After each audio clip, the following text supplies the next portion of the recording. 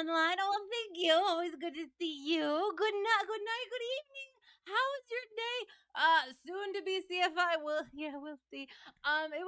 It was good. Yes, worked on the things, polished the things. And yes, working on the thing.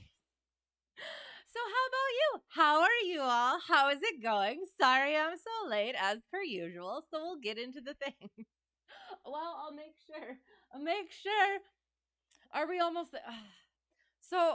Okay. So I'm technically kind of just waiting on getting the date.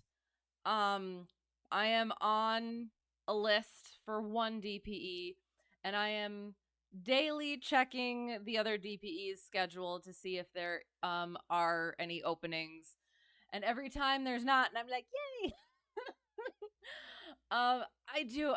I still feel there's quite a few things that I really want to polish up, do better, get done, I guess. Plus some requirements I actually have to do yet.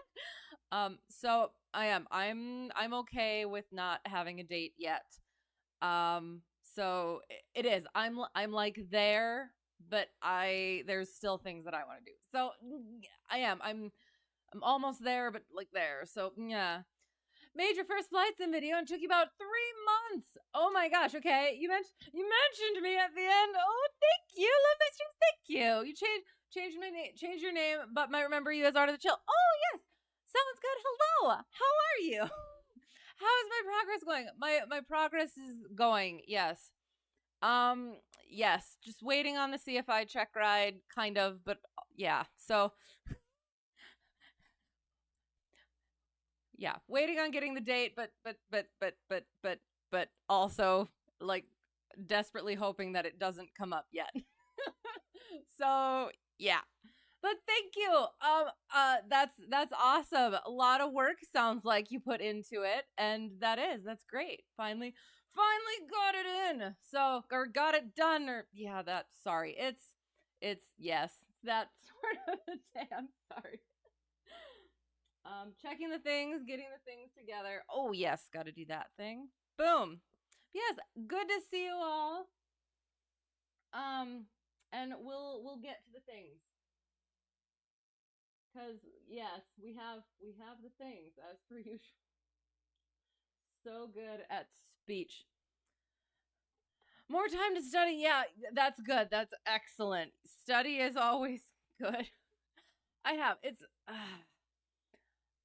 I love studying. I love learning. I think this one for me particularly, the mentality has kind of been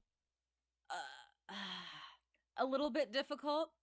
So I don't know if you experience that sort of a thing where it's like it does. It depends. It depends on the mentality and I don't know the goal or I don't know. I don't know. It's just it's been weird and I've been putting in the work, but at the same time it doesn't quite feel like I'm getting where I want to go as quickly as I'd like to get there. But again, it is. It's the way that it is. Hello, hello there, y'all. How is it going? I have to look at things. They look adorable. I love them. They are adorable. Good to see you. How are you? All right, let us do the things because it is going to be flight instructor practical test standards for airplane. Sorry, that was also unnecessary. So we are scrolling. Nope. That was absolutely useless. Nope, that's not what it is. What are we doing today? We're doing not that. This one. That one. Yay! Haha! It is that time. Task B: Runway Incursion Avoidance. So, note, if this task has been previously performed in the aircraft during an earlier instructor rating, the determination of the required knowledge can be demonstrated during the brief at the discretion of the examiner. Oh, okay. So, no, this is my initial. So, it's the whole thing.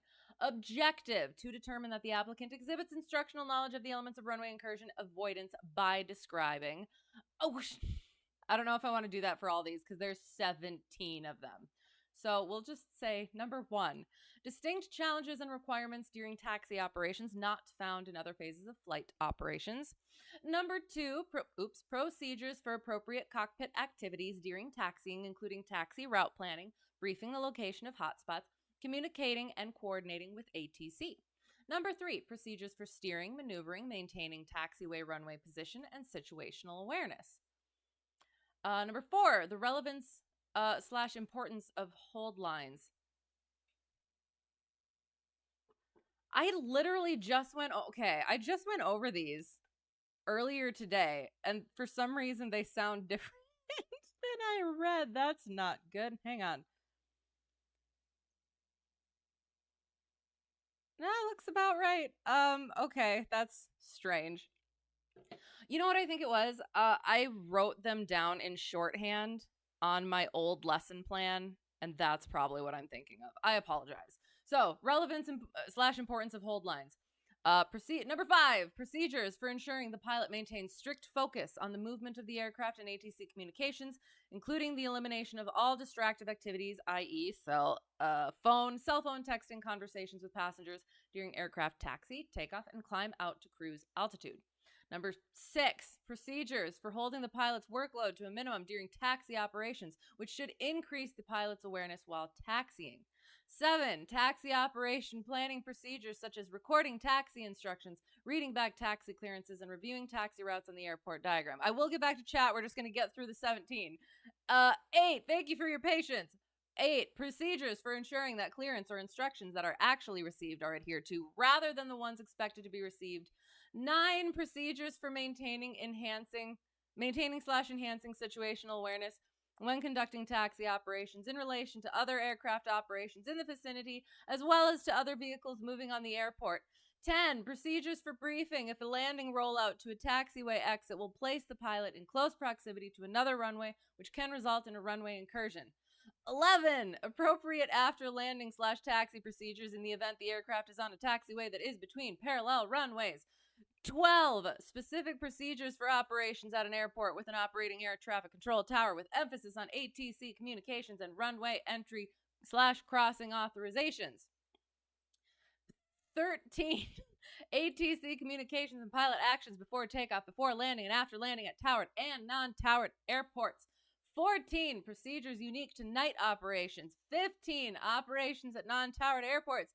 16, use of aircraft exterior lighting. And 17, low visibility operations. Whew, we got there.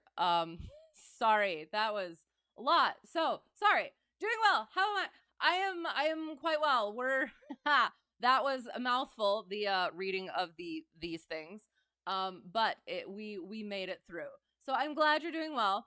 Airplane the movie. What about Airplane the movie? When on a taxiway, always follow your confirmation button to the runway. If you think you're cleared for takeoff, absolutely not. And we'll not learn about that in a little bit. Hello, howdy, how is it going? Sorry, I was trying to get through that entire thing. Apologies. How's it going? How are the things? Good to see you.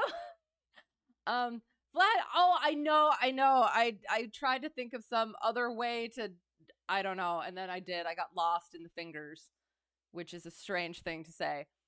Looks like the person got tired of writing that much and shortened the right. It did, absolutely.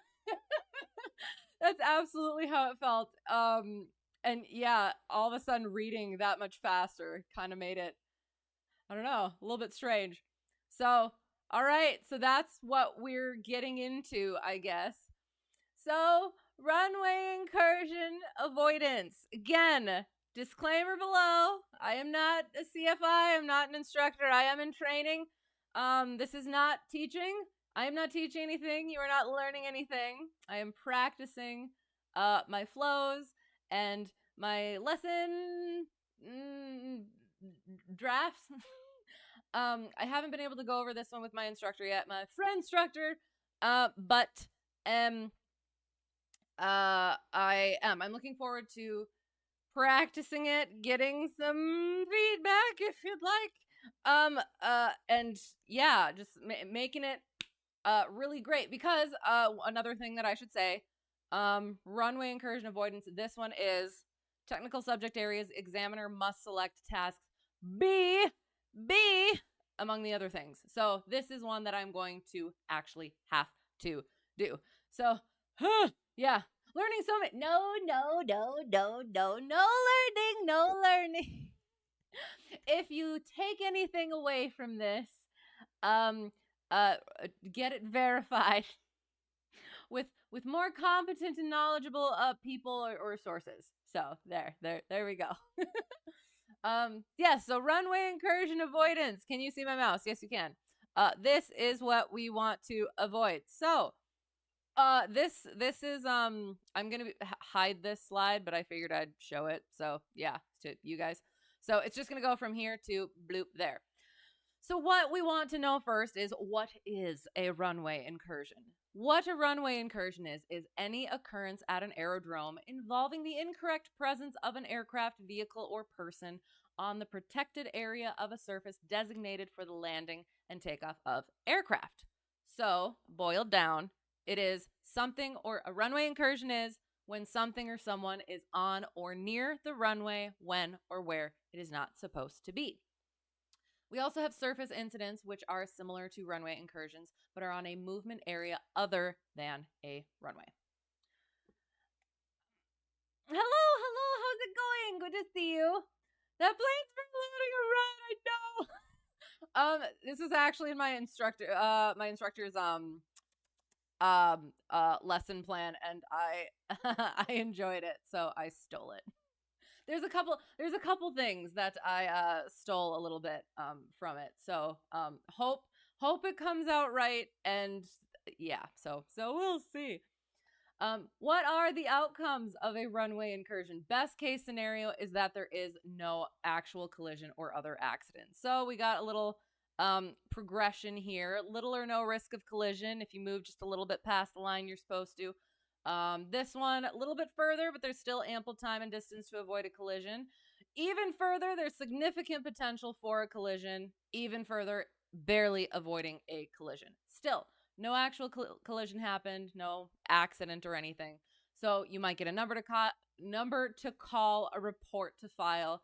You might lose your certificate, but that is still the best case scenario. I have that in red because I kind of want to like check on that and actually get what more fully what those procedures are and what the what's the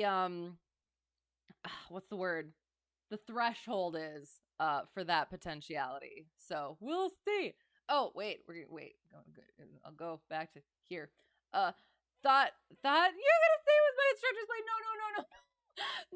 No. I just stole the image from his runway incursion PowerPoint.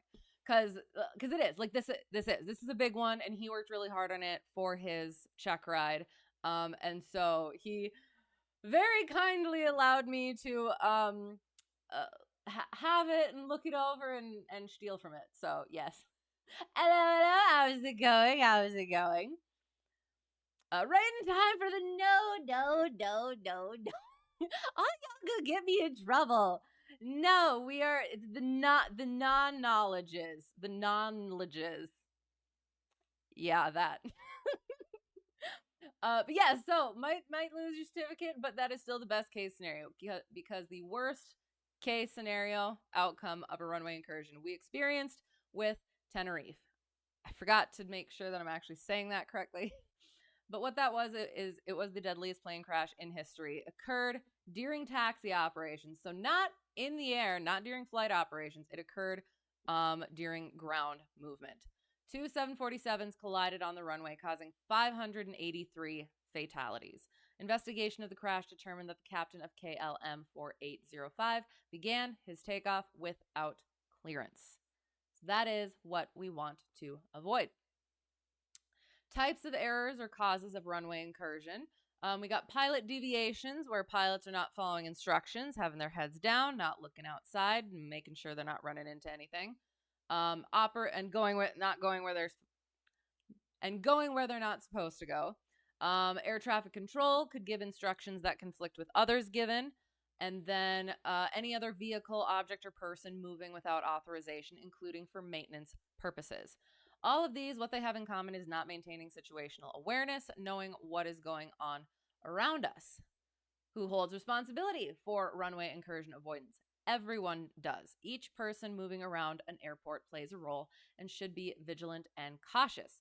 Maintaining our situational awareness, knowing where we are going, as well as where others are. As pilots, we are responsible for our own aircraft, and that starts before startup and continues through shutdown, which includes taxiing. Taxiing being movement of an airplane under its own power on an airport surface. So the ground movement of an airplane. Challenges of taxiing. Aircraft are designed for flight, not for ground handling. So our nice long wings here, again, you can see my cursor, nice long wings, big old tail in the back here, are great for flying, but they can be cumbersome on the ground. So we want to make sure we're not running into anything with those. Visibility limitations when we're in the cockpit, maneuvering that aircraft on the ground. We might not be able to see very well the tips of our wings and our tail, so we need to make sure we're being as vigilant as possible, nevertheless. When we're moving on the ground, we're in close proximity to other aircraft as well as vehicles and people, as we can see here. So there's just that much more chance that we could run into something or someone. And then if we get into, even if we don't actually run into anything, if we get into a situation where we're right there and if we move anymore, we will run into something. We don't have reverse in these aircraft, so we'll have to shut down, manually move ourselves, and get back on our way. So best thing to do is keep our eyes outside, see and avoid any hazards or obstacles. Which is why we have sterile cockpit. Learning some Swiss cheese. Ooh. I like that. You know what? Now that you say it, hang on. I grabbed a notebook so I could write things down. I don't know if I like the Swiss cheese thing because that comes up so much. So I almost want to put it in there somehow. Thank you for that. What is the date today? I'm going to write that down. Perfect. We'll see. I don't want to get too, there's so much that I could have put in here that I didn't, and I don't want to get too, I don't want to put too much in. So yeah, but yes, thank you. It definitely is. It definitely is a Swiss cheese thing. G'day. You are back on Twitch. You got it figured out? Excellent. I'm glad. Good to see you. So sterile cockpit. What that is avoiding non-essential activities during our critical phases of flight, those being taxi, takeoff, and landing, as well as anything except cruise below 10,000 feet MSL. So what we're doing is we're focusing on our tasks, those being our aircraft movement, so not just actually manipulating the controls and the motion of the aircraft, but also looking at our diagrams to ensure where we are supposed to be, or at least those can be included. Maintaining our communications is another big thing, not just our own clearances and instructions from ATC for taxi frequency changes, but also listening to those of others in order to form a mental picture of where others are. And then we also need to be visually confirming areas are clear. Even if we have gotten clearance or based on reports, we think we know where other people are. Before entering anywhere, taxiways, runways, visually confirming that we are actually clear to be there. And then with that, we want to make sure we don't have any distractions, no devices, no talking, no anything else except that is related to taxi.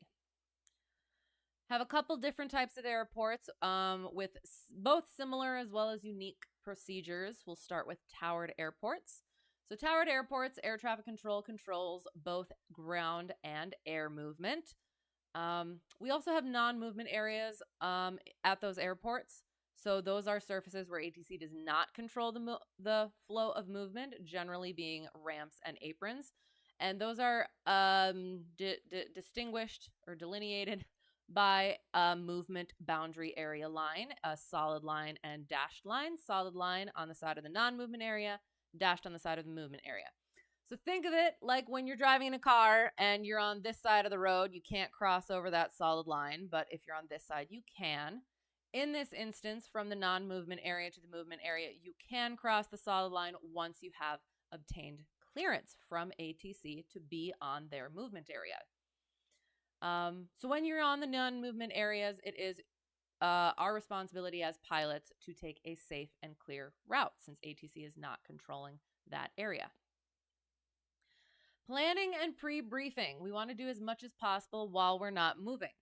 So while we're sitting over here at the FBO in our non-movement area, we're going to program our frequencies and GPS route, as well as plan a taxi route that we think we will expect. So we can use our airport diagram. Let's say we're sitting over here and we know we're going to, or expect that we're going to, runway 35.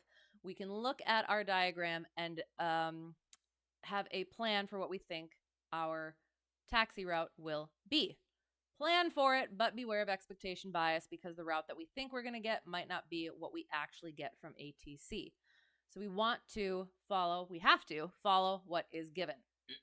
So we can, that's the thing. You know what? I've gone through this how many freaking times, and I did not, I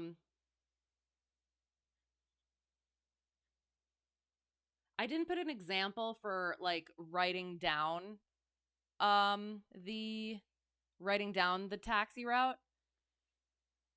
Yeah. So like shorthand and stuff.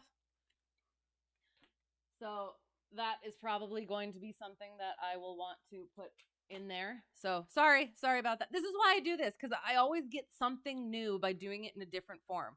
So thank you for putting up with this. So following what's given, write it down, draw it on the diagram, read it back to ATC so you can get corrections right away, as well as some things are required. Zooming in just a little bit, read back of all runway holding instructions is required. It says right there on the airport diagram. If you are en route and there's something you feel like you need clarification on, you can get that at any time. There's also the option for progressive taxi, which is step-by-step instructions along the taxi route, which just simplifies things for us as pilots, especially in more complex airports. Chilling for the night. Good. Excellent. I'm glad you're getting some chill time. So taxi clearance. So like somewhere in here, maybe putting like a example, shorthand sort of thing rather than all of the words. So anyway, sorry. So taxi clearance. So let us say we are here again and we're going to 35, and we think that we're going to get runway 35 via Alpha 3, Alpha, hold short of runway 24, and then after that we will require further clearance from ATC, so we can also plan to expect continuing on Alpha to Alpha 6, holding short of runway 35. So we've got all that stuff done. We have our plan. We have our GPS programmed frequencies in. So then we are ready to do our call. So what that is who we're calling, who we are, where we are, the letter of the weather. So we should have listened to the ATIS, and what we want. For example, Bloomington Ground, Cessna Hotel Tree 1 Delta 1 at the GA ramp with Tango, ready for taxi, North VFR departure. And then they come back with their actual taxi clearance, and we draw it out, doop, doop, and read it back. Runway 35 via Alpha 4, Alpha, Alpha 6, cross 24 on Alpha, hold short, runway 35. So this is what we actually adhere to. We had our plan. This is what we're actually following. It's actually nicer for us because we got that crossing clearance. If we aren't sure on the taxi over there, we can always clarify and ask, confirmed clear to cross runway 24. And they'll be like, yep, in a much more formal way. So there's that. And then taxiing. We are able to move. We've gotten our taxi clearance. We can cross that solid line onto our movement areas controlled by ATC. So yes, the movement areas being the taxiways and the runways. We got our non-movement area here, moving to the other side of the line. We're onto our taxiways and then our runways. So once we're on our taxiways, we're maintaining that center line. So we got our line directly down the middle of our aircraft, straight on with our middle yellow solid line. It's our clearance for our wingspan. We got indicators along our route. Lights along the taxiway are blue. Markings on the pavement are yellow. They're white on the runway, so be aware of that. And then we have a variety of signs along our taxi route. Latest release from Beyond ATC. I have not. You fairly excited for it. It still has some issues to overcome, but it's extremely impressive so far. Okay. So, hang on. Which, cause is that the AI one? Oops.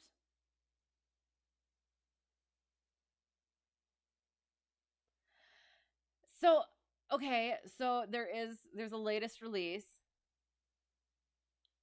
Have okay, still has some issues to overcome. It's ATC and in-game traffic provided and controlled by AI. I'm still so nervous about it because how has it been going so far? Lots of issues. Weighing in. Hey, how's it going? It's interesting. I am so sure. So I'd be curious, like, what sort of issues and what are they looking at how to fix it? Kind of curious when it comes out. I heard there's another AI ATC that's making rounds. Oh gosh. That will be interesting. I'm nervous about it. Personally, I'm not sure how much I'd want to use it just because I think it would throw me off for like actual like in real life stuff. I'm still getting used to actual in real life ATC stuff, and I don't want to learn bad things, but I would be super curious to hear about it. Ability to replicate speech is uncanny since they have multiple voices with differing accents. If they can pull it off, it'll be really insane. When is it supposed to come out? Interesting. And kind of freaky. So taxiing. Signs. So aeronautical information manual. Oh, and sorry, let me know if the sound sounds weird. I think I was not talking quite into the microphone. Airport markings and signs. The Aeronautical Information Manual, Chapter 2, Section 3, goes into these and more in a lot more detail, but for now, we'll just go over a few. Location signs are yellow text with on a black background, which is showing where we are, taxiway, actual taxiway where we are, the runway that we are on. We have our direction and destination signs, which are the opposite, black text on a yellow background. It shows us the direction to a taxiway out of an intersection from either another taxiway or when we are exiting the runway, like this one. It also shows us our outbound destination, so the direction to our takeoff runways. Mandatory signs, think of these like stop signs where you have to stop and assess your next move. So these we need to receive clearance or to have gotten clearance in order to move past. And then we have our no entry sign where aircraft are not prohibited beyond that point. And then we have our hold short line. It looks kind of similar to a movement boundary area line, except it is doubled. So we got our double solid line, double dashed line. And that is on the side of the solid line, like the non-movement area, that is where our taxi area is. And then on the other side, on the dashed side, that is our runway as well as the protected area of the runway. So crossing that hold short line without a clearance is a runway incursion. In order to cross that line, you need that clearance for takeoff or for crossing the runway in order to continue on a taxiway or for lineup and wait situations. All parts of your aircraft must be over that both solid lines for buffer for landing aircraft, their wingspan, as well as not being on center line. As well as it gives us better cockpit visibility to be able to see aircraft on final or whatever's going on down the runway. And then after landing, we want to make sure our entire tail is over that line as well. Again, limited visibility from the cockpit to the tail, but we make sure. If we have crossed that hold short line and we were not cleared to do so, we inform ATC right away and follow whatever instructions from there. Best option, however, is to just simply avoid that situation. So let's say we have done our run up and we have approached the hold short line. We switch over to tower and we say Bloomington Tower, Cessna Hotel Tree 1 Delta 1, holding short 27. See, we're at 27 at Alpha. See, we're on Alpha. Ready for takeoff, North VFR departure. ATC comes back, Cessna Hotel Tree 1 Delta 1, Bloomington Tower cleared for takeoff, runway 27. Then we respond, cleared for takeoff, 27, Cessna Hotel Tree 1 Delta 1. Yay. Don't think there's a release date, or if there is, you're ignorant of it, that's fine. Honestly, it definitely needs more time to bake in the oven. Oh, okay, sounds good. So it's just hearing the things of the production and the baking of is what you mean. Okay, sounds good. I don't know what it is. I'm so nervous about it, but I'm super curious. And once it gets to a good point, it'll be interesting to say. Or it'll be interesting to see where it goes. Don't say takeoff.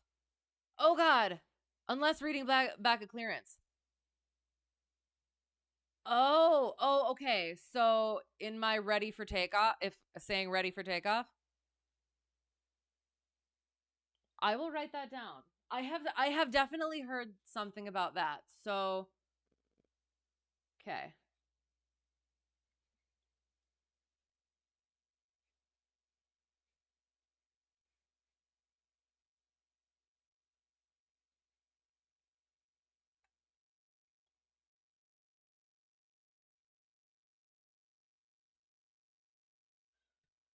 I've definitely heard that. So, ready to go or ready for departure. Sounds good. Thank you.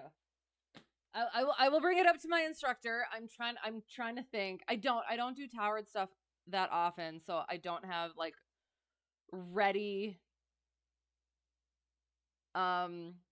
recent experience in my brain for that specific thing.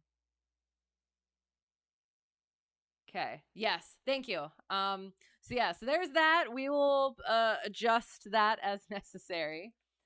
So then landing. We must have clearance to land. What that's going to sound like is ATC will come on. They'll say Cessna Hotel Tree 1 Delta 1, cleared to land, runway 27. We will respond back, cleared to land, 27, Cessna Hotel Tree 1 Delta 1. Once we've gotten our clearance and we have landed, we clear the runway as soon as possible onto our next available taxiway.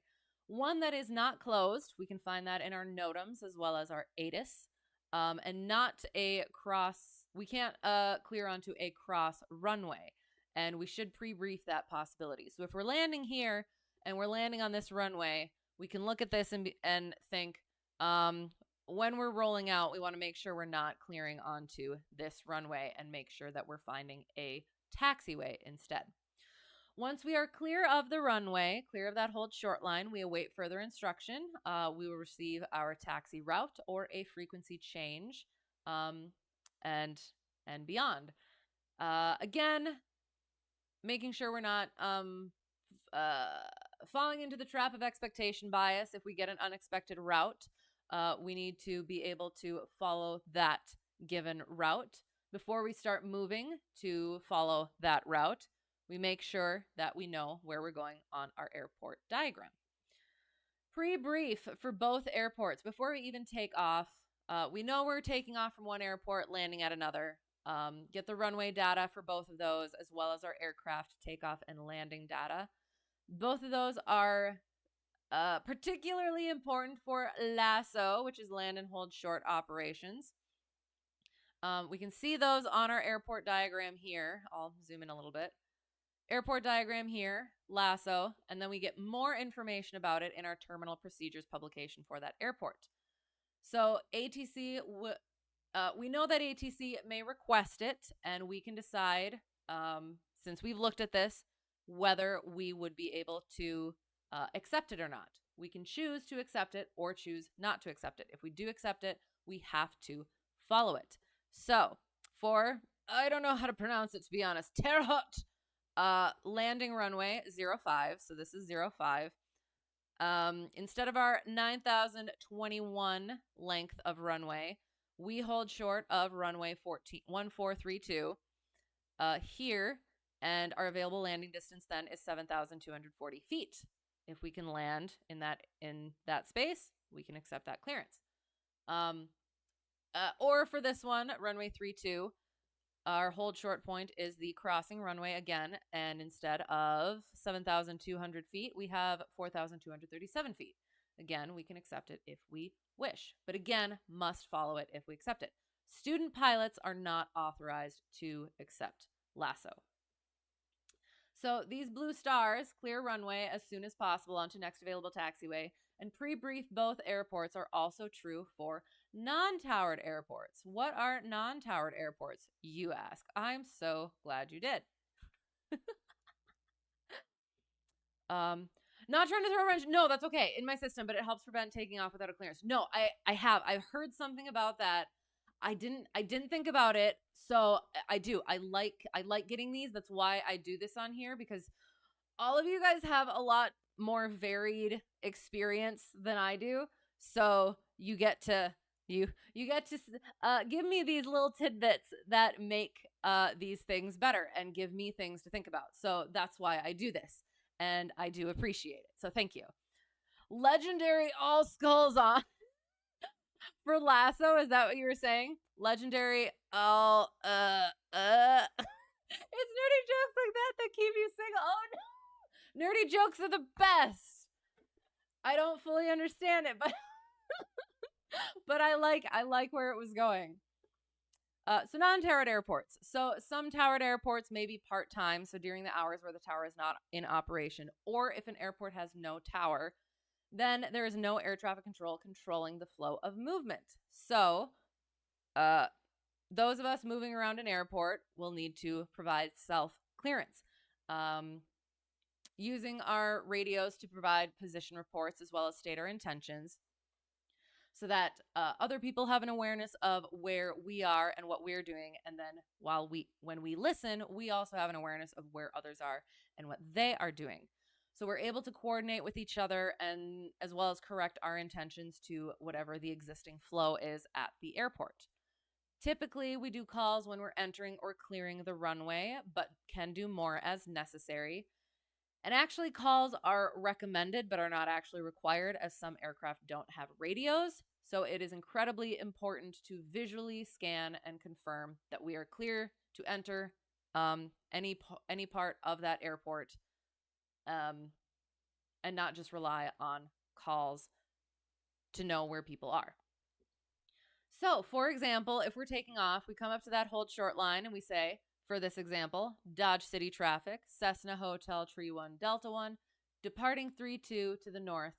And then we say at the end where we are again, Dodge City. After landing, we're clear of our hold short line, and we say Dodge City traffic, Cessna Hotel Tree 1 Delta 1, clear of runway 32, Dodge City.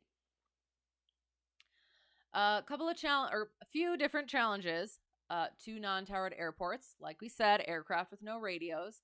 There also tend to be fewer airport indicators, typically just a center line, hold short lines, and runway signs, and sometimes even fewer than that. So we might not always have indicators of where we are on the airport, so we need to be especially aware. There could be aircraft using both or multiple runways. This can be due to calm winds or aircraft doing practice instrument approaches. Then no taxiway, like this one, we may need to back taxi, which is taxiing backwards on our intended takeoff or landing runway. So for example, we're coming from our FBO here. We hold short of the line because we have to taxi down this way in order to take off on 02. So we make a call to let people know what we're doing.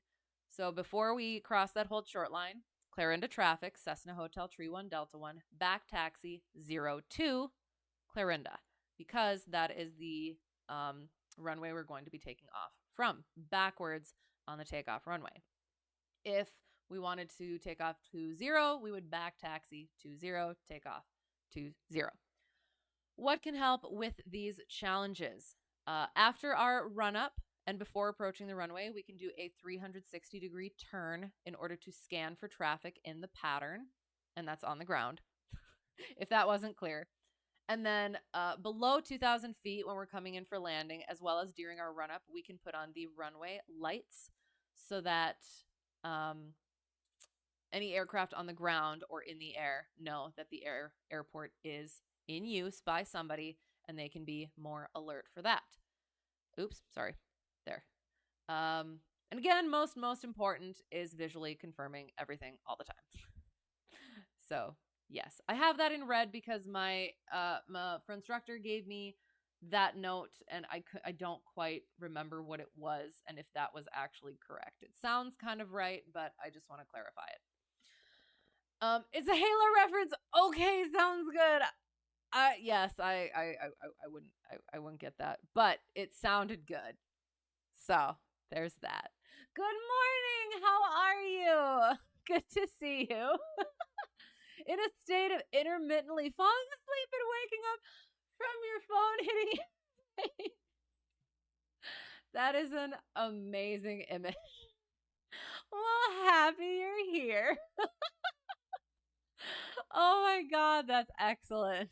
Well, I'm sorry your face is getting hit with a phone, but appreciate the humor and also appreciate you being here. So yes, then for landing, we should have pre-briefed our diagram for any peculiarities to be aware of and make our plan for our landing. When we come in for landing, we're visually confirming that both the runway as well as the opposite final are clear. If not, we need to go around. And then once we land, we can either back taxi or taxi right in, or we can even wait in the end of the run-up area if somebody's coming in right after us. But as long as we're communicating with each other, watching for things, it should go smoothly. And once we are crossed our hold short line, so our hold short line is here, get all the way across there, we are clear, we make our call, we clean up the aircraft, and do whatever else is on our checklist for that point. A few items of extra vigilance. Wambi is the man. Wambi is the man. That is absolutely accurate. And hello, how is it going? Extra vigilance. We are going to use Chino, California's airport diagram for some of these points. So I just wanted to have that there because we're going to be taking pieces of it. First point of extra vigilance is hotspots. So those are locations on an airport movement area with a history or potential risk of collision or runway incursion, and where heightened attention by pilots and drivers is necessary. So boil down, these are common or likely mistake areas around the airport. Some example causes, I should say, are irregular airport markings or intersections, and we should be pre-briefing these during our taxi planning, even with a reroute. So they're on our airport diagram. Plan for our hotspots. If we get a hotspot in our actual taxi route that we didn't plan for, before actually starting to move, we should brief it, make sure that we're aware of that area. Again, they're indicated on our airport diagram, but they have more information in our chart supplement. So for these, hotspot 1, pilots taxiing south on taxiway Delta sometimes fail to turn onto taxiway Alpha here, see my cursor, yes, by mistake, and proceed onto runway 08 left, 26 right by mistake. That is a runway incursion. Hotspot 2, pilots taxiing west on Lima sometimes turn onto runway 0321 by mistake. And that is, we were cleared to cross, however, without approval, you may not exit onto an intersecting runway, enter or cross a runway, stop or reverse course on a runway. So if you taxi onto a runway in a different direction, or instead of just crossing, you taxi onto a crossing runway, that's going to make things messy. So if that happens, contact ATC, let them know, follow instructions. Best thing to do is to avoid it entirely. Be sure of your hotspots. Pilots taxiing south on runway Kilo for hotspot 3 sometimes fail to turn onto taxiway Alpha and proceed onto runway 08 left, 26 right by mistake, runway incursion. And then we have our complex intersection here. After crossing runway 21 westbound on taxiway Lima. Pilots sometimes confuse taxiway Delta and taxiway Kilo and cross the 08 left, 26 right runway holding position marking without authorization. So even if you have been after crossing westbound on blah, sometimes confuse taxiway Delta and cross. Oh, okay. So when I was practicing this earlier, I practice this a bunch.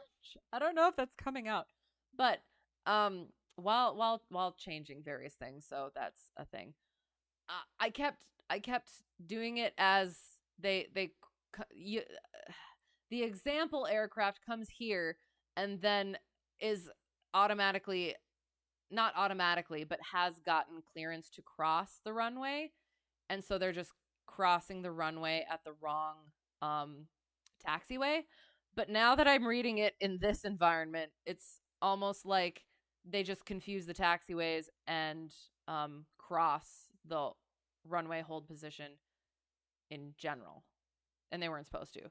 So either of those two options, runway incursion, if you were allowed to cross here but you cross here, that can still cause problems. So don't do that. Beware of your hotspots. So yeah, I'm gonna have to. Oh my god. Hotspot 4. Hotspot 4. No clearance received. Keeping that in mind.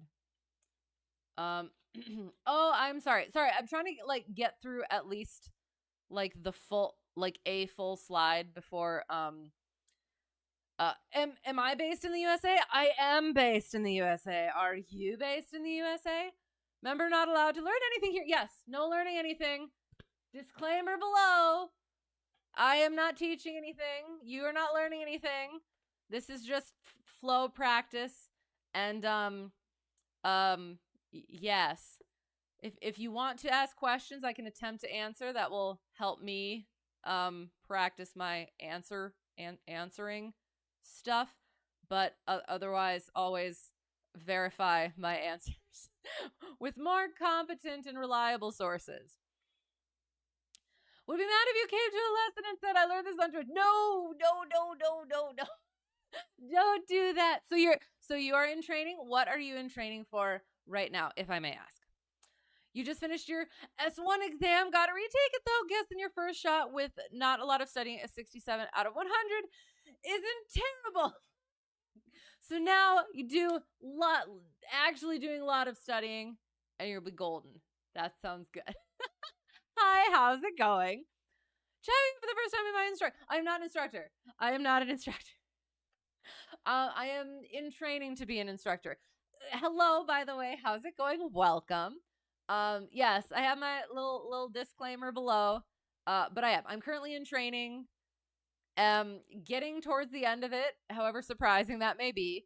But yes, just working on the flows, just practicing things, and yeah, getting to it. Getting ready for Checkride. Nice. Private certificate. Already have everything pre-finance. Ooh, pre-finance. That's nice. Excellent. That's so cool. Well, how close are you? Do you have a date yet? Are you part 141, part 61? How did you get into it? All of the questions, if you would like to answer. Going all the way to double I. Nice. That sounds awesome.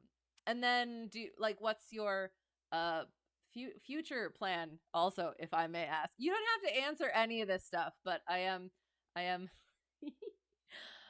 am curious, and I love hearing other people's stories. So yes, through those FOIs and special emphasis on my lesson plans. Yes, I am. We are going to get to the FOIs at some point. That's kind of my next thing. I've been kind of leaving the FOIs kind of toward the end because I have heard things where people do the FOIs at the beginning and then forget all of it by the time they actually get to their check ride. So I've been kind of saving that a little bit more for the end. I've gone over it, but I really want to get into it more at the end to keep that law of recency. So yeah, almost there. Oh my God, I don't know. You go to a school that does both. Ooh, interesting. Not going through the university though. So you are part 61. Yes, but it is structured like 141. Ooh, interesting. Okay. That's awesome.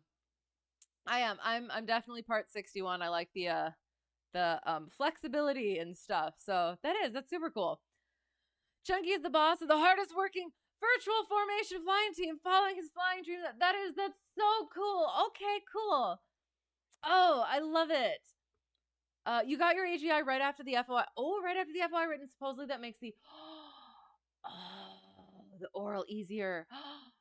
That I've been meaning to do the AGI.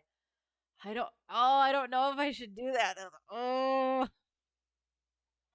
I'm gonna write that down.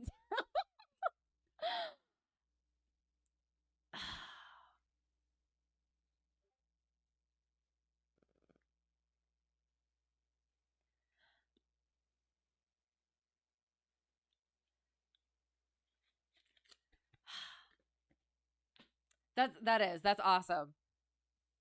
So thank you for that. That's an excellent idea. You have solo, but you haven't done your cross country yet. Having trouble studying all the stuff for stage 1. Okay, so and that's the thing. So the part 61 that I do is very independent. So it isn't as structured. I don't know how like the stage things work as much. So what what can I ask, what sort of troubles are you having for this studying? I'm sure you've talked to like your instructor and stuff about this, but like I'd be curious about things that like I have to help with as an instructor. So if you're willing to share. AGI and IGI are super easy. I'm sure they are, but I'm also I like the written stuff. I would say I'm a much better academic person rather than a practical person. So that's why the CFI stuff has been like a little bit slow for me, just because it's a lot more of the practical stuff. So academically, I want to do really with like the AGI, IGI, just get Shepherd Air and then knock it out. But I want to do really, really well. So I would that would be, I do like that. So okay. Honestly, it is structured like 141, but because you're 61, it is very independent. Right. Only issue is that the instructors all evaluate like it's 141. So it's a bit weird because you self-study but are expected to be as prepared as a 141 student. Fair. Okay. Honestly, you learn best having a study partner and being quizzed, not by reading. Okay. Interesting. Okay. That definitely makes sense. Um and and that is why I guess it's a little bit difficult for me, because I'm kind of the opposite. I did my ground stuff. Like I read the FAQ cover to cover on my own, and then basically asked questions as necessary of my instructor at the time. And then yeah, so that is good to think about that stuff where it's like actually having that communal study sort of a thing. So are you able to get somebody in class and be able to get together and do stuff like that? Just need a DP to oh right. That's right. DP to sign off on it. Won't ask me anything. Okay. I will. I'll I will. I'll definitely think about it because I've been meaning to, so might as well. Okay. Things to think about. Things to think about. Further on hotspots. Sorry. I'm having fun talking to you guys, but I will continue with this disaster. So hotspots. We actually got some standardized symbology in 2022. So we have 2 types of hotspots now. Ground movement, which retains the definition of the original hotspot definition. Airport movement areas with a history or potential risk of collision or runway incursion, as well as retains the circle or ellipse shape. We also have now wrong surface hotspots, which are locations where an aircraft has inadvertently attempted to or actually departed or landed on the wrong surface. And that is denoted by a cylinder shape. As you can see here, hotspot 3 has cylinders around 1.8 as well as 1.7. And we also have, you can see that, correct? An arrival alert notice for that, landing south, runway 17 and runway 18, as shown here. Offset parallels. Pilots be aware that runway 17 is 550 feet farther down the approach than runway 18. So if you're cleared to land on one runway and you accidentally land on the other runway, that is a runway incursion. So that would be a wrong surface hotspot. And because it is due to parallel runways, that brings us to our next point of extra vigilance, which is parallel runways. So as we said, using the wrong one.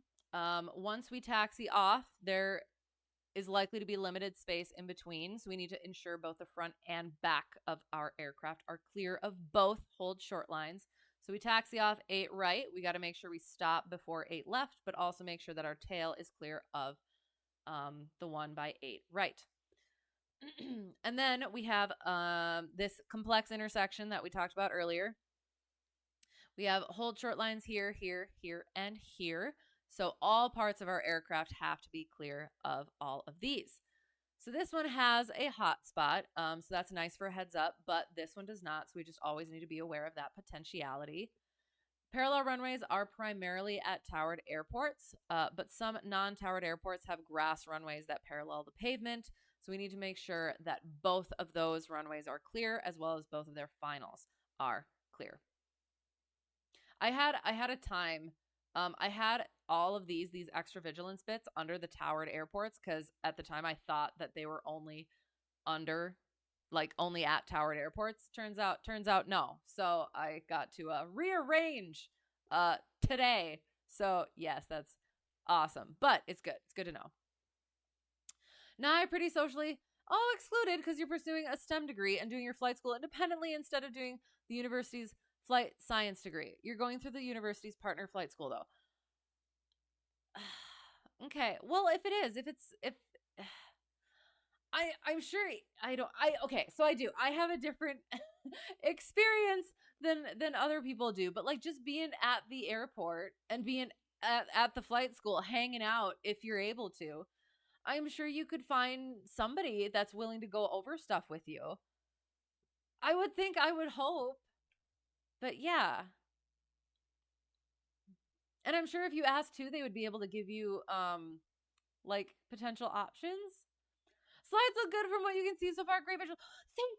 Thank you. I hope so. I do. I worry. I do. I really do appreciate that, because I do worry if things are too cluttered, or if like I see something like, because I've worked on it and I know what it's supposed to look like. I know what it all means. But if somebody from the outside sees it and is like, what does that all mean? And why is it all around and all, yeah. But so yes, I am. I'm glad and I appreciate that. And let me know if it's not as well. So yes, give me both of the feedbacks if possible. So that was our parallel runways. Another point of extra vigilance: night operations. So it's dark out, so it becomes difficult to identify airport markings as well as other aircraft. So it's recommended use diagrams to ensure your position on the airport.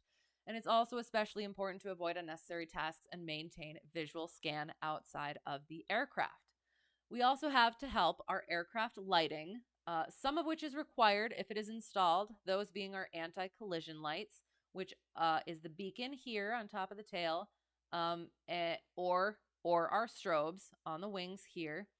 Our position or navigation lights, nav lights, green on the right wing, red on the left wing, white on the back of the tail.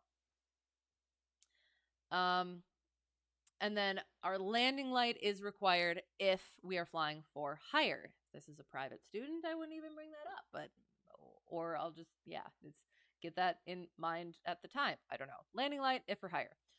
Recommended lighting is taxi light, and landing light in other situations. Taxi light, very helpful for seeing our signs and our markings on our pavement, so highly recommended. And landing light for visibility. Procedures with our lights, turn the beacon on before you even start up the aircraft so that other people on the potentially dark ramp area know that an aircraft is starting up and they can be aware of it. And do not use your strobes near other aircraft or while holding short with aircraft on final. It is a distraction as well as not good for night visibility, or night vision, sorry. Yeah. Another point of extra vigilance, low visibility. Some of the same things there. Difficulty identifying airport markings in other aircraft. Use diagrams to ensure your position. Especially important to avoid unnecessary tasks and maintain visual scan outside the aircraft. And in this situation, you need to know where you are so that you can make accurate position reports. And if you're in contact with ATC, they may not be able to provide visual separation in this scenario. Immediately advise ATC or other traffic of any difficulty that you have or loss of situational awareness. Because if you don't know where you are on the airport, they're not going to know either. And they need to be aware that you might not be where you're supposed to be. Know your own limitations in this sort of a scenario, whether it's certificate or personal. If those limits are exceeded, do not go flying. Questions? da, da, da, da. Where are any of us really?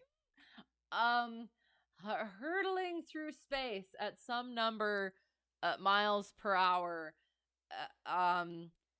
existing, the flow, transient, shifting like water. When our light usage is required? Well, I'm not sure. I'm glad you asked. Hang on, let me remember. Hello, how's it going? Lights are required. Sunset nav lights. Sunset to sunrise. And highly recommended at all other times. It's funny that you bring that up because I don't know if this is now that I'm training to be a CFI, am I allowed to bring these things up? So the landing light for hire, it says that you're required to have it. It never technically, I was talking about this, I think, with Instructor when we were first starting to work together. And it was one of those things where, like, per the regulations, it only says you're supposed to have it and it needs to be working. It never actually says you need to use it. And even if you did, is landing light in with the is landing light in with the other lights in terms of its sunset to sunrise, or is it just in nighttime? So yeah, I don't know. Sunset, it's sorry, that should be on the slide. Okay. I shall add it. Thank you. That's a good idea. I'm sorry.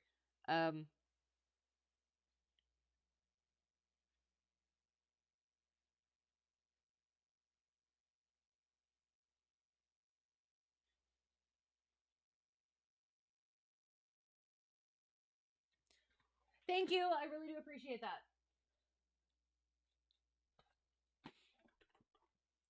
Which sunset sunrise? Civil or nautical? There's a civil and nautical sunset sunrise. I know there's civil and nautical twilight. I would probably say civil sunset sunrise because we do civil twilight. But yes, that. Another good talking point is progressive taxi is an option if. Oh. Yeah. Okay, I like that.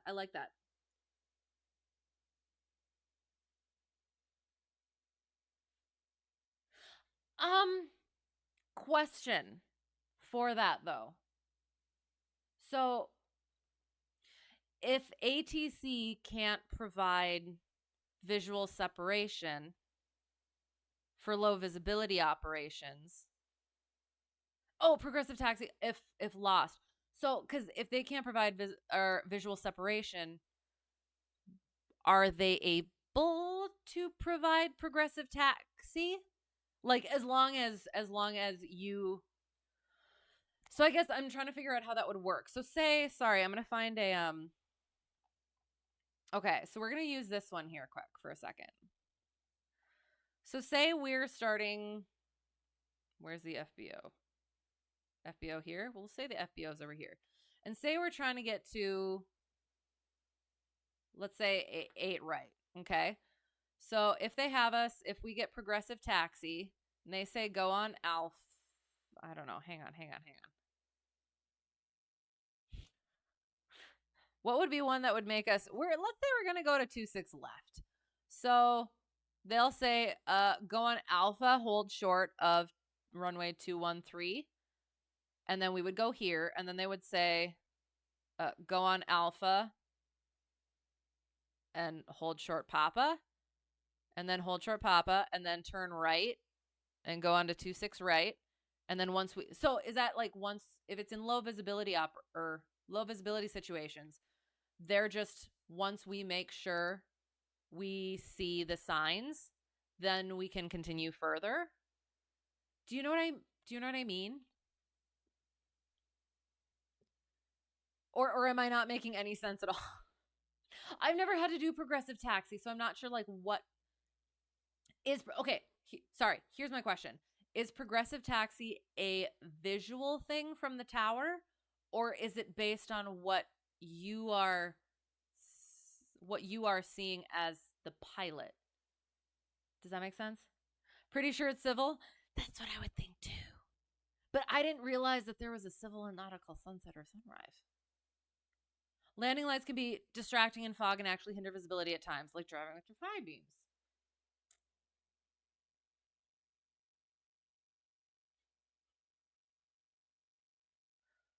Low visibility.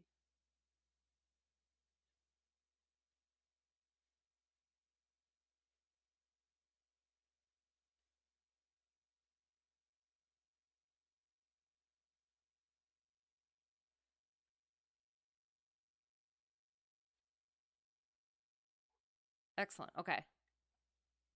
Thanks for helping you with knowing how to get on the runway if foggy landing.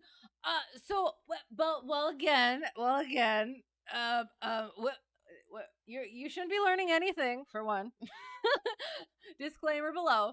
But also, you must know your own limitations, whether that be your certificate or personal.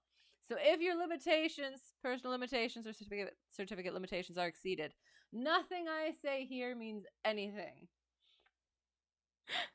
Nothing I say here means anything anyway. But hello, how's it going?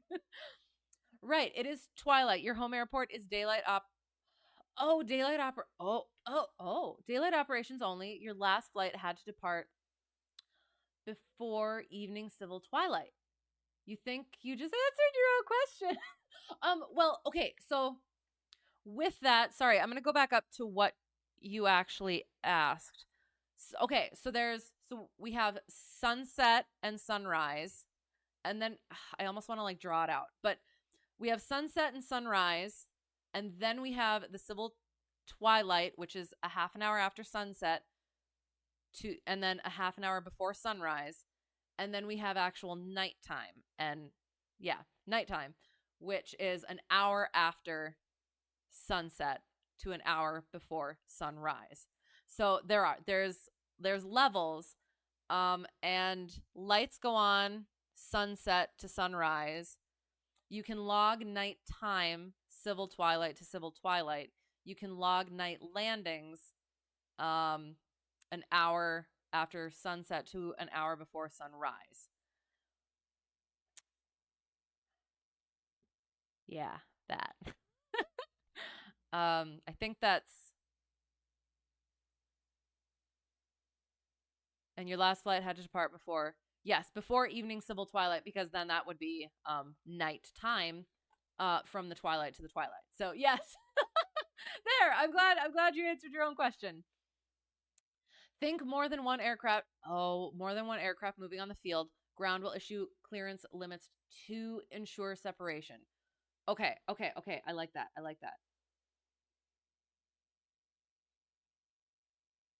And that is, it's those little things where I'm like, I'm just thinking of the one aircraft, the one pilot, and that, like, just thinking of it having more than one aircraft makes so much friggin' sense.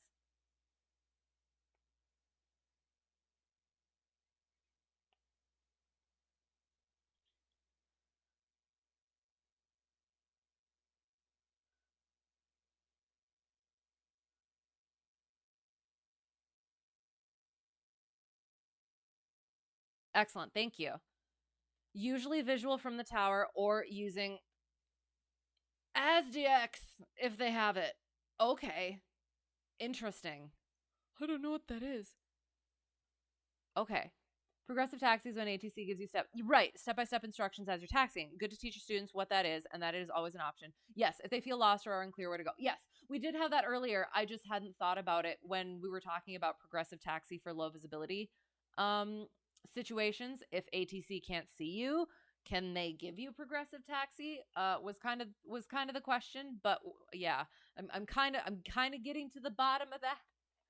So yes, that's the thing, is like I have that little note in there about the progressive taxi, but we didn't really go more into it than that. Where is it? Yeah, there. So step-by-step instructions along the taxi route. That's all I got in there for the moment. How do we find a gate taxi in if low visibility? Gates, I am not sure about. I assume it's the same kind of a situation. Foreflight is handy. But yes, diagrams. I assume when you're an aircraft with a gate, you probably have people with things that can help you on the ground. So yeah, I don't know. Not entirely sure with that point. At your home airport right now, civil twilight is 4:31 p.m., but nautical twilight is 5:07 p.m. Right.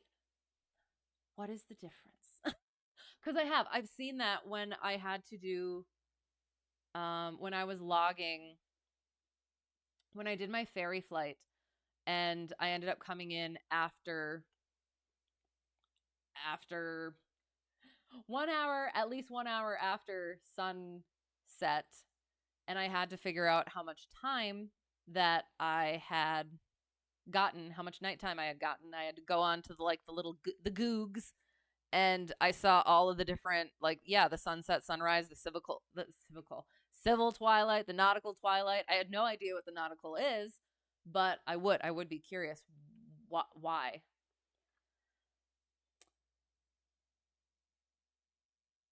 Brief diagram, and can talk to Unicom as well. Are you talking about gate? Right. Yeah, so I do. Cuz the one thing I'm thinking about is like finding the gate and everything is once it's that non-movement area, right? Then I don't know how I don't know. I don't know how many, what's the word? How many indicators that it has in those areas. So, yeah. Brief the diagram and talk to people. Boom. Read your chart supplement. Plan ahead. Sort of a thing. Yeah. We're also figuring out, oh god, we don't want to go there. Sorry. I'm gonna quick start getting the sim ready.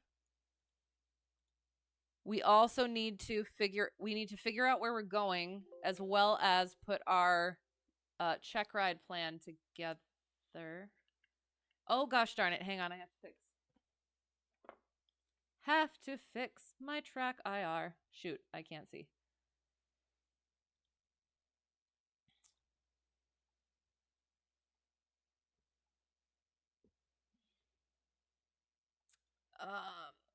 Did I cover the ILS hold short sign stripe and how to tell if the ILS is in use? Hang on. Again, I don't know. I don't want to get too far into things. I can definitely bring that up. Oh God, it looks terrible. Holy, what is wrong? It's so gross. Um, we're, um, um, well, let's go coastal-ish, I guess. Sorry. I will go back to my PowerPoint, and I will show you what I have when it comes to that sort of a thing. Because I did. I talked to number one instructor recently. He was supposed to sign me off. However, I realized he's actually starting training for a new type coming up. And I asked him about it, and he's like, "Yeah, I'm pretty swamped, so probably you're gonna have to get somebody else." And I was like, "Words I can't say because I'm a lady," but that's how the things work. So, where was I going with that? Oh, yes, that's where I was going. I talked to him about it, and I asked him the question. Uh, for what was I doing? ILS. For the when he did his training and studying and stuff like that, did he focus kind of on the check ride, or did he kind of focus on both of how he's actually going to be teaching students as well as focusing on the check ride? And he's like, he definitely just focused on the check ride and then did the whole actual teaching of students thing after that. So that's kind of where I'm going. I'm getting as much in to these as possible for my own understanding and knowledge, but I also don't want to get too far into anything where it's going to trip me up. And or yeah, I just don't want to give the DPE any, as little as possible, anything to try and dig into. So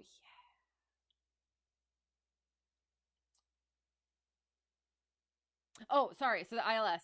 So we brought it up in our mandatory signs thing, and I basically just said, um, yeah, it's just one of those where once you see that sign, you need to make sure to stop, and then continue only when yeah, you're allowed to. Civil twilight, yes, starts at sunset, ends when the center of the sun is 6 degrees below the horizon. Apparently nautical, is when the center of the sun is 12 degrees below the horizon. But why? Curious. Ram control, right? Ram control will coordinate gate, which is not part of this discussion, right? But yeah, also curious. Looks like a good time. Oh my god, no! What the why? So yeah, so we need to find some towered, hopefully, airport over here that is decent, or we need to go elsewhere. Why? I don't see no doubt. Oh, I do, but I don't like this. Oh, I don't like it at all. Oh, because that's not gonna hang on. That's the other.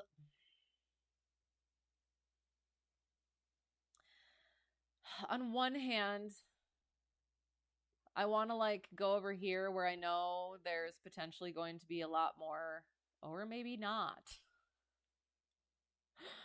Uh, I don't know. What do we think? Oh. You know what? I think I'm liking this one. We'll see what happens. We might have to turn it on to clear weather, but oh god. Yeah, we'll see what happens. Kinston stalling. That sounds perfect. We're going to be working on some stalls. Some stalls today. Sorry. KISO. Oopsie. That is definitely an invalid airport. I would agree. Okay, that's what we're doing. Sorry. It's called January in the Midwest. 1.5 miles and fog. Ugh. Looks like a good time to go make a coffee and stare out the window at the. Can I say that word? I don't know if I can because I'm a lady. At the weather. I like that. I like that idea.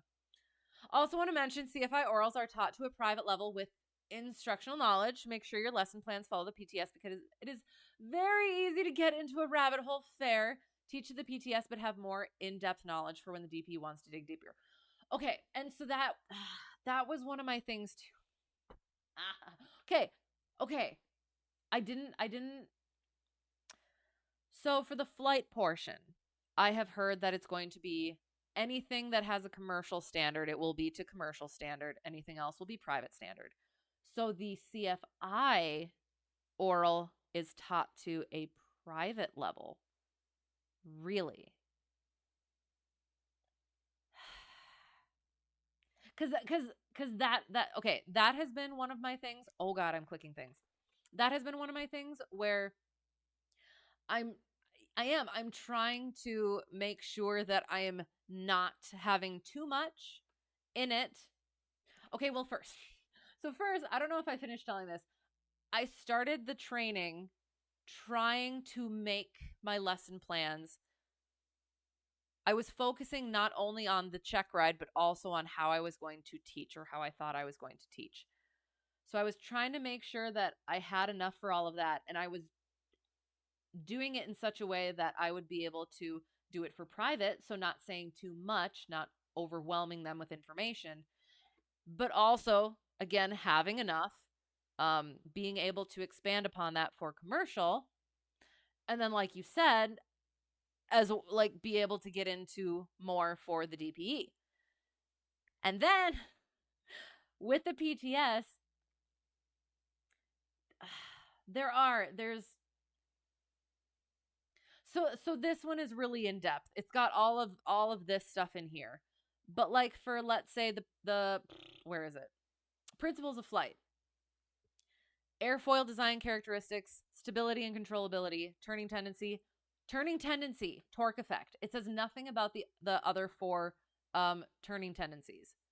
Load factors in airplane design, wingtip vortices, and precautions to be taken.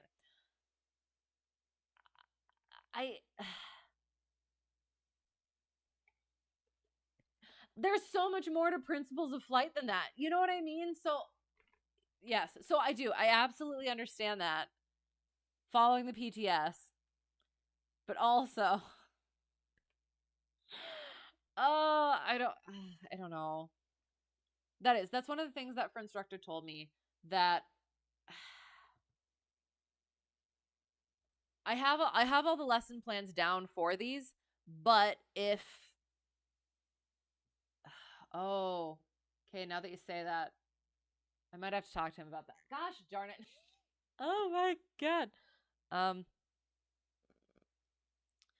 So yes, I have all the lesson plans for it, but at the same time, he also said, have the PTS in front of you and follow the PTS, like you said. So I will have to talk to him about that and what he actually fully meant by that. Because yes, definitely don't want to give any reason to dig my own grave for that. So I don't know. We'll see. Hello. Thank you for the follow, Recluse Downs. I appreciate it. Thank you for being here, as well as giving all of the input and advice and stuff. I appreciate it. Thanks for putting up with me. We are getting into the plane. We have to do Dice Turtle of Destiny for a second. I need to get my notepad up. Where is it? So, as we've started to do, let me make sure it's coming up there correctly. Ugh. Sorry. There was a ding. Okay.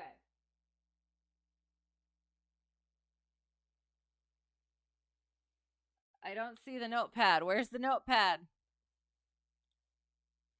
Hola, buenas noches. Oh, sorry, buenas. Buenas noches.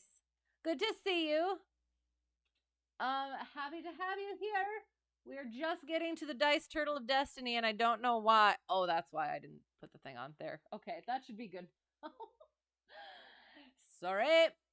All right. Shoot, I didn't do the. Gosh darn it. I meant to do that, then I forgot to do that. Oh, sorry. Oh, and like so. You.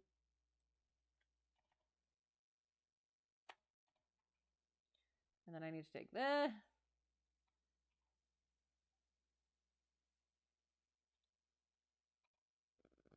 And it is currently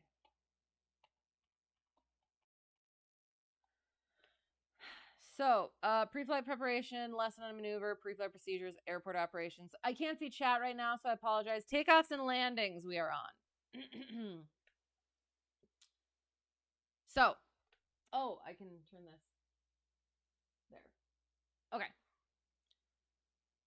So we are on takeoffs and landings. This is for our takeoffs. We need to do 2 of them, 1 to 3, as well as 4 to 6.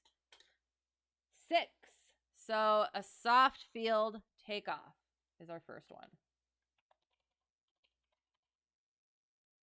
Second, 3, we already did that. 5, so that's a short field takeoff. Oops. Landings, 1 through 6. Don't give me power off 180 for the love of God. 2, slip to a landing. All right, we'll do that. Don't give me 6. Don't give me 6. Don't give me 6. 2 again. Don't give me 6. Don't give me 6. 3. And a go around a rejected landing. Interesting. Interesting.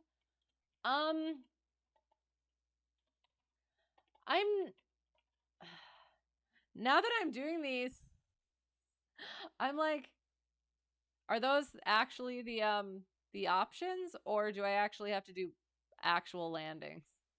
I don't know. We're going to practice them anyway. That's how the dice have rolled tonight, or popped tonight. That is what we're doing. 1 through 4 for our fundamentals of flight. 4, straight descents and descending turns. Excellent. Amazing. Straight descents and descending turns. Performance maneuvers. Steep turns, steep spirals. Oh, hello. Okay, hey, sorry. I have to actually look at the things. I heard a thing. You go to Flake. Sounds good. Got work in the morning. Have a great night. Good to see you. Sleep well. Have a good time at work. Hope work goes well. Have a great rest of your week and weekend and all the good things. And Sparky Pilot, thank you for the raid. How was your stream? What were you doing? Welcome. Good to see you. Sorry, we are currently picking what we're doing for mock Checkride. So that's what we're doing. So I can't see chat for a little bit while we're doing the little pop turtle of destiny, but let me know. Would love to hear what you were doing. So we're gonna do. I had a lesson recently, so we're gonna do steep spirals. Or sorry. Shoot. We're gonna do steep turns. We're gonna do steep turns just because that's been one of my nemesis, and we're gonna do chandelles. So for these, it's either steep turns or steep spirals, and then chandelles or lazy eights. We worked on lazy eights last time. Worked on chandelles this past for my last lesson. So we'll do chandelles now. So we have to do eights on pylons, and then we can do 1 through 3. 1, rectangular course.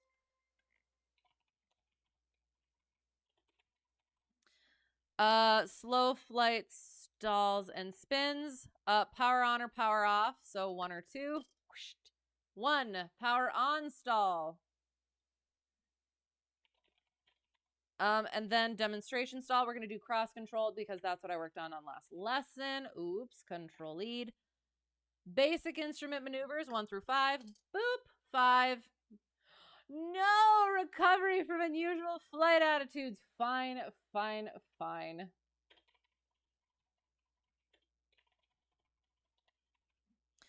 Emergency approach and landing, systems and equipment malfunctions, post-flight procedures. All right, there is our list. Soft field, short field takeoffs, slip to a landing as well as a go around or rejected. Fundamentals of flight, straight descents and descending turns. Performance maneuvers, steep turns and chandelles. Ground reference maneuvers, eights on pylons and a rectangular course. slow flight stalls and spins, power on, as well as cross-controlled stall. Basic instrument maneuvers, recovery from unusual flight attitudes, emergency operations, emergency approach and landing simulated, and a systems and equipment malfunction. So, we'll see how that goes. So, Sparky Raid, yes, hello, how's it going? Oh God, I've lost the turtle. That's okay, he has done his duty. Thank you for the follow, Firebird 911. I appreciate it. We are getting in the plane. We just had to do some business. Where are we going again? KISO. Oh God, I did click. I didn't click it, did I? Oh no. I clicked everything but the actual Microsoft Flight Simulator. I'm sorry. What is a chandelle? Well, I'm glad you asked. We're going to talk about it. Well, I can kind of go over it. So it is a maximum performance 180-degree turn. So what we usually use as an example is getting ourselves into a box canyon, and we want to have as little further forward movement as possible while turning and gaining altitude. So we'll go over it in the plane. And yeah, if that makes sense. Otherwise, yes. I can try to further clarify. It's a bit easier in the plane. There and there and there. Hey there, good to see you. Learning, no learning. Disclaimer below. This is not instruction. I am not teaching anything. You are not learning anything. I'm merely practicing my flows and getting feedback, which I really, really do appreciate.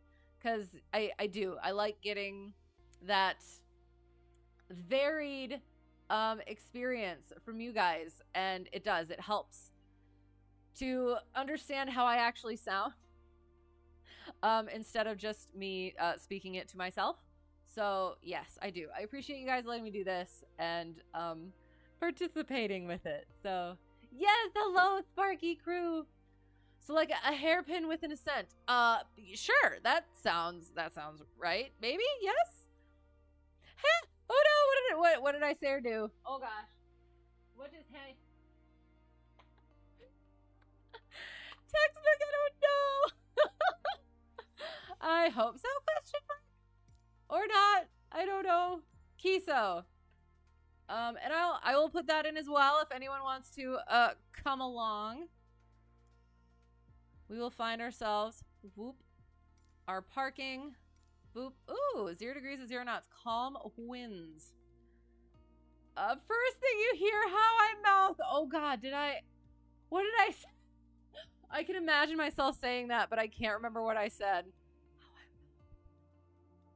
Oh God, I'm sorry. Hi, how's it going? Welcome. Getting right into it. Oh God. I will check the things, make sure the things are working. Oh gosh. Oh yeah. Oh yeah. Sounds good. It sounds good. I can hear things. All right. Yeah, so I was late as per usual, and then of course Runway Incursion Avoidance took for friggin' ever, and now we're getting into the plane, which is gonna take also for friggin'. No, I'm just kidding. It's gonna be okay. One can get what could best be explained as heresy here. Sure, one could potentially learn something. No, but it's still just an anecdote. Yes, until one's trainer has gone over the information. Yes. Well, either in ground school or in the air. Yes. Do not learn things from Twitch. Or, again, if you do, make sure to verify it. Oh, God, we started at the fuel area. Get it verified by more competent sources. Since we're here, I guess. I need this thing. Hi. Gosh darn it, sorry. Charming, I'm sure. That is good. Excellent. Amazing. Classic, quite classic. Oh, yes. much for me not being able to say certain things, lady. Of course not. Oh no, I don't say the things unless I get very frustrated. And then it's necessary. Woot woot, time to fly. It is. Well, first it's time to pre-flight. Ha ha ha. But then yes, we will. We'll try to get to it because yes, we need to do the things and get things done adequately and sufficiently and successfully, but still get them done. Pretty, but also am concerned about clouds. Oh, we'll see.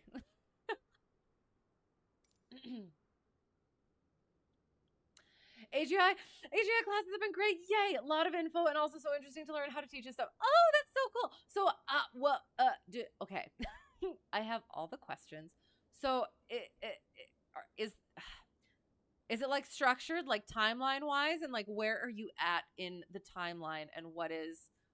Yeah, yeah, all the things. Like what are you all working on, and how does it work?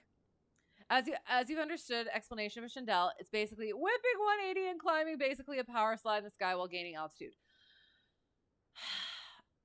The only issue I would have with that is the imagery of whipping it makes it sound like a slipping or skidding turn, but we are going to be coordinated the entire time. So yes, so it is. I'll use my hand. I'll try. So yeah, so plane is going like so. We power up and bank, so we start turning while we're pitching, and that's going to bring us around, and we're going to start at that 90-degree point. We're going to be at a, okay, so first 90 degrees of the turn, we're going to have a constant 30 degrees of bank and increasing pitch. Once we hit that 30-degree point, we're going to hold that pitch angle while decreasing our bank to that 180-degree point. So yes, so it's a controlled turn, but it's with as little forward movement as possible while gaining as much altitude as possible. So yeah, so yes, and no. I guess I'm just having a little bit of semantic hesitation. Talking about how I mouth things, words, not ladylike things. Do we prefer a rotating plotter or a fixed one? I had a fixed one, asking for a friend. So when I started, I had a protractor, like just one of those protractors, and a ruler. And then I got the rotating one, and that one, I mean, they both have their benefits. So, but the rotating one, you also have the nice nautical and statute mile measurements and stuff like that. So, might be nice to just have, if that's what you mean. I got mine on Sporties, I think. Yeah, I think so. Timeline is week 3. Week 3 of 8 is complete. Okay, that's good. Info is presented by each of the people in the course, and everyone gets a chance to present like the same info twice. You think, okay, excellent. That sounds awesome. So you get that experience then. Then the instructor gives feedback, and you all give feedback too. Nice. Oh, okay. So I'm trying to think of which. Is it like instructor student assessment, and then I can't remember. I remember that point of the FOI, but it was like, yeah, the different types of assessment and or critique. And one of them was like the classroom one. So nice, interesting. In like 3 weeks, the student pilots will come in and they will be the recipient of the teaching. Oh, that sounds awesome. Okay, that'll be so much fun. And do you make your own lesson plans and stuff too for that? Heavy rudder use in that maneuver.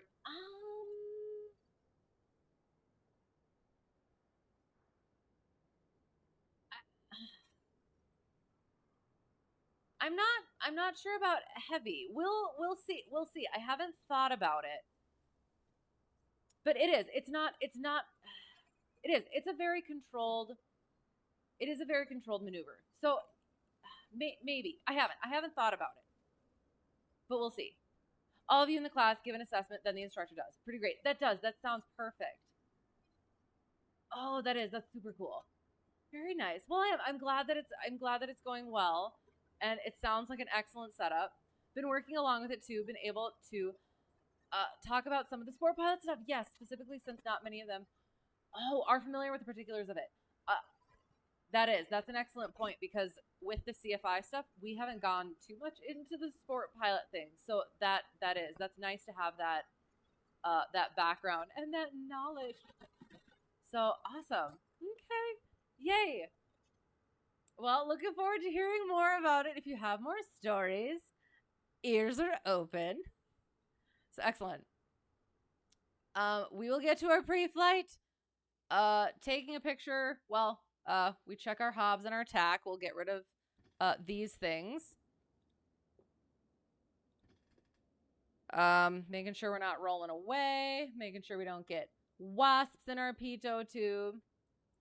And then we control the space and go back in. All right, so check our hobs. And then battery goes on.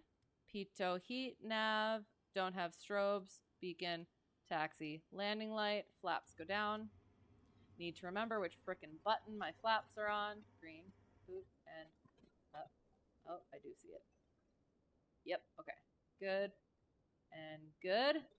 I don't like the look of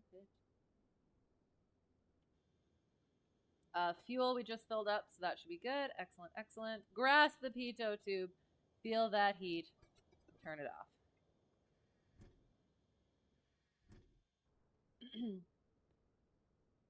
Basically, part 61, subpart J. Right, yes. And then there was like a thing. For instructor gave me this like excellent way of looking at the FARs, where all of the, where is it? Oops. Like, now I can't remember what they are. I have to. See, the one thing that's frustrating about this is going through each section, and you work so hard on the one section, you get it all down, then you move on to the next section, and then the next section, and then the next section, and the next section, and then by the time you get back to the other section, you can't remember anything of the first section. However, like the different sections within the FAR,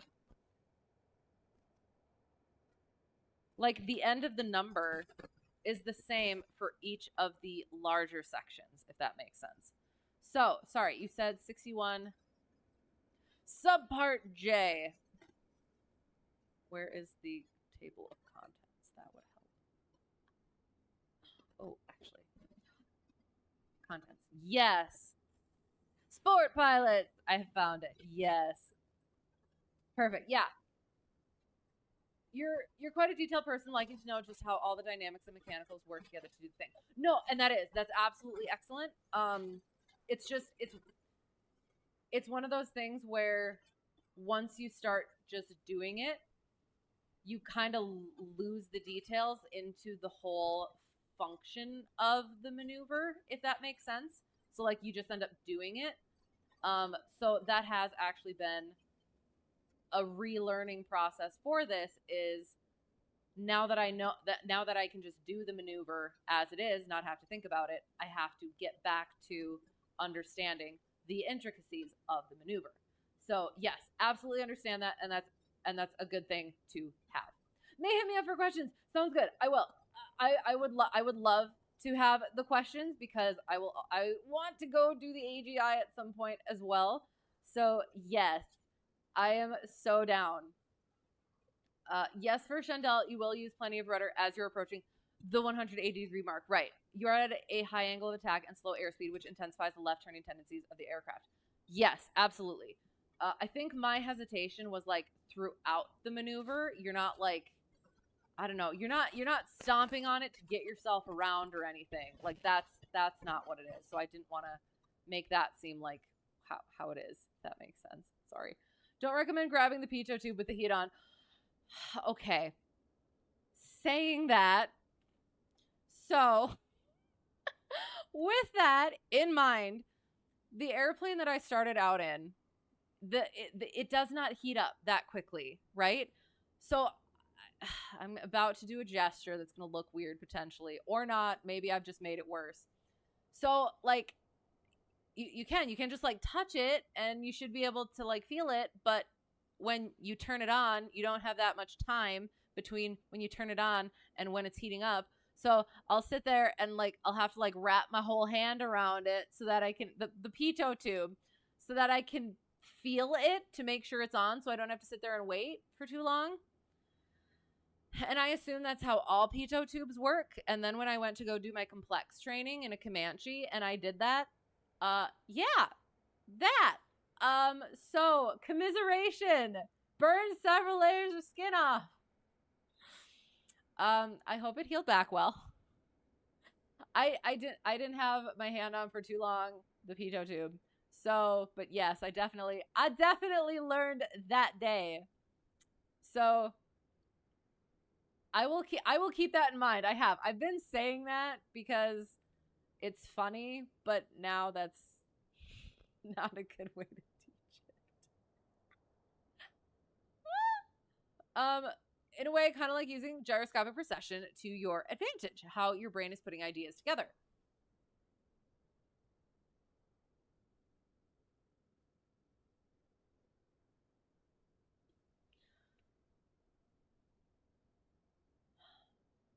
I'm not entirely sure about that one, so I don't want to say yes or no to that. But we will. We'll get it. It might be easier to see in the plane if I do it correctly, which is we'll see. But yes, we'll see. We'll see about that. Resist the urge to clip it. I know. Oh my god.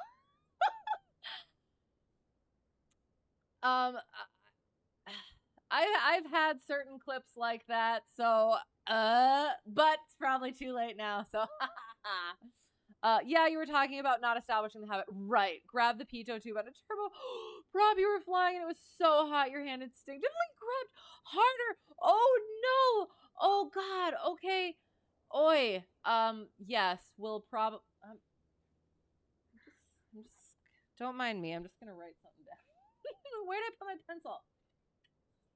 No more grasping the pitot.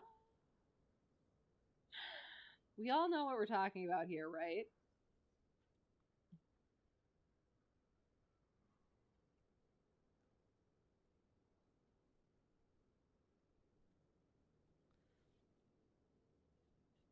Ugh. Boom. Okay. So we did things. We did the inside things, and now we're going to do the things that might kill us. So we're going to check the fuel, strain a little bit of fuel, check the coloring, the smell, look for water bubbles as well as sediment. Do that for each wing. Make sure the quantity is correct. Strain a little bit of fuel from here as well as here. Check the oil quantity. I could have sworn I shut that off, but yeah, we're gonna move on from that. Always make sure your battery is off before the full what's it called? Walk around pre-flight thing. The plane that I fly in real life is don't fill over 5 quarts, so we're good there. And then yeah, so we checked oil, checked the fuel. Now we do the rest of the things. Static port, make sure that that is clear. Vents, hello. Thank you for the follow, Urist Games. Appreciate it. Apologies for myself. We will be getting in the plane pretty quick here. Thank you for putting up with me. Hope you're well. And it was years ago and no lasting nerve damage. Excellent. But I mean, It was a learning opportunity. Those brain scars stick. Yes. So did the thing. Sorry. Static, vents, pitot. Make sure that's clear. So I need gentle movements, smooth movements. Pitot tube, drain hole, fuel vent, stall horn. Leading edge of the wing. Lift up a little bit on the wing to make sure that it's attached to the fuselage. Check the connections there, screws there. Wiggle the rod a little bit. Somebody said something better than wiggle the rod a bit, and I can't remember what it is. For now, we'll keep that unless y'all suggest something better. Check the connections on the flap and wiggle that rod a little bit. Take a look at the tire, make sure there's no brake leakage, brake fluid leakage. Antennas, fuel caps, baggage door if we got one, elevator, check those connections, rudder, can wiggle that back and forth like a little bit, not that much at all. I'm just not, the rudders are sensitive. Lift up on the rudder a little bit to make sure that's attached that way. Elevator on the other side, trim tab connection, and then all of the same things on the opposite side. Chicken, that is your job to finish that half of the walk around. And then we come to our front. So check the edges of the propeller for any significant nicks or cracks. Plane that I fly doesn't have an alternator belt, so we're not going to mention it. Exhaust ports, make sure those are solid and attached. Air intake, make sure that's clear. Make sure there's about 4 fingers clearance for the nose wheel. Check that tire as well. Give ourselves a look-see from this angle. And then we check our checklist. Plane is so cute. Thank you, Tiki made for me. I love it. And it's also one of my favorite parts is that it's also on the pants. Yes. Oh, and also hello. Horns are awesome. What? Wait, what do you mean? Oh God. Oh, yeah. Did it? Stall horn. Is that what I said? Yes. Horns are awesome. Corn horn. Flavor the giblets. Yes. Isn't Ducky amazing? Ducky's going to have a performance for us later in the flight. Since we're talking about this adorable plane, not just the paint job, but also just it as a whole. Boom! If you don't have it, get it, because it is amazing and excellent. Thank you, Wambi. If he's still here. But yes, it has the duck, it has the iPad, it has all the good things. So, checking our circuit breakers, because they do pop. So, fuel is on, trim for takeoff, circuit breakers, but a little up. Beacon goes on. As we talked about,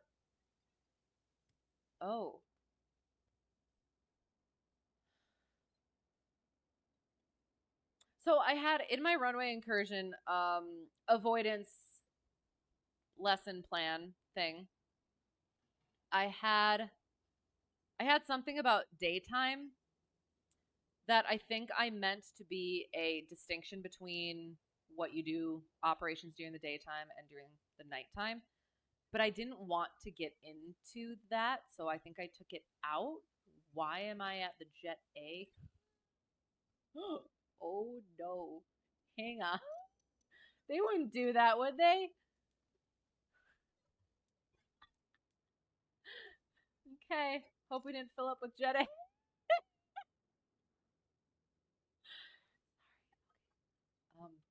We're fine.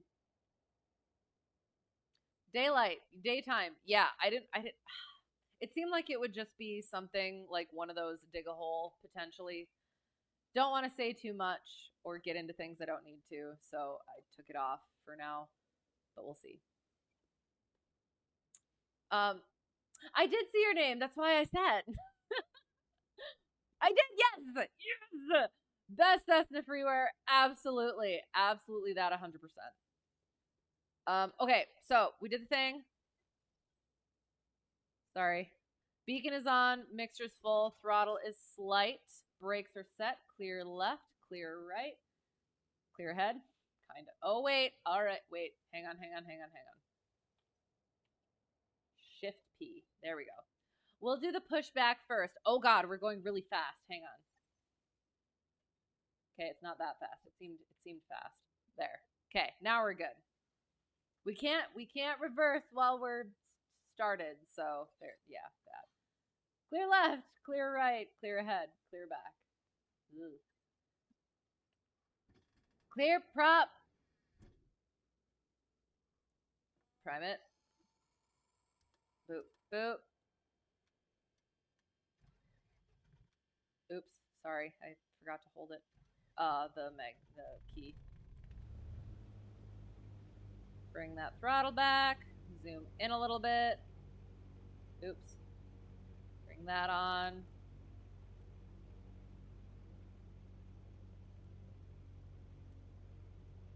So we'd program our frequencies, program our GPS, get ourselves some weather. We're going to bring our throttle back a little bit to above 1,000 RPM, around about 1,000 RPM. Kilo, oh, I forgot to do that. Sorry. If anyone is interested, we are in this area, or this, yeah, that. I shall do the pinning. There. Ooh. That is where we're taking off from. That is aroundish where we're going to be staying. So, Kilo, India, Sierra, Oscar. The 24th at 0545 Zulu. Is that the correct time? Hello, how is it going? The Moose Heart. Good to see you. Hope you're well. 0545 Zulu. That is the most recent. So, automated, 0 degrees at 0 knots, so we're going to take off wherever we want. I'm just kidding. We'll figure it out. 10 statute miles. Oh, God. Hang on. I need my... 10... Oh, oops. Sorry. 10... I'm sorry. 10 statute miles visibility. Overcast at 11,000, so that sounds good. 10 degrees Celsius with 8 degrees for our dew point. Oh, no. That's pretty close. Altimeter 3048. Got some pressure.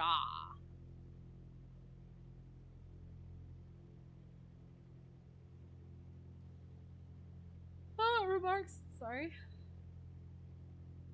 Remarks AO2 differentiates precipitation. Temperature 9.6 degrees Celsius. 8.3 degrees dew point. Somebody mentioned something more about this temperature thing, and I've already forgotten it. If you're in here and you said that, please remind me. I can't remember. What could happen if I keep the mixture full rich on the ground? We can follow the spark plugs. I'm so glad you pointed that out. I was wondering if you would. So the plane that I fly in real life, we don't lean the mixture on the ground at all. But I do think that this one does require the leaning of the mixture on the ground. So that's a very excellent catch.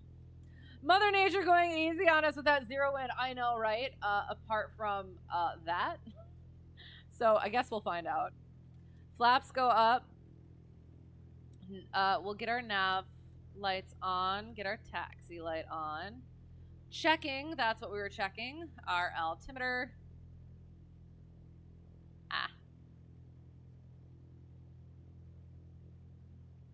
Ooh, updates.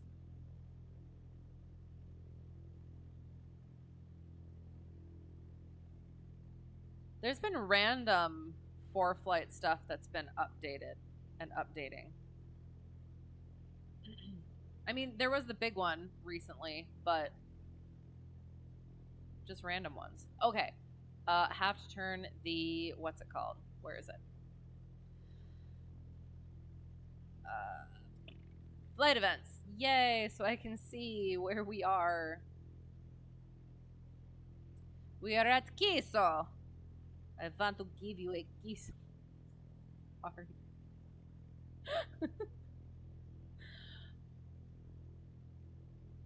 I am a normal human being. Oh god. Oh no, hang on. What's a no? Oh no. So we're just gonna ignore Foreflight because all runways are technically closed right now. Nobody knows. We're not on VATSIM. It's all good. Don't worry about it. We are proper pilots who do things properly. Oh God, you're gonna throw questions for fun. It sounds good. That will. I'll do my best. Shall you hop in your 407 to give you some turbulence? I know you're being funny, but does it work in the sim? That would be interesting. Oh God, where are we? We are there. So, sorry. You know what we're also gonna do? Sorry. I know, like, we're just winging it. Yeah, it's great. Web full. Since we were talking about runway incursion and such, and looking at our airport diagrams, let us do so. So, we are about here. We're here. Sorry. We're right here. And we're gonna go take off from 5, I think. So we're gonna taxi down Alpha. Honestly, we could probably go from Alpha 4 if we really wanted to. What takeoffs are we doing? Short field. Let's do a short field takeoff from Alpha 4. Does math? I'm sure we'll be fine. It's like just slightly less than halfway, and that's like 6,000. We're fine. Yes, we're gonna do that. Short field takeoff to start us out. That, and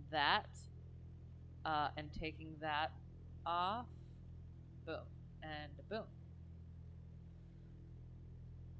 DP will probably be asking questions while I'm teaching. Right, so that is. Because that's one of the things, is when I'm on the lesson and doing the things and in the mindset, it's a lot easier to answer the questions. But if it's asked a certain way or out of my flow of teaching, then sometimes that trips me up. So that is something good to practice, though I appreciate it. So we're gonna try and take off from Alpha 4. Let me just actually quick take a look at how. Yeah, we're fine.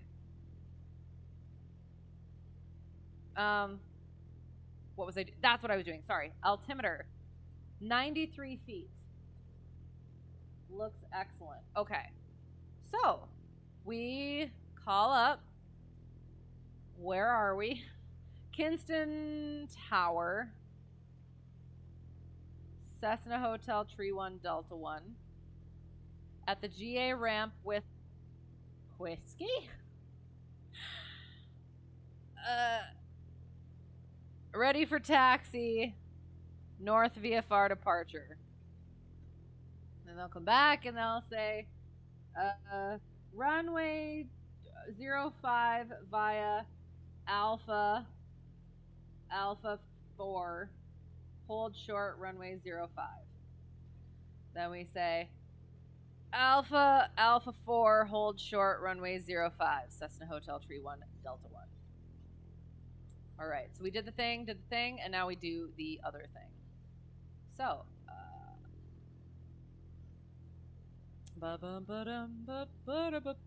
we're doing our short field takeoff in a little bit, kind of.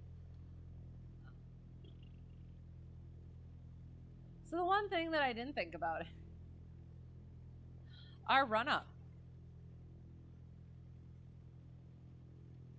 I think we're just going to do it holding short of the runway because As long as we're holding short, we make sure nobody's behind us. We shouldn't be blasting anybody.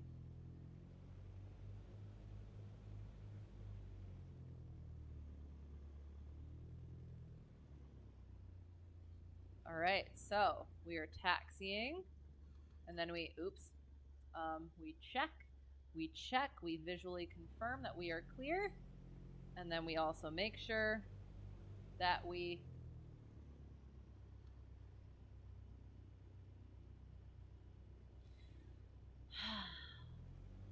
this does not appear to exist on Foreflight, so we'll see what happens, I guess.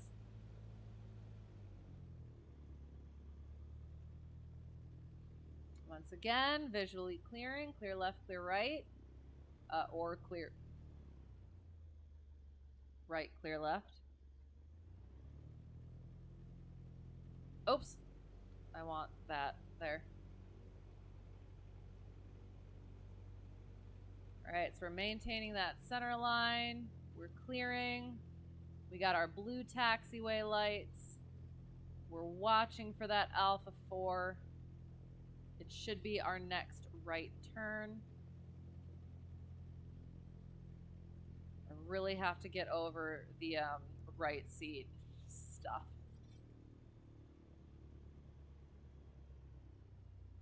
I believe we're coming up on it. Alpha 4. Perfect. Oh, would you look at, oops, that.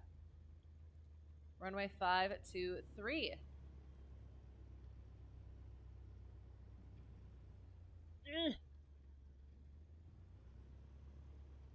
Making sure we're not crossing that hold short line. All right. Get a little bit closer. All right. So, nobody behind, so let us do our stuff. So, fuel is on, trim for takeoff, flight controls. Push it in. Thumb is up, and that aileron is up. Bring it back. Elevator should be up. Other side, thumb pointing over there to our up aileron over there, and back in to complete our square. Instruments, good. Gonna move this.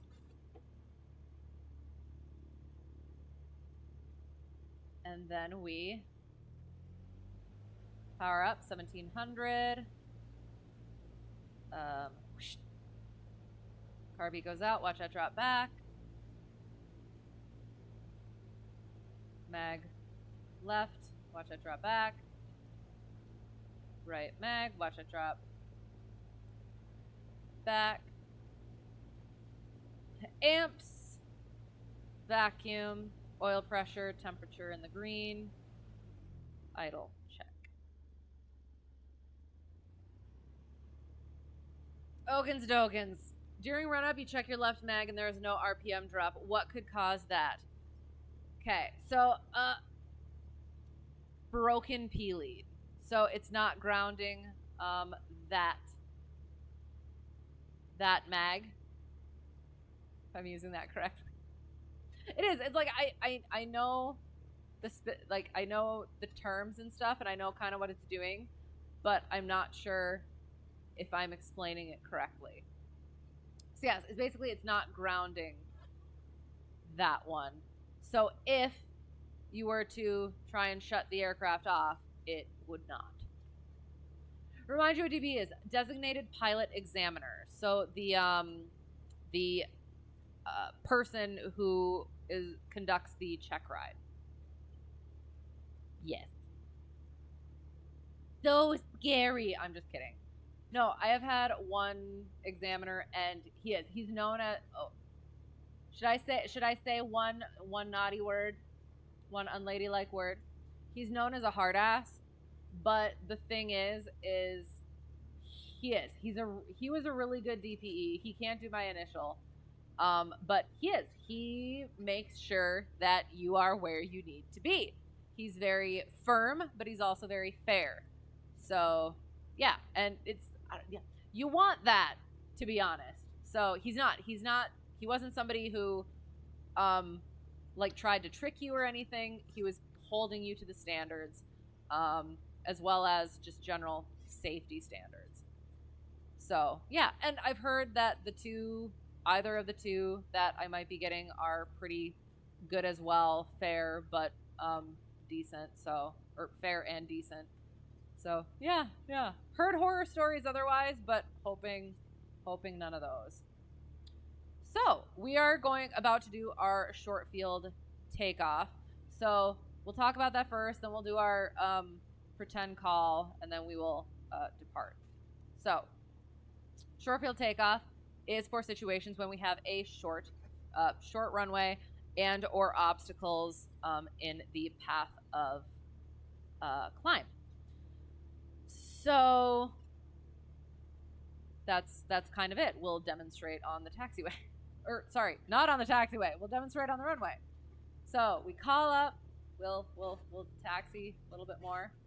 So we switch from ground to tower, and we call them up. What is it? Kinston Tower, Cessna Hotel 31 Delta 1, holding short, runway 05 at Alpha 4, ready for departure, VFR to the north. And then they would come back, say cleared for takeoff, Cessna Hotel 31 Delta 1, cleared for takeoff, runway 05. And then we would say cleared for takeoff, 05, Cessna Hotel 31 Delta 1. Then we verify, we look, nobody coming, we look, nobody coming, all right.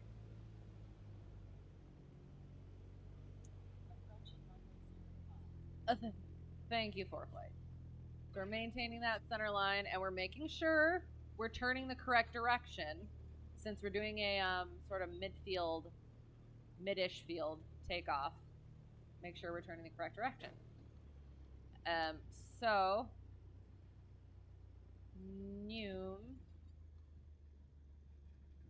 we looked at our airport diagram. We knew which direction we were supposed to turn. So it should be this one. We can also look at our DG. That looks good. We are facing in a direction of 05 or 50 degrees. So we're looking good. Short field takeoff. Pre-whatever. I should have done that. Sorry, I did mess that up. Should have done this before I got onto the runway. Mixture full rich. Carb heat is in. Landing lights on. Trim for takeoff. Fuel, green. Good. So, short field takeoff. We're ready to go. We're holding our brakes, throttling up once we're in the green there. Then we just do a normal. Look at Ducky, isn't he cute? He's ready to go. We are just doing basically a normal takeoff. Airspeed is alive. Maintaining center line with our rudders. And then we, at 65 miles per hour, bringing that up. 75 is our VX. So we hold that attitude.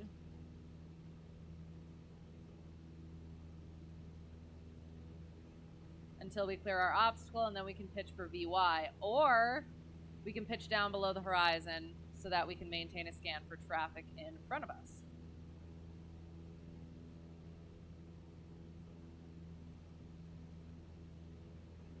And then tower would kind of tell us what to do if they wanted.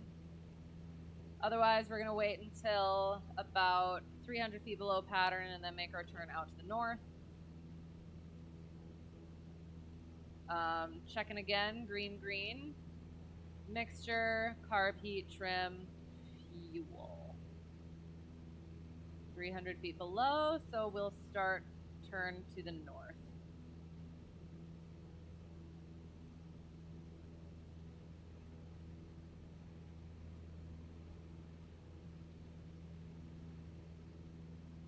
Okay.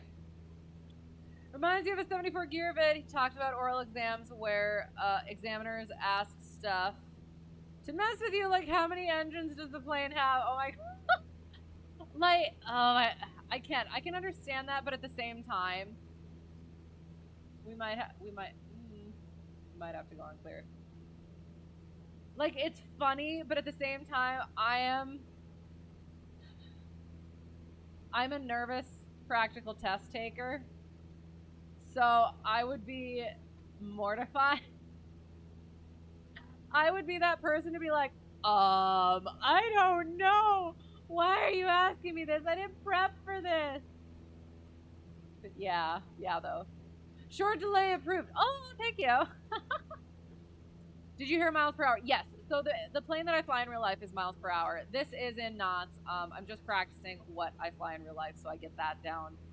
So apologies for that, but it is what it is.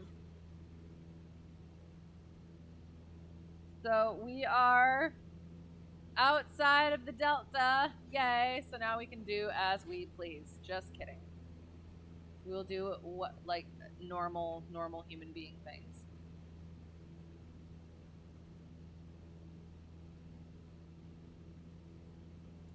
So we're making our climb, unfortunately.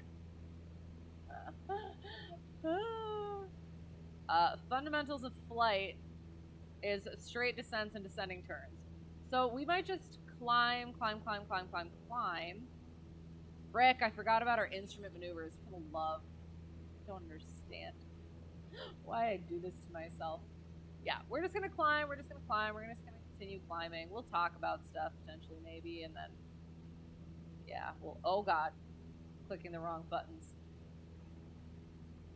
It is what it is. Yes, this is correct. Because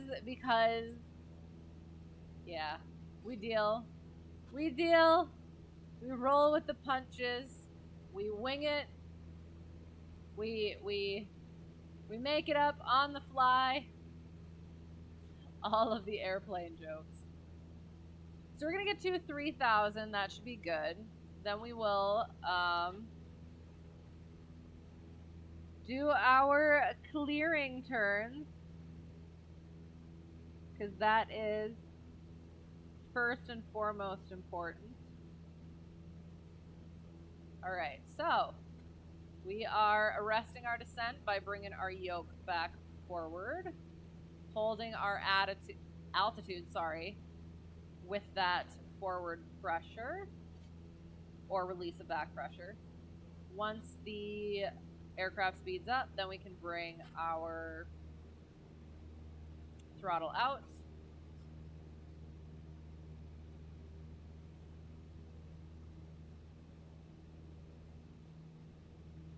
Run our checklist. I hate the trim button. I do.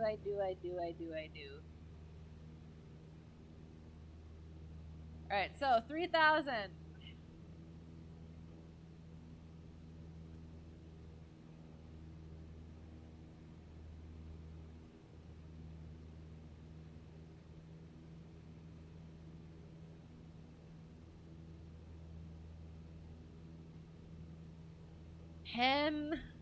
I'm not seeing some nice straight lines that I can follow, which is not fun, but we'll make the best of it.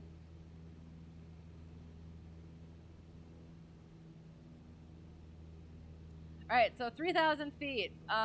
We are holding that altitude, and we do our first clearing turn. So we, not more than 30 degrees of bank.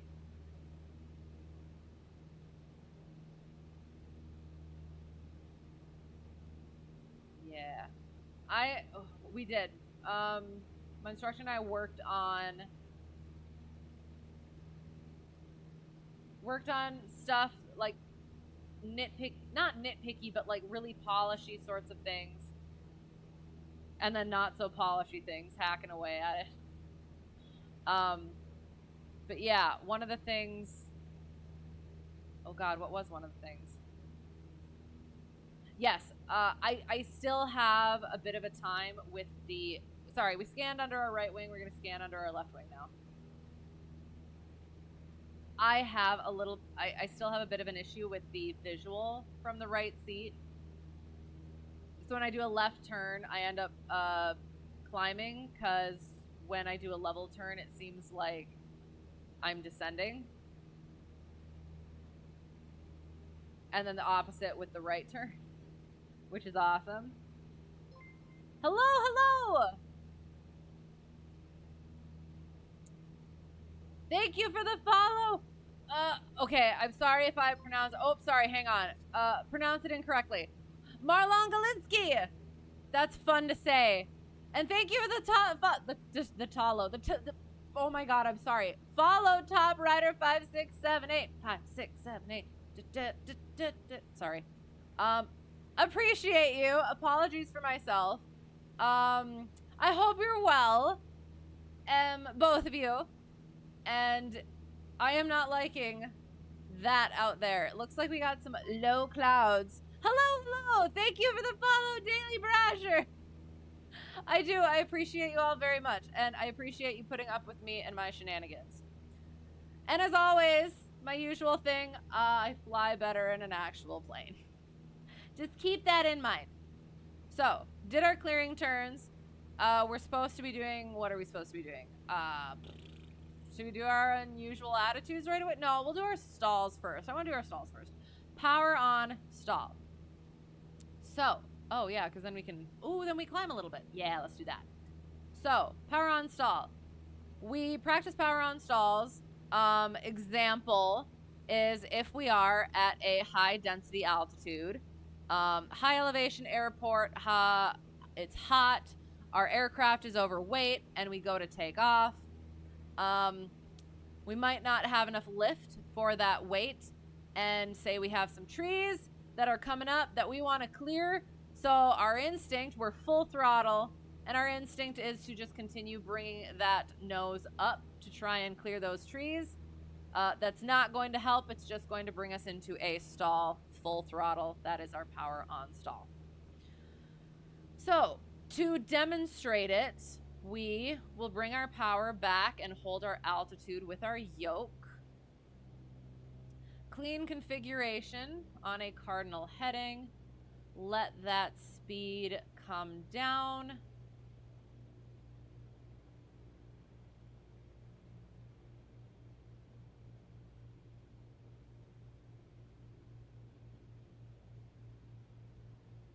Maintaining our coordination while we let that speed drop.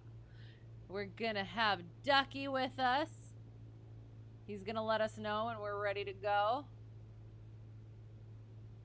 So we're there for our speed, and then we power up while maintaining that nose up.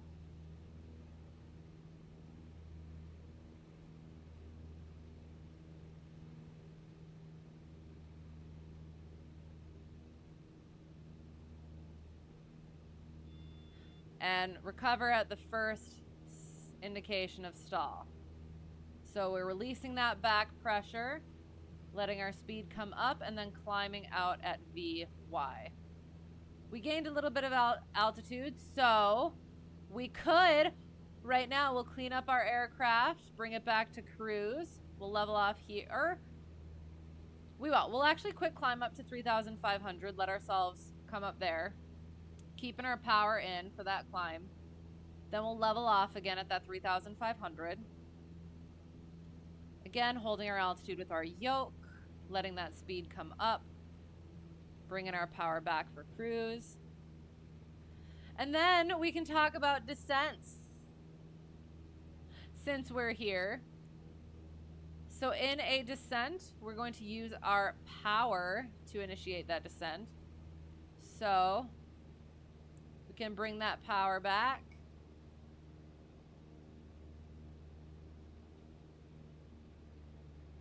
And let ourselves nose over. We can do both constant airspeed or constant rate descents.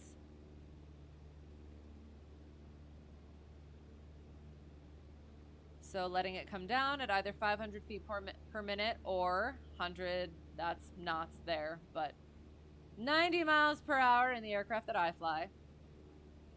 And then with that, we can also add in a turn.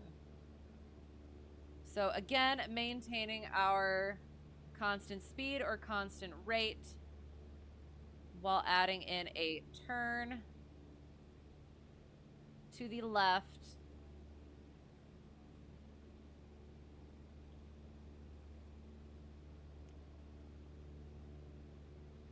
Watching that speed, watching that heading. Coming up on our altitude, our 3,000 foot for altitude,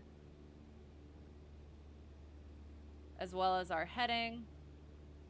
So once we get close to that heading, we start bringing our power in, arresting that descent, rolling out on our heading.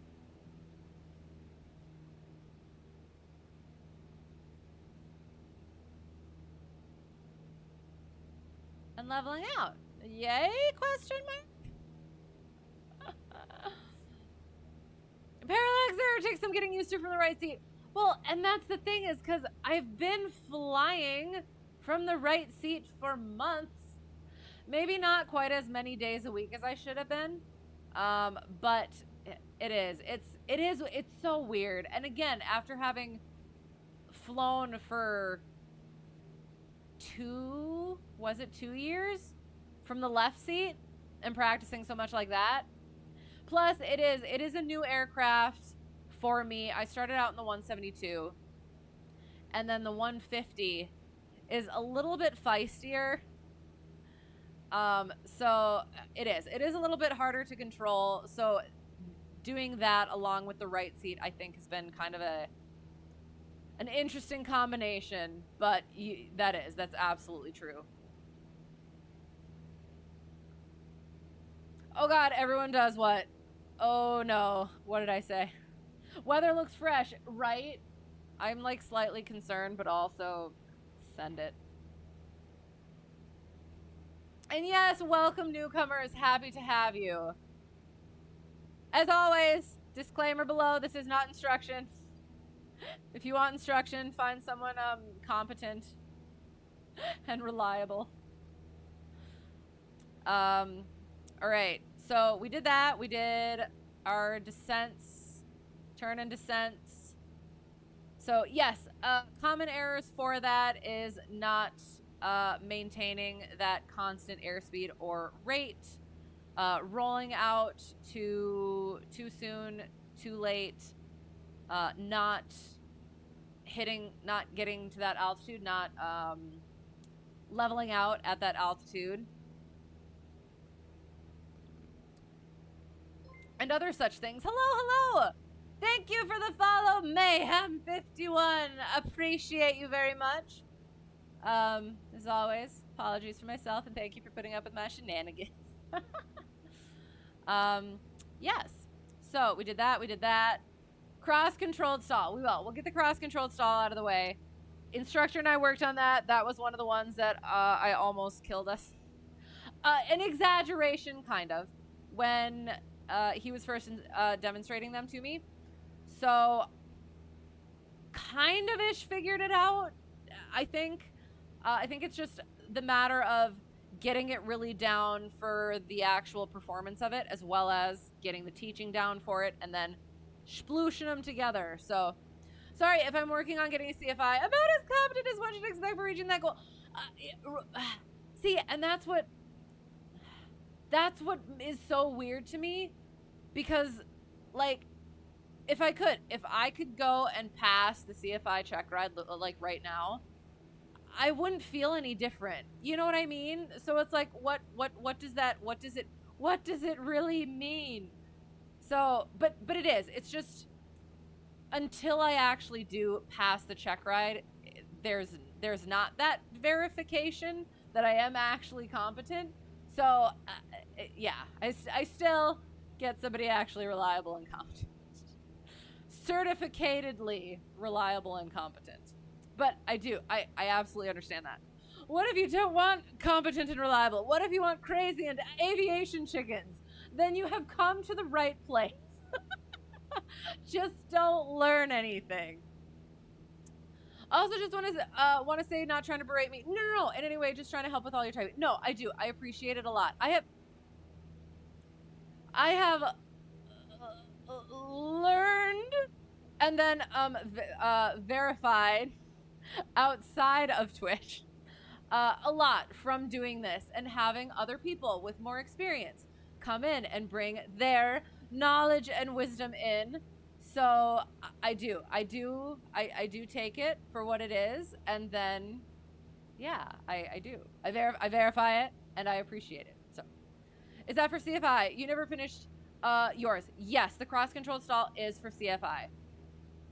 So you never finished yours. Would you like to go back? Or no? Yes, it is. It is. We have our primary or performance stalls. 1 second. Proficiency, that's the word. We have our proficiency stalls, the normal ones, power on, power off.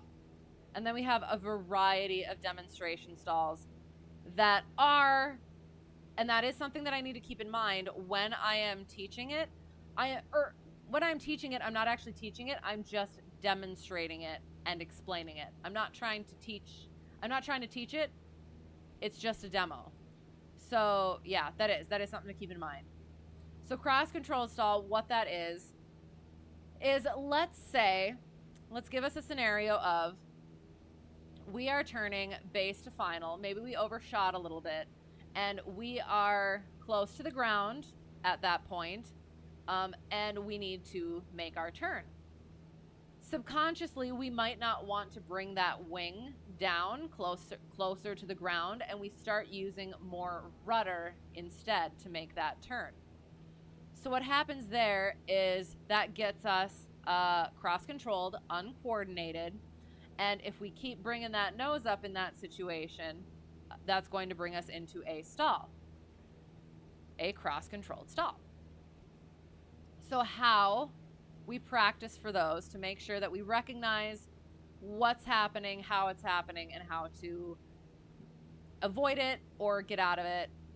This is how we set it up. So we bring our power down.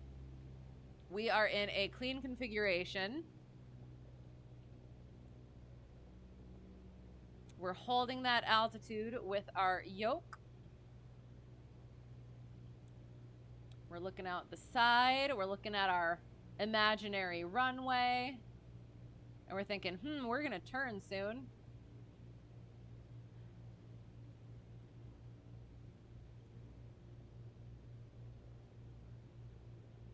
And then about at our 70, we bring the power out. We let the nose drop a little bit. And instead of using our aileron, we use more rudder. And then we pull up. There it is. And so we bring that out gently. Power up. Yoke forward. Releasing that back pressure. Climbing out. That wasn't. I am not smooth on this yoke. Oh, and as you could see, we want to maintain that coordination or get into that coordination even through that recovery. So keeping an eye on that. Oh my God. Yeah. I will say. I don't have great control of this aircraft. So I apologize, but it is what it is. You have thought about it. So how much have you thought about it? Have you looked into it? Do you have a potential instructor and or school? I'm sorry, I get very enthusiastic and then I get ahead of people. But I would be curious. Also, never said that you're a CFI if that means anything. No, but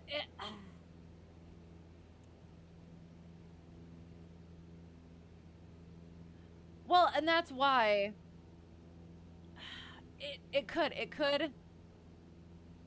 depends. It can depend on experience level. Like if on one hand, I like I like coming on here not just for more experienced wisdom than my own, but also for people who don't know as much, because then, like, from the one hand, I can get information from CFIs and more experienced people who can help me adjust my own answers, but then, and knowledge, but then people who don't know the things, they can ask me the questions and have a perspective that I need to be able to start from for somebody else not having that information, if that makes sense, or I'm just babbling. I know what I mean, but it doesn't always come out right, which is awesome for potential future CFI. So, yeah, sorry.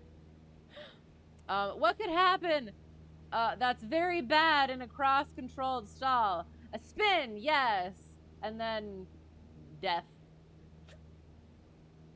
You have looked into it, and school and instructor would definitely be where you did your other ratings. So can I ask when or why you decided, just like life stuff, decided to go a different route? And then how do you still fly in general? Enthusiastic? Me never. I know. I am. I can be a bit much, and I am aware of that. But y'all just gotta deal with it.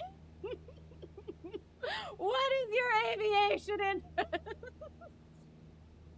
I like that question because it encompasses a wide array. You're going to be linking up with your local EAA chapter and getting a discovery, and then seeing what can be done with lessons, ground school, and flight instruction. Excellent. Yeah. So you are actually getting to that point. Yay. So then I will say definitely go with whatever instructor suggests and advises for all the things. Because it part of the thing is you can learn as much as you'd like from a book on your own. We have to turn. Hang on. We're gonna just do ourselves a little turn here. Learning on your own and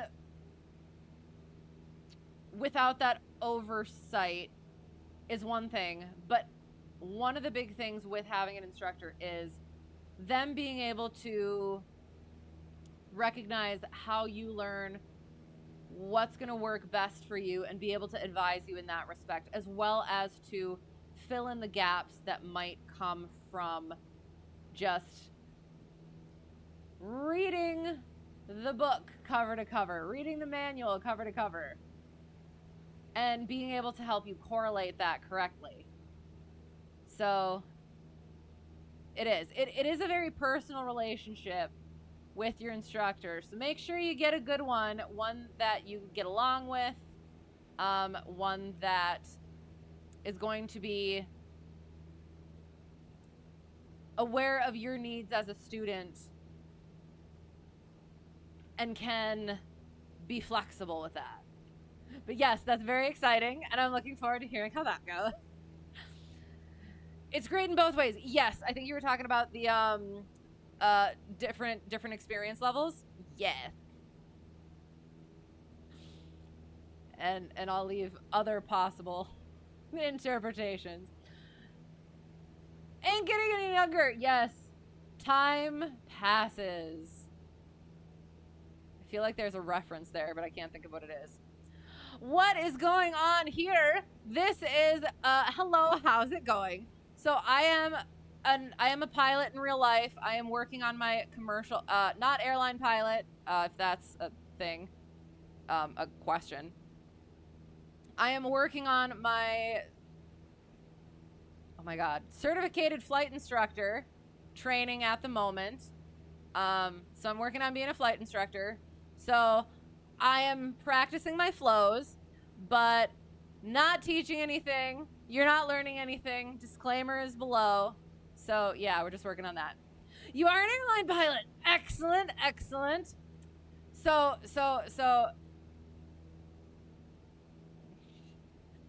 you would potentially do some studying and training in the middles.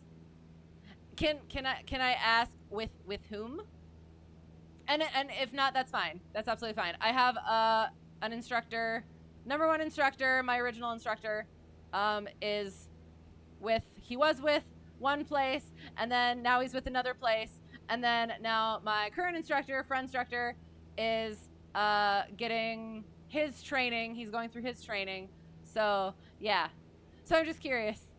You mean you're thinking of getting Sporty's ground school just to set a foundational? Definitely would. Even if the ground school you end up actually using doesn't use the curriculum, you still have those foundationals that the instructor can build on. Right, yes. Our current instructor actually said that he doesn't take any students on unless they have gone through the Sporty's video course, I believe is what it is. So I would say that's an excellent place to start. The classic instant interrogation. I know. I'm sorry, but not sorry. I'm so curious. As always, though, never have to say anything you don't want to.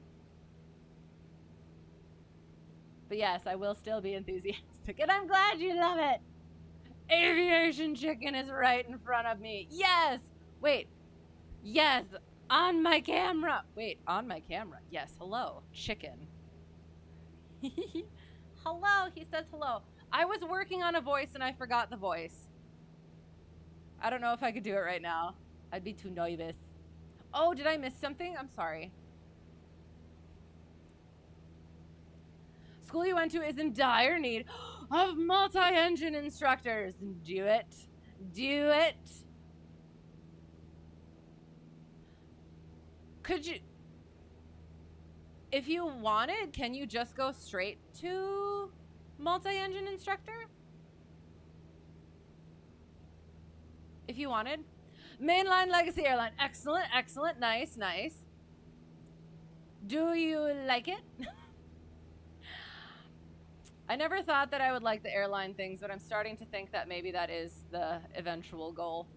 Turns to student. I am your, what am I? Oh yeah, the certificated flight instructor. I got confused mentally.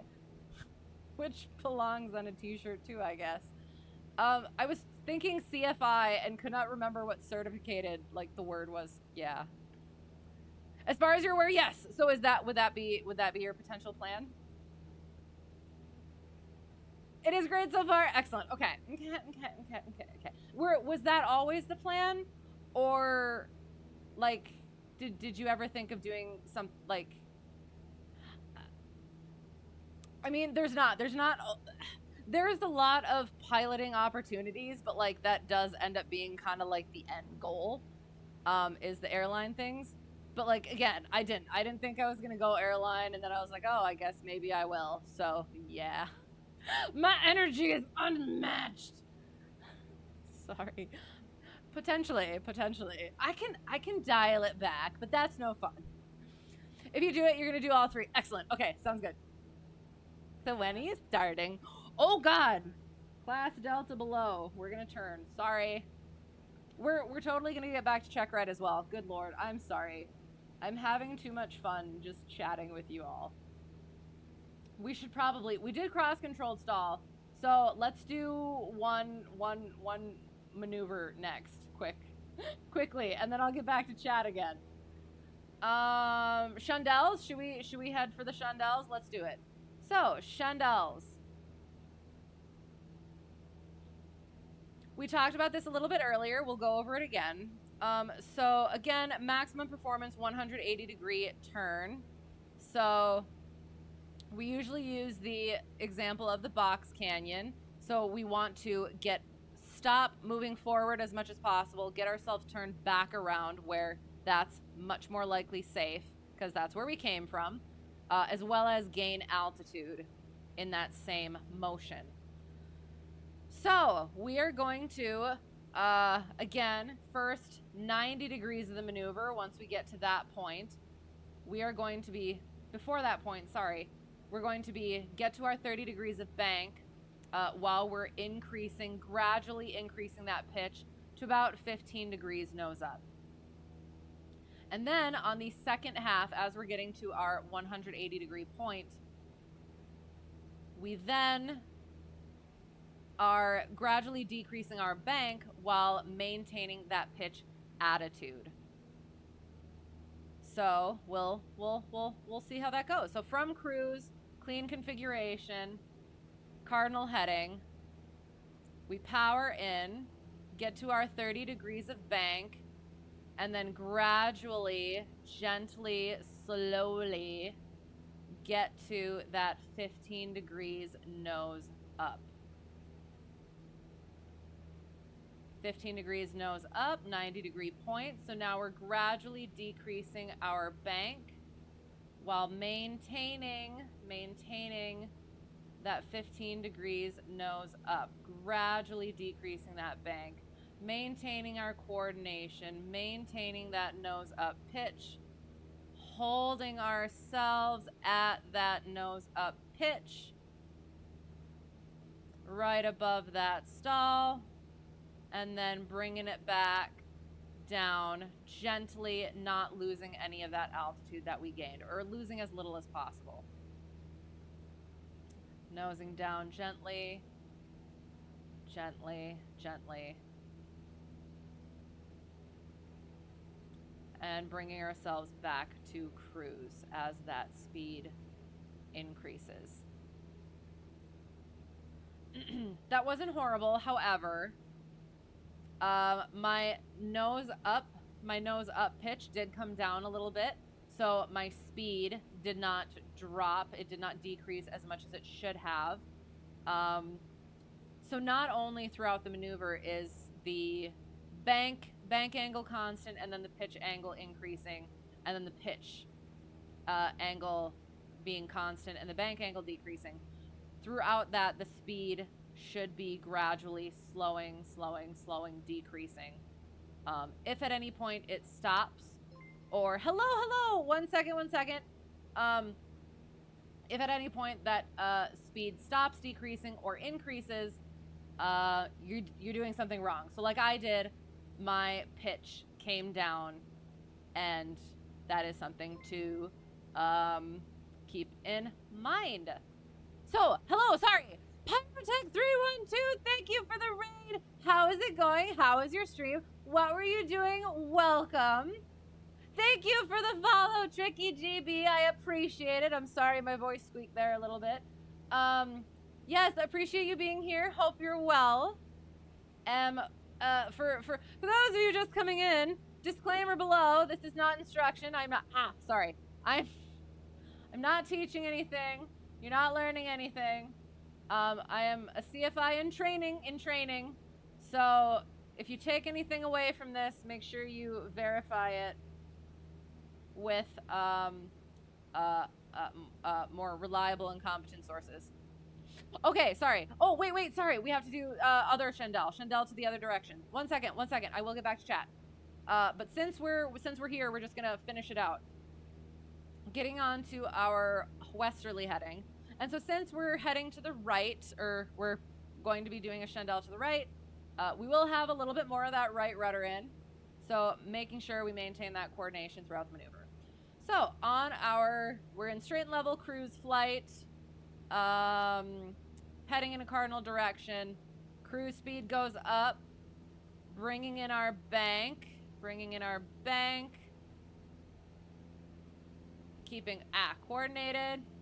coordinated, gradually, and for the love of God, increasing that pitch. So good with my rudders. Increasing that pitch, and then now at that point we're a little bit, decrease that pitch just a little bit, decreasing that bank while maintaining that pitch angle, maintaining that coordination, bringing that pitch back up, bringing that rolling out, maintaining that pitch, holding it,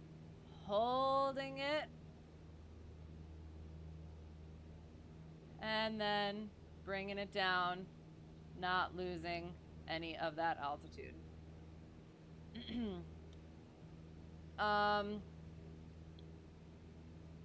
As our speed increases, we let it increase. And once it gets to a nice cruise speed, we can start bringing that throttle back out to cruise RPM. All right, so I did not have enough right rudder in right away at the start, so wasn't getting to that bank angle quite quickly enough. So then started pitching up a little bit too late, and then kind of ended up bringing it up a little bit too fast. So ended up getting a little bit too much pitch at that point, had to bring it out. And then as I was bringing the bank angle out, I kept kind of losing the pitch a little bit. So hello! So then we bring our RPM back. All right. So the other thing, couple things that I was having a little bit of a time. We're actually going to descend a little bit. Yeah, we're going to descend a little bit just because we're a little bit up here. Where are we? Yeah, we're here. Descending again. Couple things that talked about with Instructor when it came to the chandelles was I had been kind of yanking the nose up too quickly instead of doing a nice, smooth, gradual increase in pitch for the first 90 degrees. I was just trying to get it to the 15 degrees nose up kind of as quickly as possible, which is not what you're supposed to do. So it was one of those things where I've been doing this since commercial, and yet it's just one of those little nuggets that for some reason I started to do. So yeah, having that oversight and that feedback was excellent.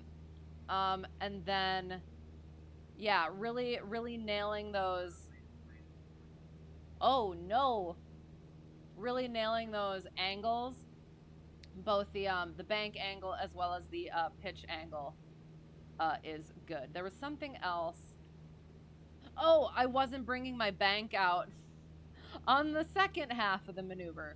So yeah, so that was a couple things I do. I really have to start flying in real life more to really get that practice down, that sight picture down. So yeah. All right. That was our chandelles questions. Being with Sparky's community has awoken a passion. Means she gave you a bit of homework. Good. What is DA and why do you calculate it? And how is it important? Okay. After like a day, you had it figured out. Same with METAR codes. Yes. So you classify yourself as intermediate at METAR. I love METAR. I love the codes and stuff because it's its own little language, and I've always loved that sort of stuff in like puzzles. So those are a lot of fun. We went over it at the beginning if you were around for it. And yeah, those are. If you get really good at those in a check ride, if you can just kind of like bang those out, they don't spend too much time on. But if you screw up, that's going to be the digging area. You wanted to fly cargo forever, you loved it, but the passenger side is better for retirement pay, etc. Okay. Interesting. So you started in cargo. Okay.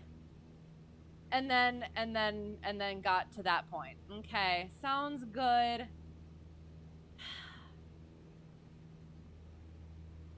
Would or could you ever go back for funsies? Or like do one-offs or something? I don't know how any of this stuff works. It was good. You were playing MSFS. Excellent. So what were you flying? Where were you flying? All of the things. There's the instant interrogation. Yes. Oh, yes. You check your local METAR multiple times a day. Nice. I'm trying to think. Are you also looking at TAF as well? Because those are also fun to see, like, be able to see the change, or to see how things are going to change, as well as how it changes from the forecast to what actually occurs. Plus, you get a bigger chunk of things to look at.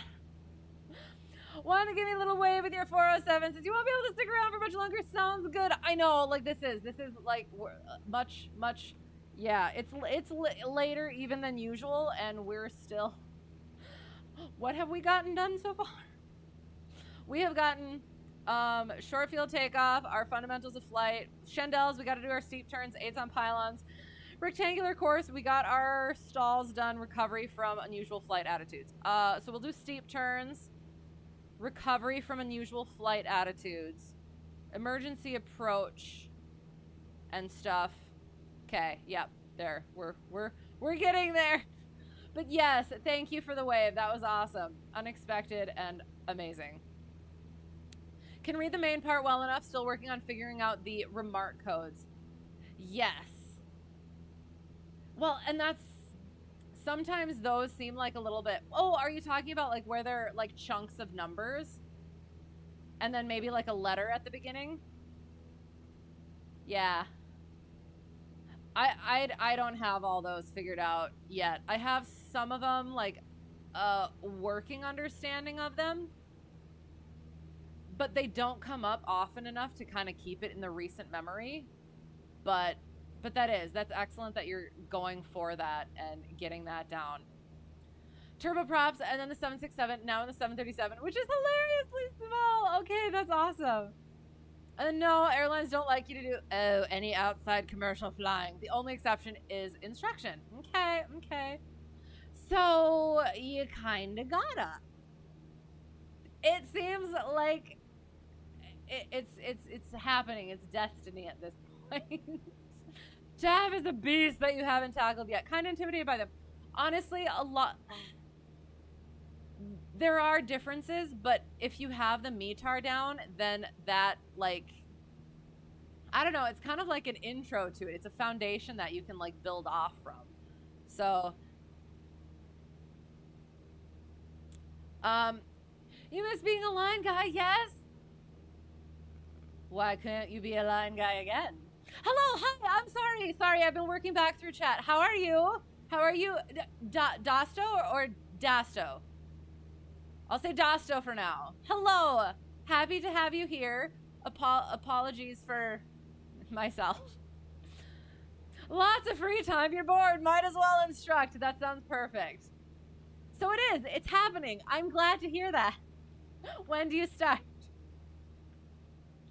That sounds awesome. Because yeah, having that perspective as an instructor with that, like, doing the airline stuff while also, having that immediate experience of the airline stuff, I think would definitely help with, like, that future stuff for your students. So you have a unique perspective. That would be helpful. No pressure. Little pressure.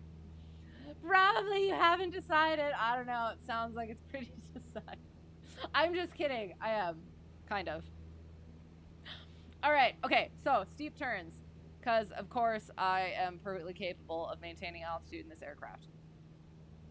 So, steep turns we practice to demonstrate the natural overbanking tendency of the aircraft. So, at a certain point, the aircraft just really wants to continue banking, so you're going to need to use opposite aileron pressure, or opposite aileron, in order to maintain the desired bank angle in that turn.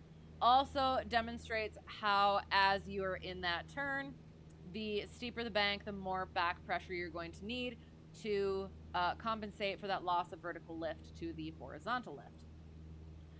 So we are going to start to the left. We're maintaining that attitude. Again, see, it seems like this feels so nose low for me, but that is what it's supposed to be. And we are, we are where we're supposed to be. Perfect. Maintaining that attitude on the horizon. So the horizon should be at a point on the cowling and should not move. As we're coming up on our heading, we roll out. Make sure to let out that back pressure, and then we can roll right into our one to the right. We want to make sure to get our right rudder in for this one as we are bringing, our bank in. Make sure we're maintaining that altitude. If we need to, bring that power in.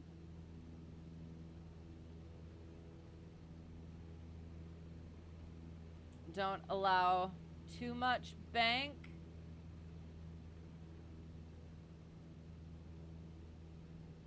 Oh, for the love of God.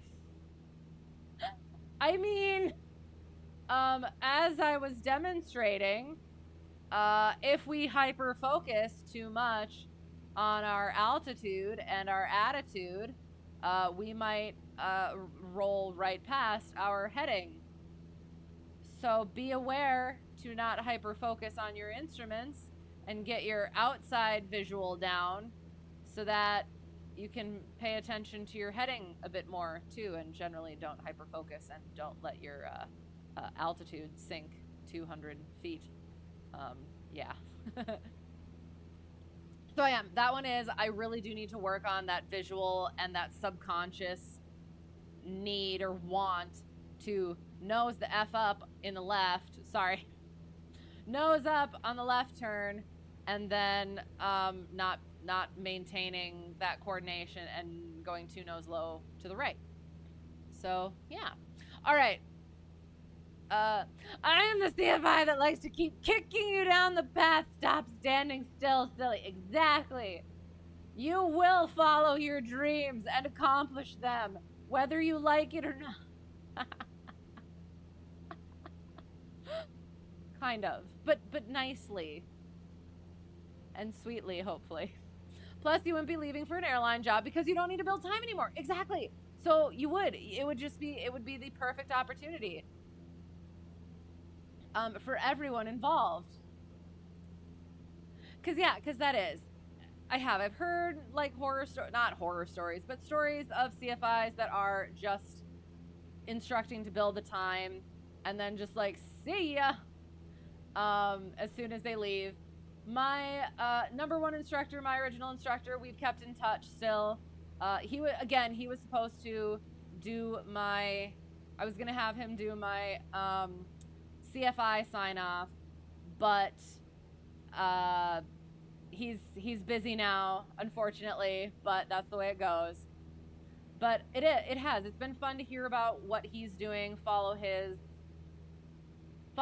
flights and his trajectory and stuff like that. And then now Friendstructor, my current instructor, he's helped me a lot with other things like my ferry flight. Yeah, I've talked about that before. Would not have gone as well as it did ultimately without his help. So it's been really nice having instructors that I can contact about questions regarding aviation, like the actual fundamentals and mechanics and stuff of it, as well as like the career trajectory parts of it, that sort of a thing. So yeah, so being that person, it's always good to have more of those. Kilo Delta Tango Whiskey, the 24th at 0653 Zulu, 0 degrees at 0 knots, so wind is calm. Quarter statute miles. Runway 03 right, 1,200 feet visibility, fog. Vertical visibility is 200 feet.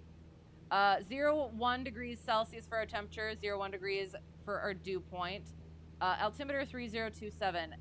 At here on day and time, winds out of the north, not going... So, yes. Okay, it's funny, you putting it like that, winds out of the north, not going anywhere.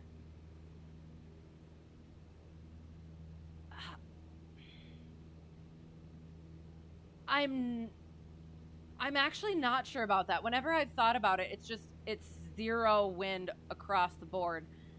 Cause I don't actually know if it says 0 degrees. I feel like it would say 360 if it was from the north. I am not sure though. So yes, I would have to look at that actually. But yes, 0 degrees, 0 knots, 0 wind. It is calm. Quarter mile visibility. I haven't figured this part out quite yet. Yes, that's a funky one. It is. As you heard, I stumbled over it. But yes, it's runway 03 right. 1,200 feet of visibility. And then, yep, foggy, vertical visibility 200 feet, degrees Celsius, degree dew point, pressure, yes. Struggling with how to read that part. And it is. It's not one that comes up a lot. So, again, even like I know what it is, but it's not one that I have down. It's not very recent. So you will struggle, but eventually you do kind of get to it. 0 degrees at 0 knots just means calm. That's what I thought, but then I was questioning myself. I couldn't remember whether it says if it's a north wind, whether it's 360 or 0. So yeah, I just go like it's 0 across the board, so it's just empty. It's calm. So it's almost like the default. Maybe, I don't know. Maybe that's not a way to put it. Sorry. Okay, so we did our steep turns. We went over some stuff. Frick, what was the other thing that we needed to do? Unusual attitudes, for the love of God. Okay, so I'm gonna close my eyes and we're gonna do some stuff, I guess. So I'm gonna do a turn to that way. Somebody tell me to recover when I'm supposed to recover. Oh wait, I can't see anything.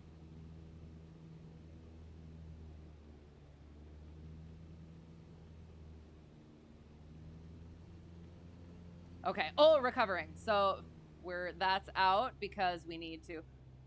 So I just went right into it without any sort of plan at all, I guess. So that was a nose down, spiraling, diving attitude.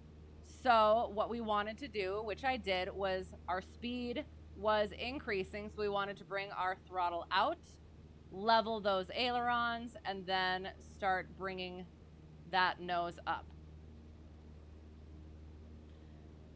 Reason we want to do it in that, look at Ducky. Oh God, oh no, oh frick, hang on.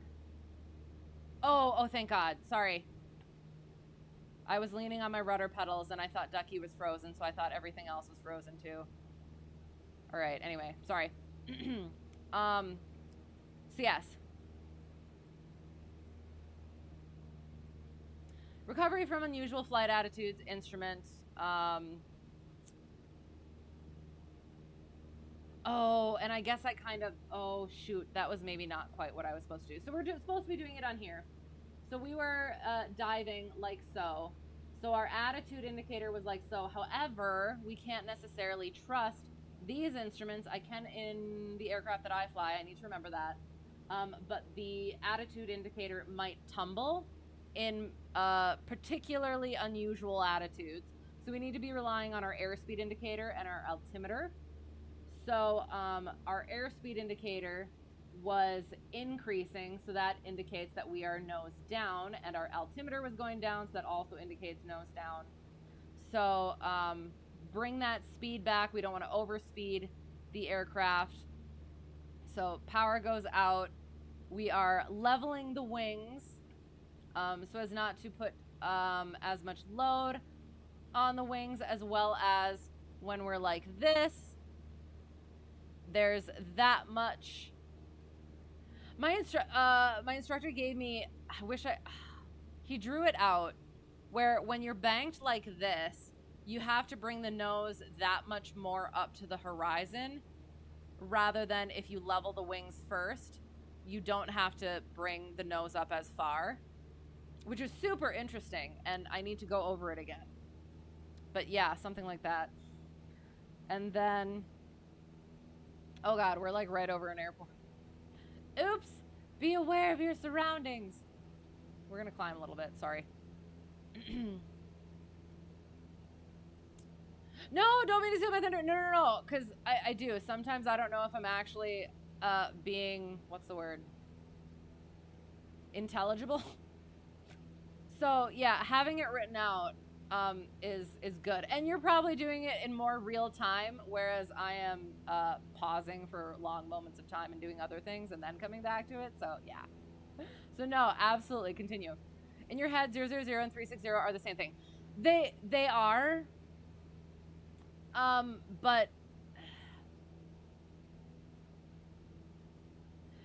right, and that's what Brash is saying. Is I think for the METAR and the TAF, I think that winds from the north is typically denoted by 360, whereas calm winds are just the 0, if that makes sense. So like compass wise, 0 and 360 are the same, but when you're talking about winds, 360 is from the north and 0 is just 0. I think. I'm not sure I've ever seen a 000 degrees at some other knots than 0.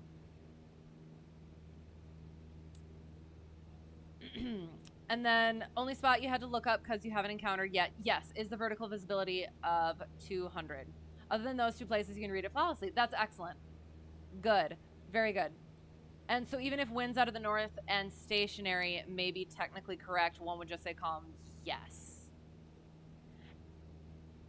And again, I'm not sure that it actually does mean winds out of the north. I think it, because if it's calm, there isn't any wind to be out of the north, right? So yes, winds out of the north wouldn't be correct technically. Right, just calm, right. It's kind of like dividing 0 by 1, maybe. Hang on. Yeah, dividing 0 by 1. You can't take anything from anything, so it's just 0. So you can't have any wind out of the north because there's no wind at all. Yes, this. Think of 360 as winds present and 000 as no wind. On a compass, yes, same thing. Heading 360 is north, 00 is... I would say no to that. I think. Hello, thank you for the follow. Love Eli0330. I appreciate you. I hope you're well. Thanks for being here. In a 737, it's only 000. Right. So that's why I would distinguish between compass is 000, 360 are the same. And then when it comes to winds, 0 means 0. There's, to be honest, I would say there's a lot of that where in one instance, this means this, and then in the other instance, it kind of means this. But yes, if you just think, if the wind has all zeros, it's empty, there isn't anything. So it's just calm. Good way to think about it. Which part? Your brain puts together things in interesting ways. And here's the thing.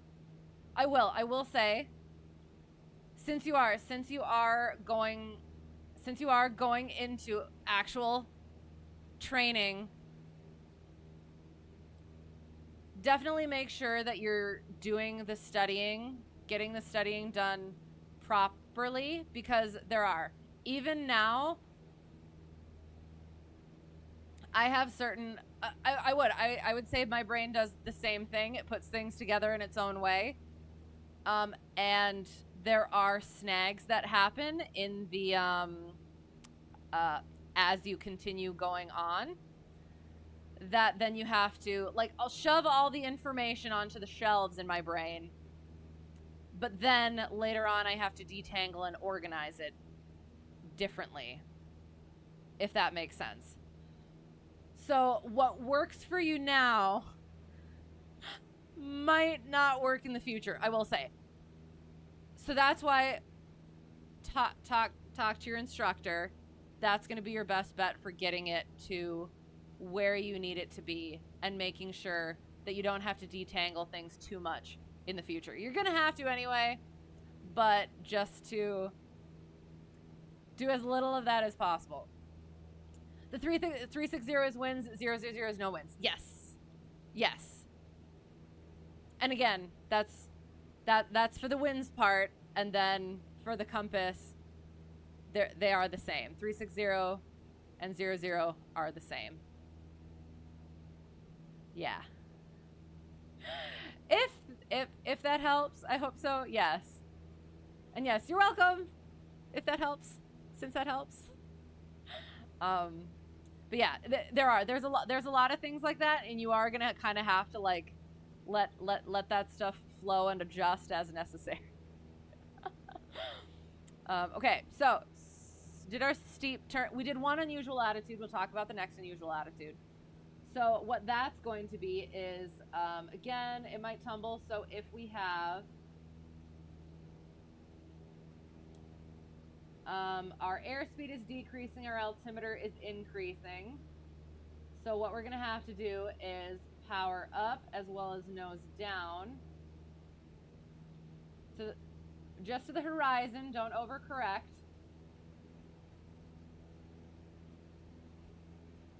And then level ourselves out and get back to where we were supposed to go. So it is. With the vacuum-powered gyroscopic instruments, because of that tumbling issue, you're going to be focused more on the airspeed indicator and the altimeter when recovering from those unusual attitudes. Hope I went over all the things. Common errors is too aggressively recovering and getting an unusual attitude the other way. Not recognizing an unusual attitude when it's happening. So if you get into IMC, again, we are VFR pilots. So if you get into IMC, you got to be eyes on those instruments, watching, keeping our scan on our attitude indicator, spoke out to the airspeed indicator, altimeter, heading indicator, maintaining straight and level as much as possible. Yeah, all those things. So it's really like 0 degrees, 0 knots would be like there's nothing to measure. Yes. Yes. Yes. So it is. It's the data is empty. And that's why there's all zeros. Plus, if there's no wind, then heading doesn't even matter. Right, in that instance anyways. No, because if there's no wind, it's not coming from anywhere, so it can't be coming from anywhere. You wouldn't have 270 at 0 knots. It's just like the whole data set is empty. You missed the last 5 minutes. Your power went out. Oh no. Well, I assume it's back. I hope it wasn't anything too funky. But no, that's okay. Happy to have you back. No, yes.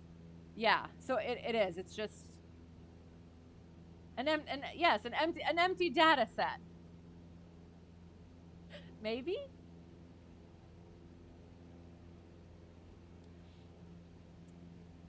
Thank you for lending some clarity. I do. I hope that does make sense.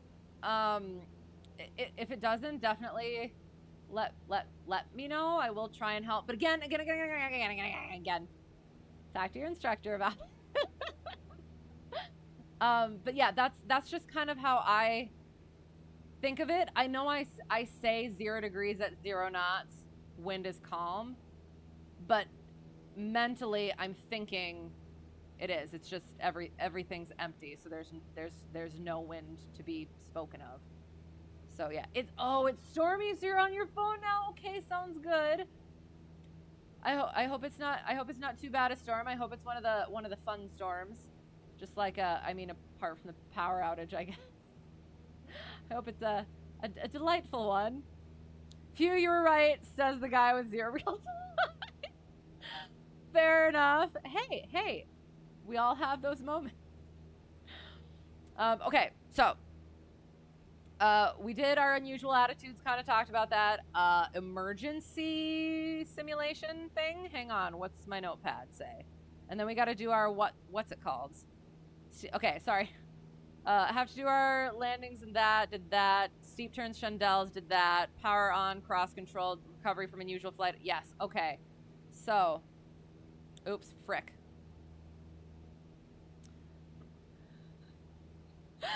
Males and more hamsters for your modem.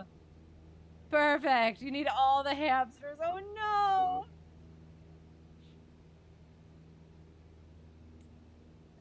Wait, so is your power still out and that's why you're on your phone? Frick, but you ladies say I mean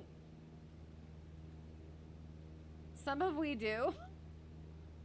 Hey. It's better than the alternative. It is more ladylike than the alternative. We'll go with that. All right, so engine fire. Oh no, what do we do? Power out. We'd cut our mixture. Fuel would go off. Yeah, all those things. And then we pitch for about 109. Between 30 and 40 degrees of bank. That speed is going to help us hopefully get that fire out. As well as get us to the ground quickly if it does not go out. So we've done that, and now the fire is out, but we still have our engine is gone. But we're just gonna do general engine out procedures. So we are we're gonna head towards this airport. Carb heat goes out. We're gonna see if we can make it over to that airport. Otherwise, we're gonna take a look around at places we could land.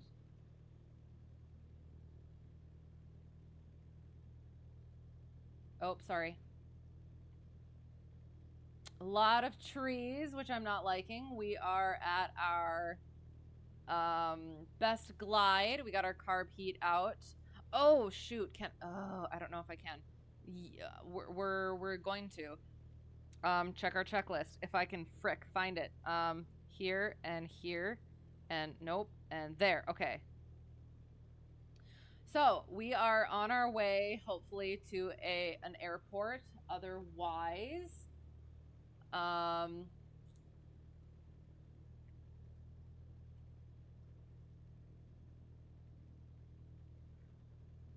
we'll be landing. Oops. In that field there. We're at 2,000 feet. We're maintaining our best glide. And then we would do our checklist. Oh, shoot. Where are we? Oh, God.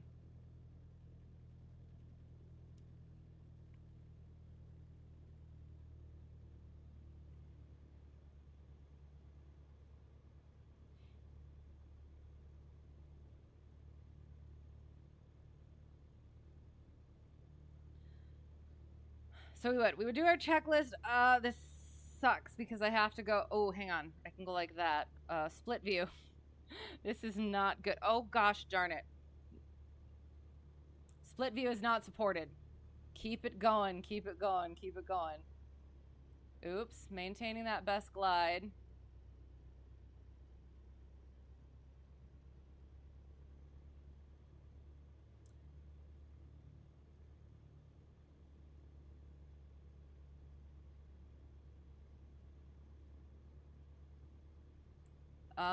Okay, so we've checked all the things. Mixture, throttle, carb heat, fuel, master mags, primer is in and locked. We would have caught that with our, our checklist if I could freaking have it with me. Oh gosh. Oh, stop, don't do that. And we're just gonna land in this here field.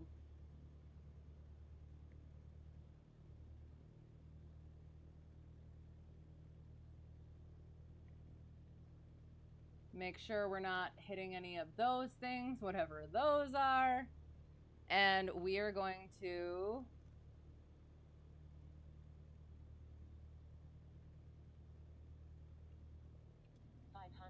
throw some flaps in, get ourselves down, and we're gonna start.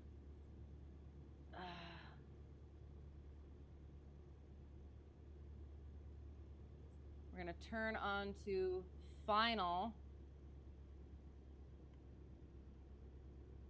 We would secure, cut all of the fuel and such, all of the electronics, and then we would pop a door, secure ourselves, maintaining, go with the grooves, gentle.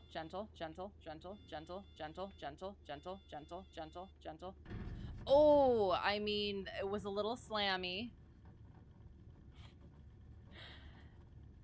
Definitely needed to nose down a little bit more, but we went with the grain, and we survived.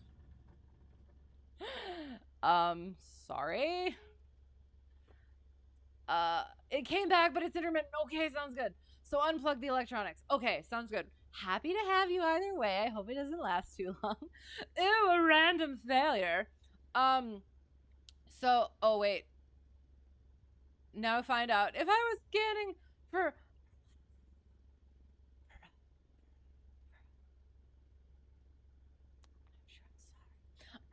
Yes, so what my...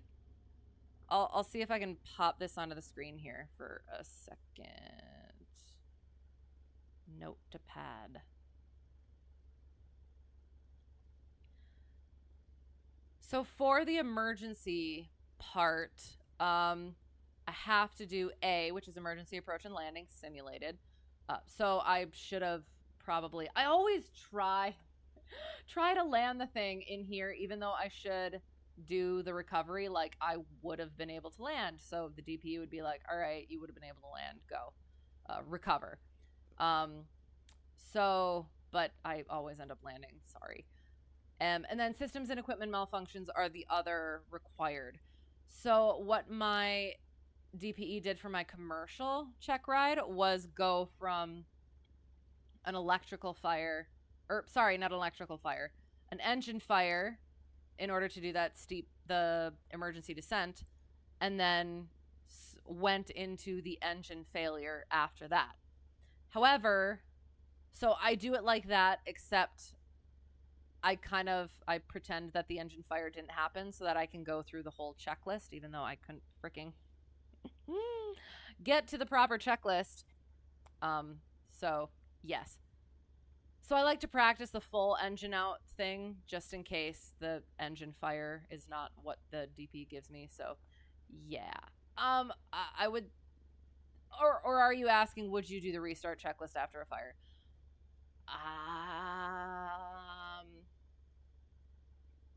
To be honest, I feel like I've had that question and I'm not sure if I fully got it answered yet.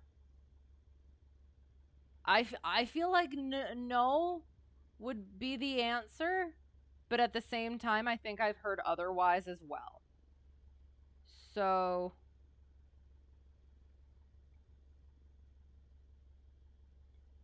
yeah, I'm not sure about that. I wouldn't have thought so. So yes, I would like to actually...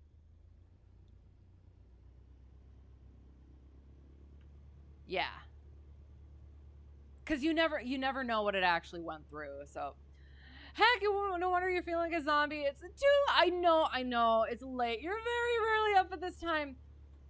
I wish I could say the same. I'm so bad about my sleep schedule. I am definitely a night owl, so I like to stay up later and then wake up a little bit later. But yes, I know it is, but we're getting there. We're getting there. What are you doing in the cockpit? Still run, avoid the fire. We got the fire out. So it was just an emergency landing, engine out.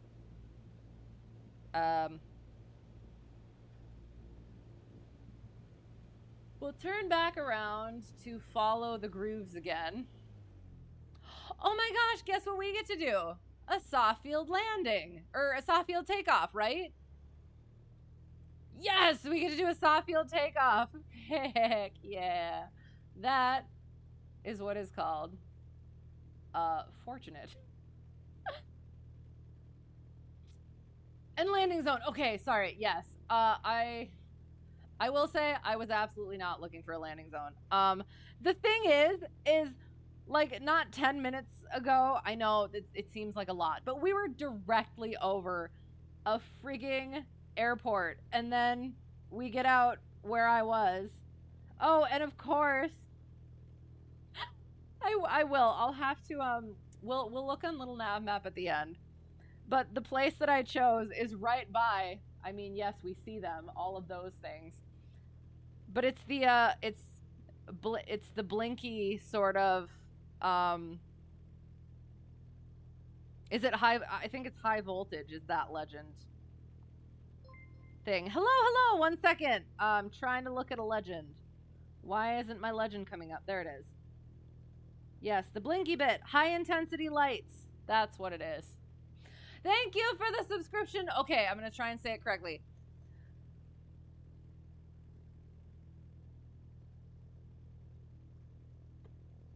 I'm trying to figure out which letter to put the emphasis on. Audiamus? Audiamus? It reminds me of Amadeus, so I want to say it like that. But thank you for the subscription. I appreciate you, and thanks for putting up with me and my attempt to say it properly. That is a fun name. Shakes are awake. Yes, you're thoroughly enjoying the stream. Thank you. I do. I appreciate it. I do. I want to get earlier with these things. I just have not gotten to that point where I actually have apparently committed. So, yes. Not supposed to, but you learn. You're not learning something. If you take anything away from it, do a little jot down and then consult with your CFI. Love how I look behind me by turning my head through my chest. I know. This is if you haven't been around for the track art streams, half of it is this, because I'm looking and trying to make sure that the track art is looking good. It never is, but it's a fun time. So yes, I have not yet figured out how to get the track IR to like stop at a certain point, and probably won't because it's amusing. So oh, it's Latin. It's you on YouTube. Excellent. I kind of thought so, but I couldn't. My brain isn't working properly in order to figure out what it should actually be, how it should actually be said. So I apologize, and thank you again. All right, so soft field landing. We are on a soft and or rough field, so we want to get off the ground as soon as possible, get the weight onto our wings as soon as possible, keep that nose wheel protected and keep it from sinking in or making us a porpoise. So we are going to bop a notch of flaps in, and we are going to use brakes as little as possible. Keep that nose wheel from sinking in. We're going to hold our yoke back, throttle up. Hold that yoke back, hold that yoke back. We're going to end up rotating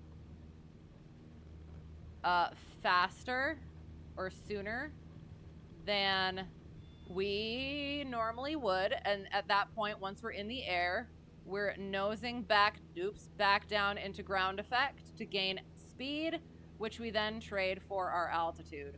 Ooh. Hello, trees. Those came up a lot faster than I was anticipating them to do. But yes. Oh. My speed wasn't quite. It wasn't quite as. The speed didn't. My airspeed didn't increase as quick as I was expecting. I assume.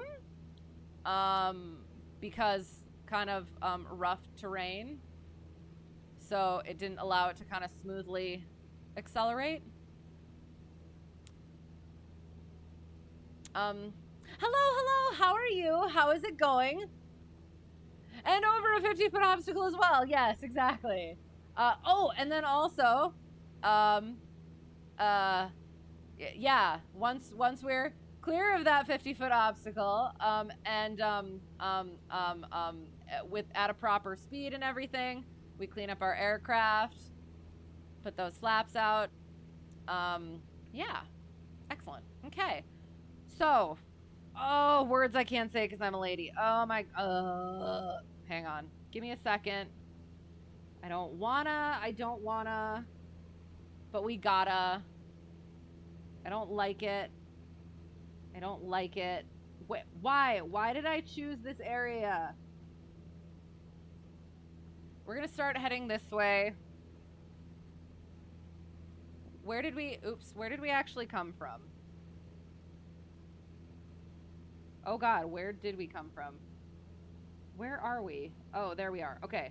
So we're gonna start, heading that-ish way and hope that we can find some decent, spots to do rectangular course as well as 8s on pylons around. It's gonna be fine. It's gonna be fine. So we're gonna watch out for that little bugger. We are oh gosh, things are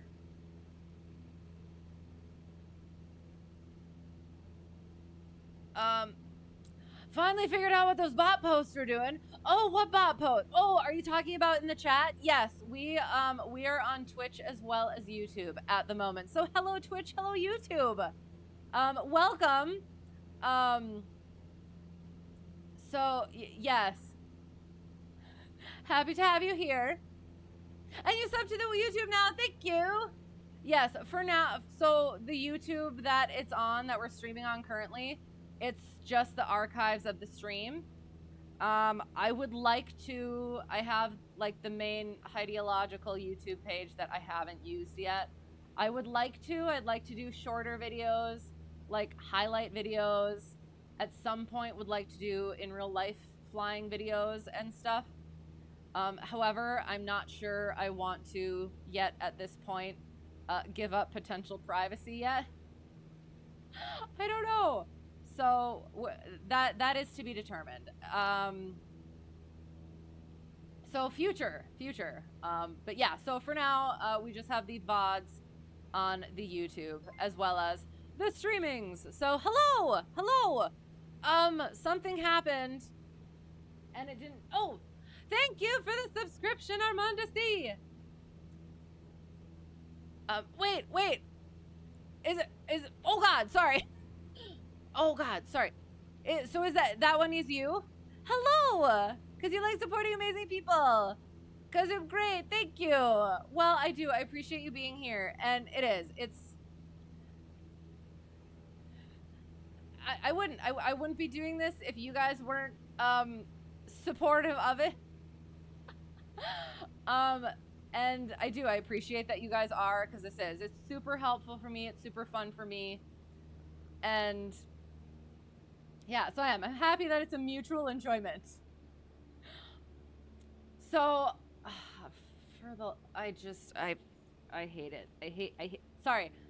Talking about this, loving this, hating that there are no freaking intersections and fields and stuff that I can go around in order to do a nice rectangular course. Alas, we figure it out.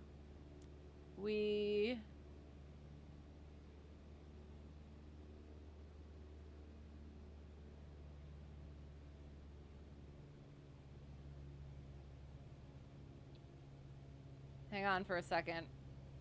We might be doing our turns around or 8s on pylons in a bit. It is you, Glitter Girl. Excellent. Okay. Having fun. Yay.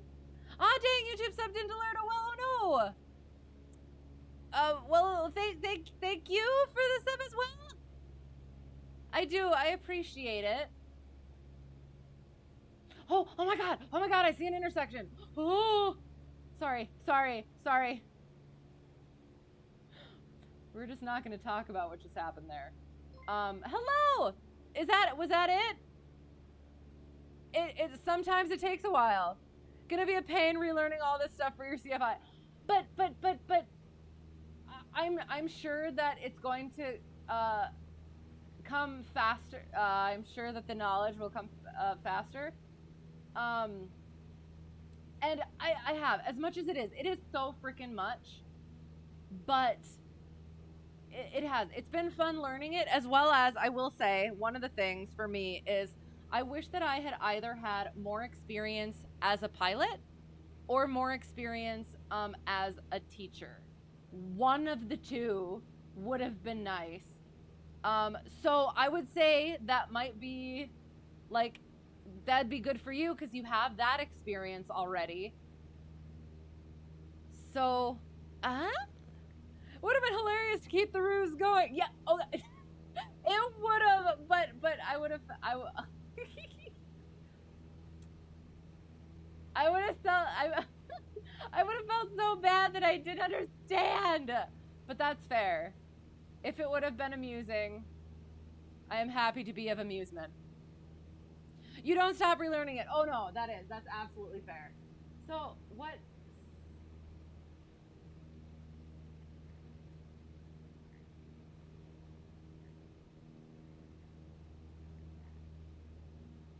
I'm so confused because a thing came through and then it didn't come through. I'm sorry. Don't be confusing me, right? I'm already confused. I am. As we're spinning in circles, I thought that I saw a good spot for 8s on pylons, and then it disappeared. I saw an intersection, and I got a little too excited. We're gonna do that, and I feel like that might be okay. So, what direction am I going? North and east. What are my winds aloft and or weather currently? Calm winds. Winds aloft. 3,000 feet is 190. So from-ish, the south-ish. So we're going, we want to be downwind. There is an intersection. Okay, there we go. I just need to figure out what point is actually a mile.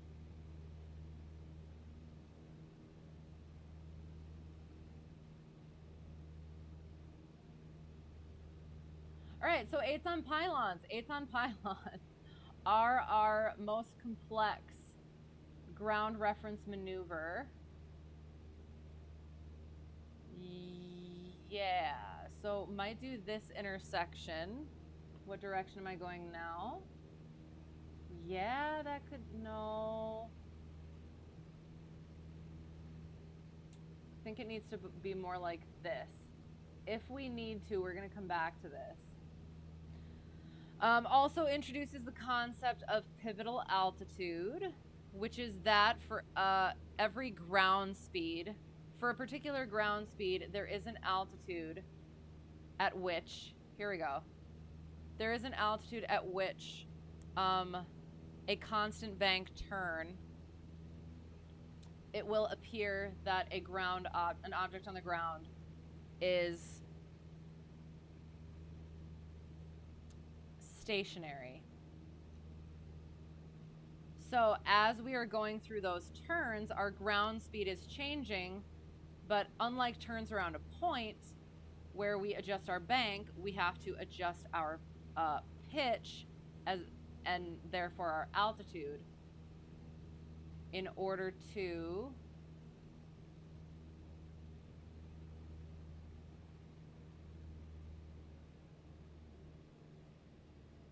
I think that's what we're doing. Okay.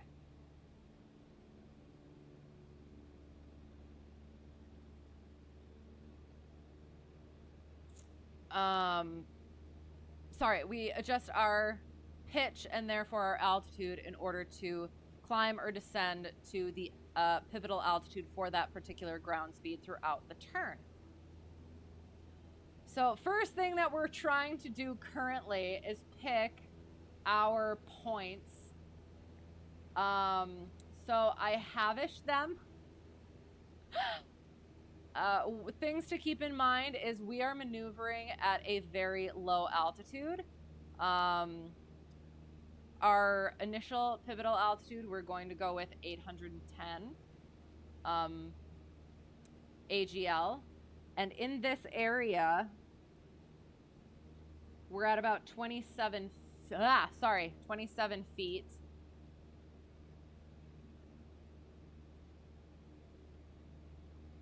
So 810 is going to be about 850 feet MSL. So we got to get down to that as we're turning ourselves around.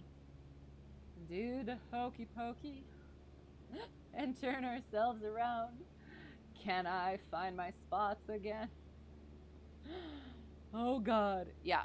So best option is nice fields. We might, nope, hang on.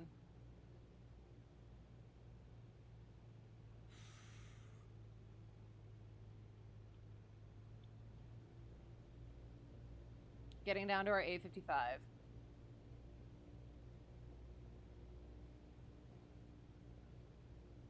Hang on. All right. We're at our pivotal altitude. I thought I found our points. We'll see what happens. I mean, I totally have our points.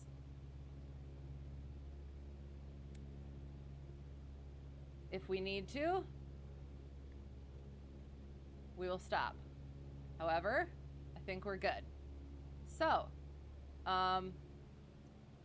we're at our 855.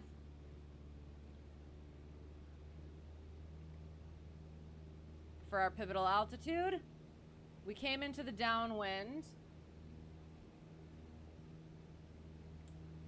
and we are going to we downwind toward point number 2, and then at a 30-degree angle to the line. We turn toward the midpoint between our points.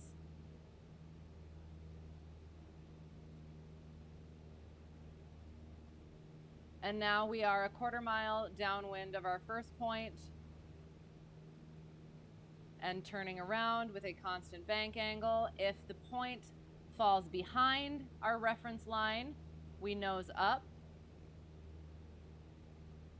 If the point starts coming forward of our reference line, we nose down.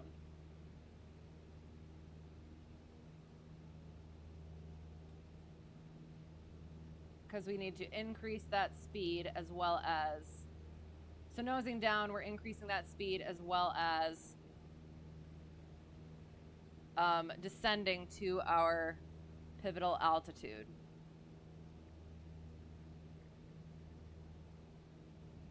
Oops, shoot.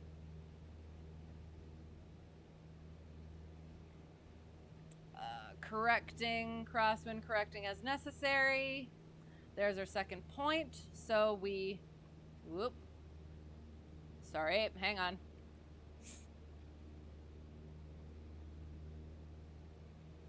"30 degrees of bank.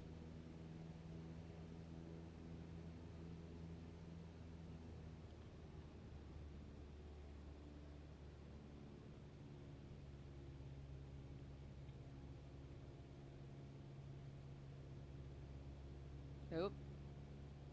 So we got a little too close to our point, so we needed a little bit more bank angle than the other one. And then we did kind of get, and it required us to do more climbing and descending than we necessarily needed to. And then since we got around that point, now we are exiting 45 degrees on the downwind, just like we entered. Oh my God.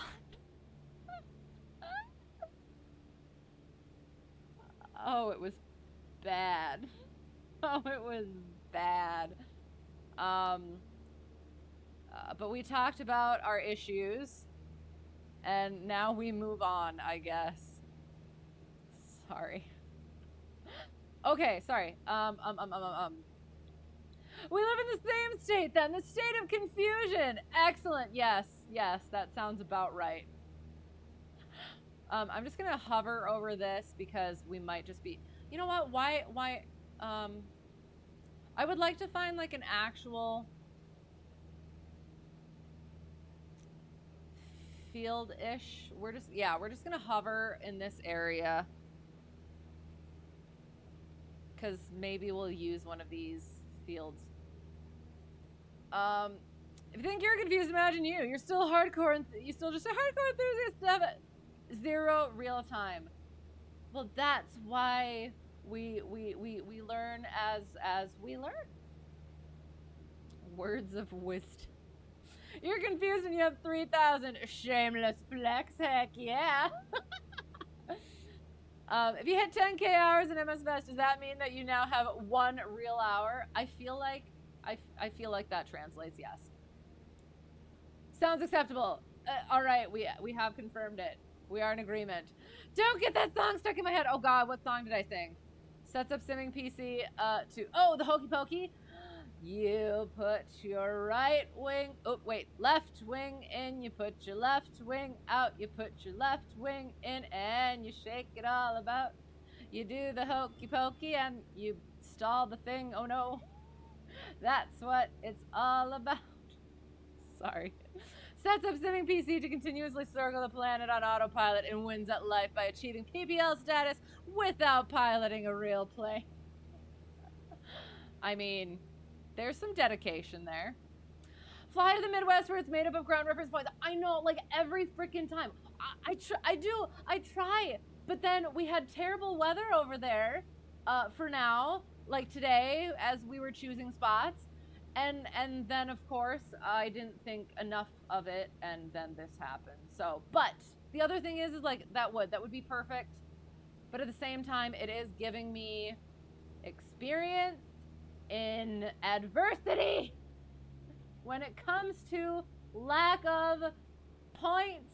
So being ready for anything, yay. Unfollow and sub reported. Oh no.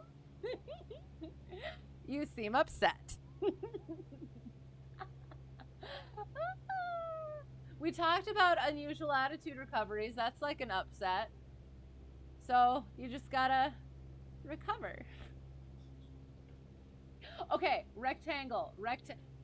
Rectangle. We're finding a rectangle-ish. Like I almost just want to go to the pattern. I just want to go to the thing. What is it called? The airport. Wow, I am a pilot.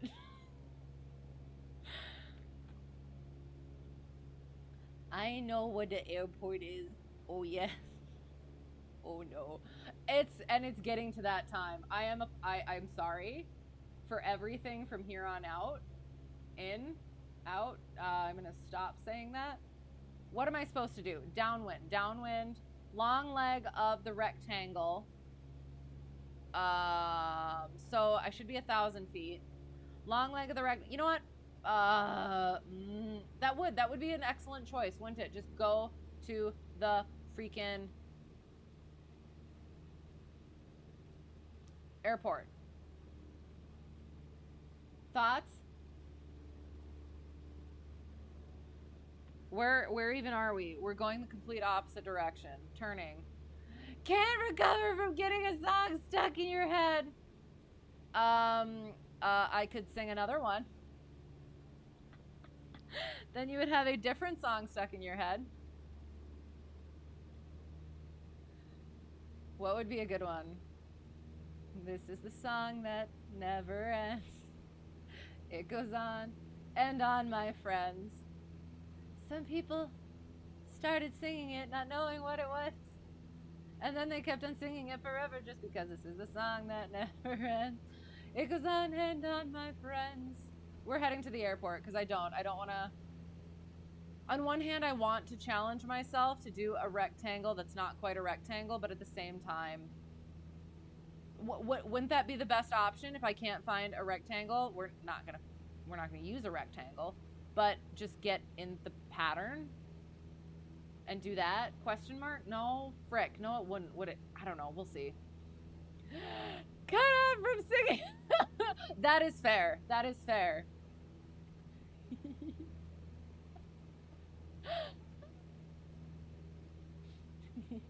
I'm sorry. It is. It's like, you know, my usual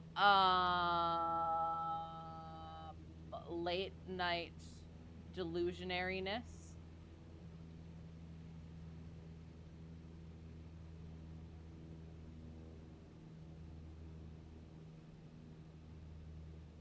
Okay, we're doing it. Ooh, we're doing it. Okay. Yep.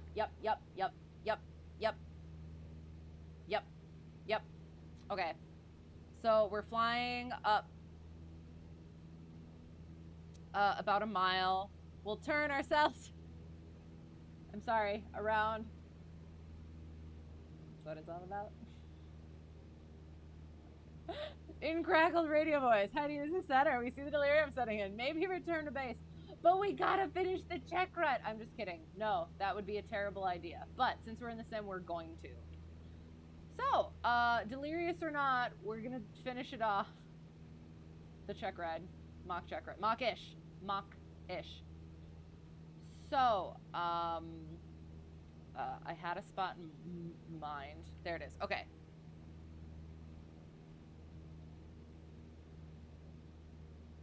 So let's hope that I can find it again. Rectangular course is basically pattern practice, helping us get our, yes, there it is. Get our pattern movements down without having to worry about the calls or any of the other things we have to do. So we set up 45 degrees, the middle of the downwind. We're getting a little bit pushed, so we're gonna crab out to this way. Once we get to the edge here, we do our nice little turn, not more than 30 degrees. Make sure we're maintaining our altitude. If we get off on our altitude, we just nose back down, bring power out a little bit. Why does this seem like it's not what I was supposed to be doing? Okay, so then we turn again. I've made all the wrong decisions. Again, bank not more than 30 degrees.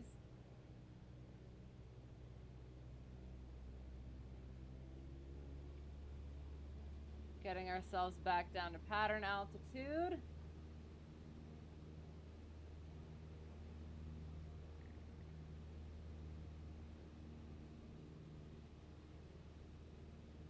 Make our next turn.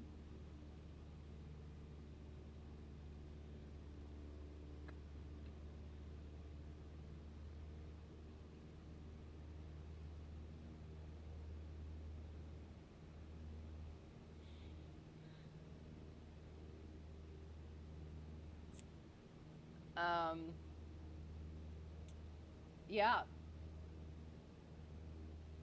So I don't think this is the rectangle that I picked out at all, but we're in it now. So, and now we're getting back onto our downwind. Again, not more than 30 degrees, making sure we are crabbing into the wind as necessary.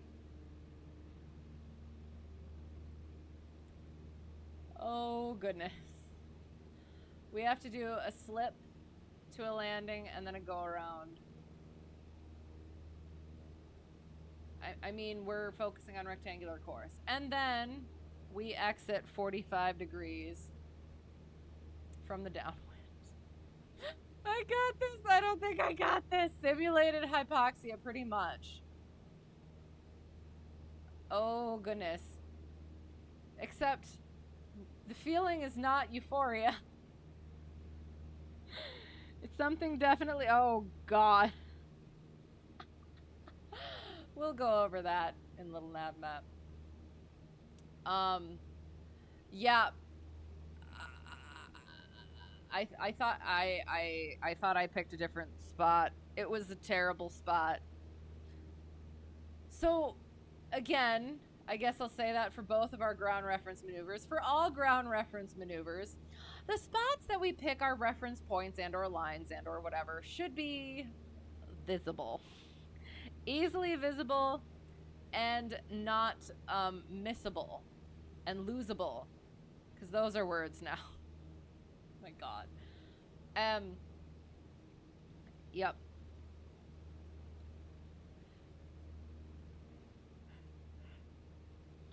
Sorry.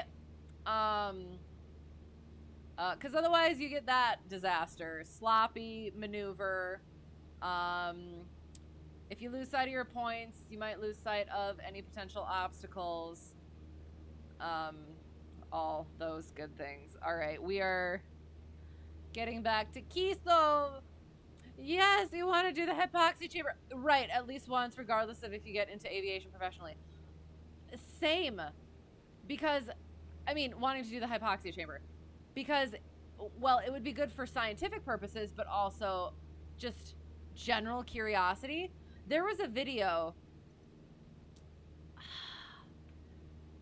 There was a video where some, I'm gonna climb just a little bit here. There was a video that had 3 different, I want to say they were military pilots, and they were put in the hypoxia chamber. And it was super freaking interesting because there, so again, 3 of them. And the first 2 started feeling symptoms gradually. But the third one was kind of like, okay. And then all of a sudden just got hit with it. And it was actually kind of freaky to watch. So I would recommend it. Something to, yeah, keep in mind. Hypoxia is no joke. It's funny to see how fast you lose mental capacity. Right, I would be super, super curious. Because, like, I want to feel like I'd be able to hold it together, at least for a little bit. But, thank you, Foreflight. But at the same time, I feel like that's probably something that everybody thinks and or wants. And it's probably a big old no. So, yeah. Huge aviation enthusiast. You never know if something might happen at altitude that knowing your own... Right, warning signs can be helpful. Right, absolutely fair, yeah. Reason they have so many doctors and nurses right there on standby just in case. Right. Oh, it was freaky. What? You walked around Pikes Peak and could barely stand up. Oh, goodness. Okay. Interesting. And then it's funny to hear about, like, other people who live at those higher altitudes and they're so much more accustomed to that. Oh, all of the differences. And all of the different puzzle pieces to put together. I am losing it very gradually. Maybe not so gradually. It is starting to hit me a little bit more. This is later than I usually go. I apologize. Kinston Tower, Cessna, Hotel Tree 1 Delta 1.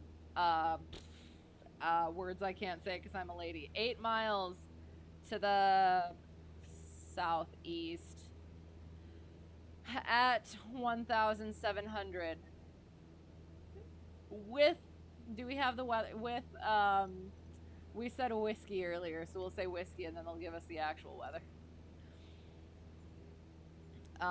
KISO 24th at 0805 Zulu. I have not seen that.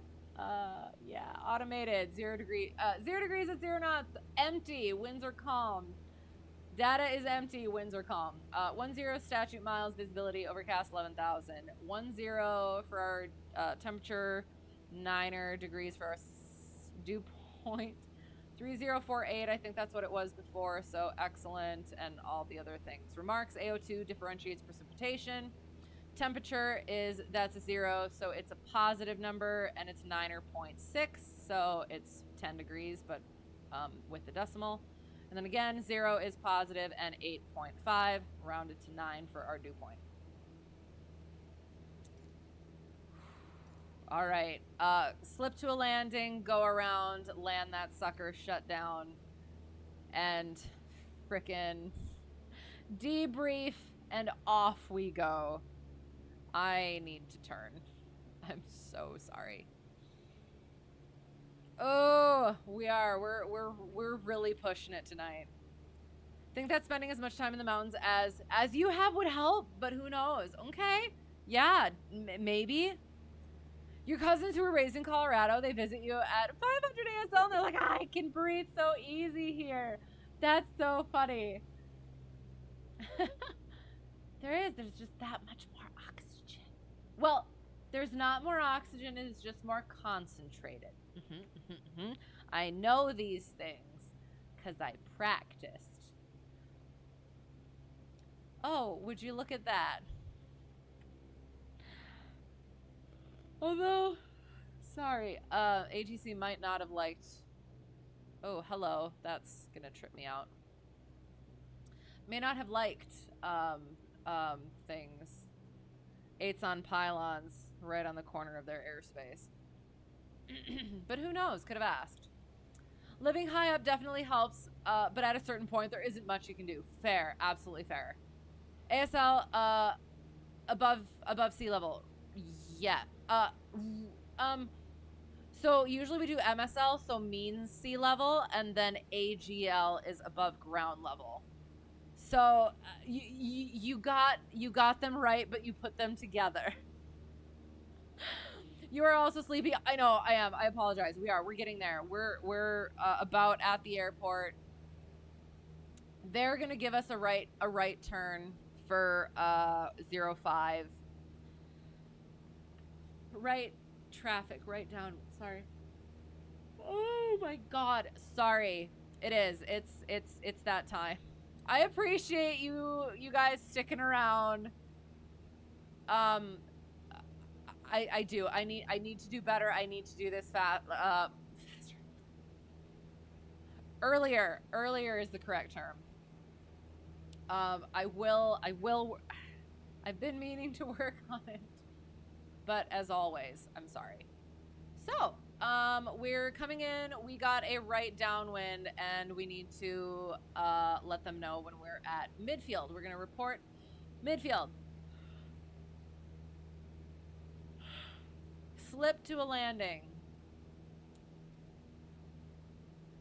Oh, Kinston Tower, Cessna Hotel, Tree 1, Delta 1, right downwind 05, midfield. Sorry, midfield right downwind 05. And then they say clear to land 05.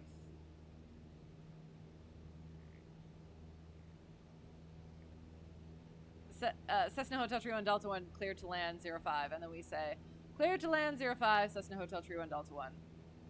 For the love. And then at that point, sorry. Oh, frick. We're almost there. We're almost there. Maximum effort. What is that? Strange. We are cleared to land, so we're at 1,000 feet. Oh, and we're coming in for a landing, but we are gonna come in too high so that we can slip to a go around. So we're gonna turn our base. Darn it, whoops, lady, can't say that from chat. I can't, darn it. But that's why y'all are able to put text form. I mean, oh god, don't abuse the privilege, of course, but oh. This would definitely be a go-around scenario, but I also want to do this, like, it's the sim, so we're doing things, not proper, like. So, we are way too high. We're coming in on our final.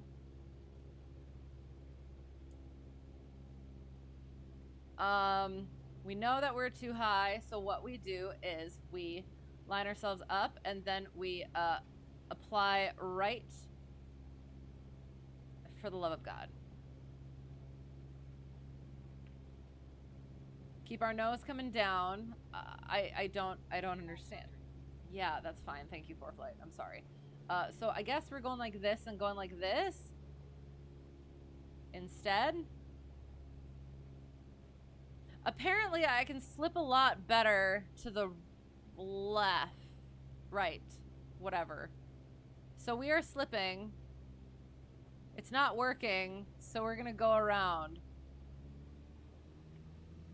So we power up, carb heat goes in, take out 1 notch of flaps right away, and then once we build up that speed,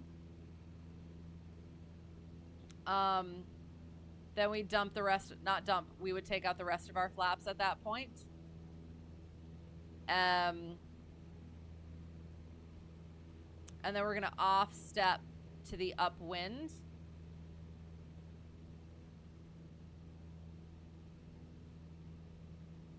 And we would call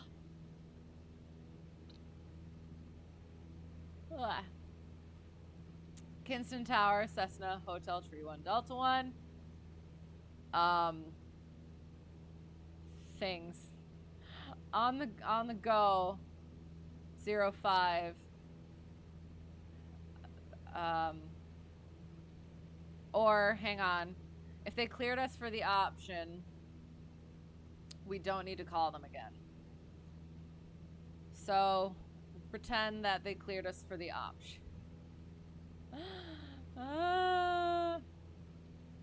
Okay, sorry. MSL is an adjusted datum plane, technically not sea level.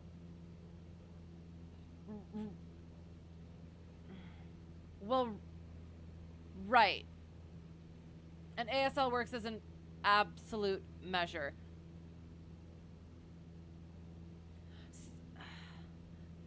The thing is I don't know. I guess the ones that we typically use are AGL and MSL. So I don't know. Keeping it simple. I don't know. I'm sorry. My brain isn't working, so I'm not entirely sure I can fully process what you're saying to me. I apologize. Just get on the ground safely first. I know, we're working on it. We're working on it. Overhead brake. Yeah, that was unfortunate. Woo-wee, yes. Hello, how is it going? Oh God, what did I do? What did I say? I mean, don't tell me what I said. I did not, did I? Sorry. Have you eaten the planet yet? Not yet, but you're trying. Positive vibes. We believe in you. Oh, goodness. Okay, so we did our go around, our slip to a landing and a go around, kind of. And now we did all the things. So we're landing. We're done. We're gonna go pack it up. Oh my God, I am so sorry. Like, it is. This is. Fatigue is a word that I can't say because I'm a lady. So we were once again cleared for landing. They'll call us and then we'll say Cessna Hotel Tree 1 Delta 1 cleared to land 05.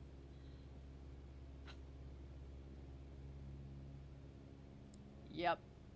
That. Bring that power out some more. Carb heat goes in. Lights are on. Carb heat. Fuels on both. Undercarriage is fixed. Mixture is full rich. Power propeller pumps. Safety. Oh, words. Seat belts and security. You're dying over here? I'm glad to be of amusement. Oh, frick. Wrong button. Flaps are words. There.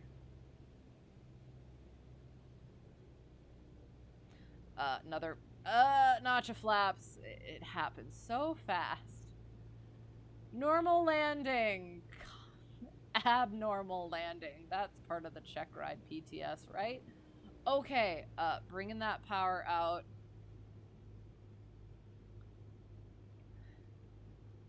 We got 4 whites. Excellent Foreflight. Helpful. we're above glide slope. That means we have a displaced threshold, so we got to make sure we land past the actual threshold. There's a mouse in the middle of the screen. Apologies. Here we are. We're coming in. Right seat. Shaft of the yoke. Over the threshold. We bring that power out. Gently bring our... Oh, look at that. Ah, frick. Stop. No. Shh. Where are we going? Oh, God.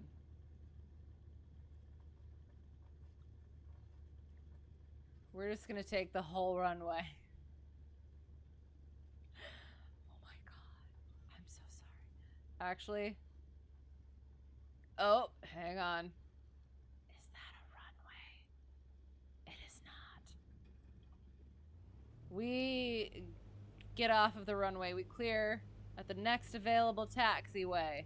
That is what we had in our lesson practice earlier. We clear that hold short line with everything. We clean up the aircraft and await further instruction. And they don't want to deal with this anymore. So they're going to say, yeah, they want to have a word with us. So taxi towards the tower through any means necessary. And then we say, okie dokie. I'm just kidding. Alpha and then ramp. And then we say, yes. Taxi to parking / tower. Alpha. Alpha. Oh my God. Let us go. We're going all the way. Oh, look at Ducky. Sorry. Look at that cutie.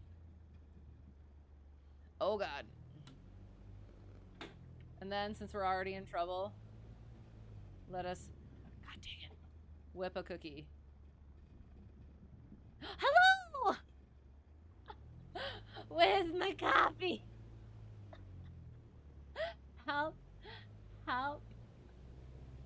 Yeah, I need some coffee to go with these cookies. I'm sure it looks so dumb from outside. Hang on, here we go. Let's look. Let's whip the cookies. Why isn't it working? Whipping the cookies. Is this working for you? Are you gonna be able to get my coffee in while I do these sweet moves? So sorry. Oh no! Is that intentional? Because your cookies are a lot better than mine. Why am I still going? Sorry. I have my brakes on. That's all I got. All right, shutting down. Honestly, mentally already gone, checked out, shuts off all the things. Hoy ya friggin' yoy. Off.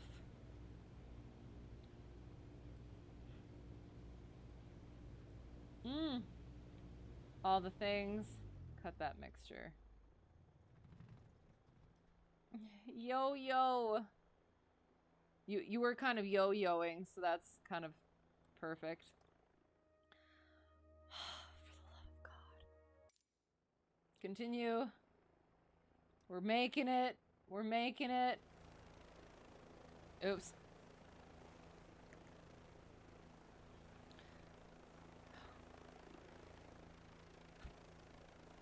My eyes are bugging out. We are normal human beings. Control the space. Do that shut thing. Out we go. Hello, buddies. Tower buddies.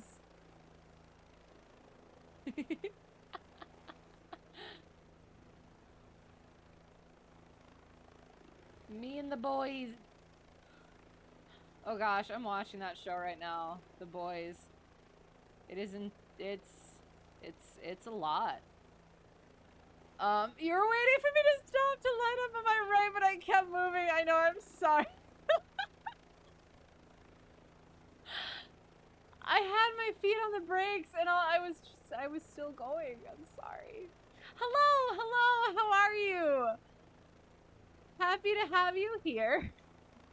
We just did our shutdown. We're gonna go over LittleNavMap. I am very much out of it. I'm gonna. Oh, words. So apologies. Oh, that's kind of. It's kind of aesthetic, actually. So, Captain Corin here with DoorDash Air with the delivery of a much-needed seat to take me home because I need sleep stat. That is absolutely accurate. Yes, appreciation is much and directed in your direction. So yeah, we'll pull up LittleNavMap and go over, oh god, the things. So, first we did our Runway Incursion Avoidance lesson plan practice. Oh my god.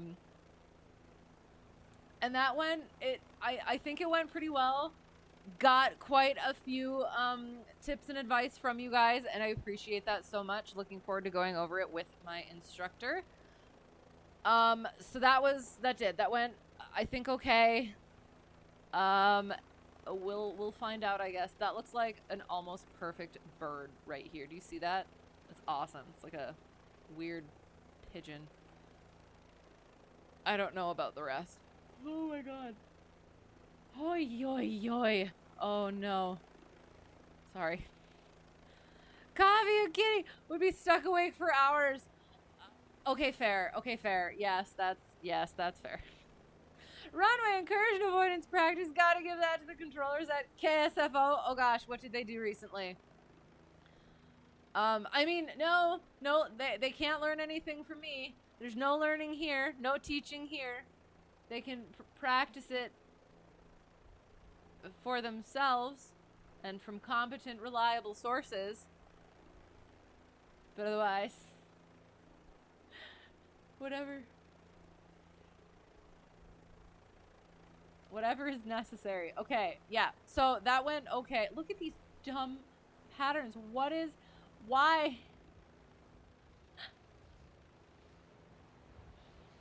I promise, again, I should put that in the disclaimer as well. I do fly better in an actual plane. Surprisingly.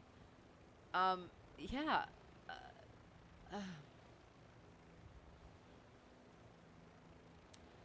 So we did Runway Incursion Avoidance. Did that. Gonna go over that. Gonna polish that up. Then we did our MockISH CFI Checkride. We did our short field takeoff. We did a midfield short field takeoff. And then we went out. We did our clearing turns. Most excellent. And then we did our fundamentals of flight, descents, and straight descents.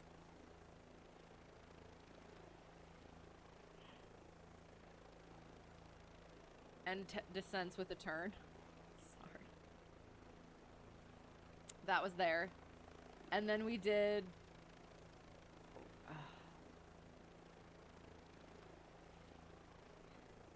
descents with a turn. And then do we do stalls? No, hang on, no, sorry.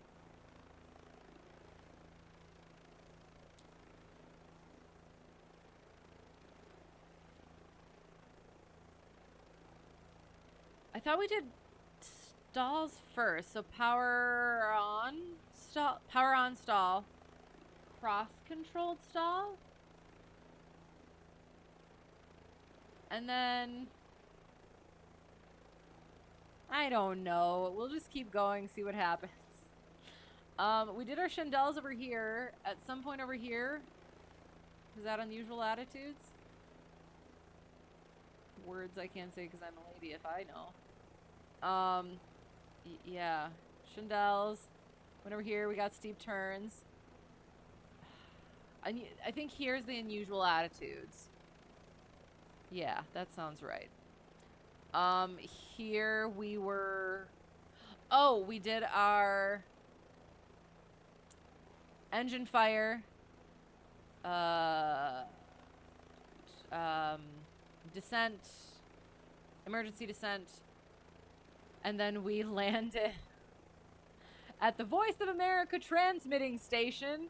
Hey, it worked. So, we went with it. Took off again, did our soft field takeoff there. Came over here and was looking for our spots. Eventually choosing here. So we came here and did this gigantic part of the 8. And then did this tiny part of the 8. So I actually think we, again, so, okay. Issues there. Sorry. I mean, you get the actual feedback in a plane rather than the sim. Yes, absolutely. Always found it harder to fly in the sim than the plane, which is weird. See, it seems like it should be weird, but I say that all the time, and I have heard that from other people too. So apparently it's not that weird. We're not that weird.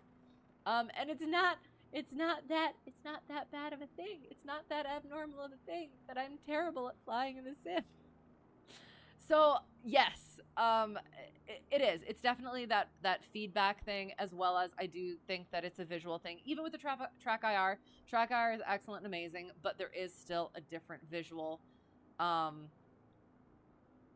So yeah, so there's so many differences. Again, always helpful with flows, but yeah, it's there are things.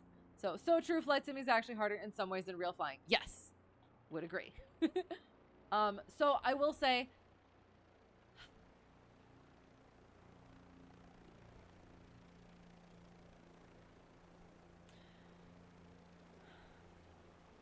I think so picking of the points, I do think maybe part of this is a wind situation, because I was going off of a what I thought winds aloft was 190.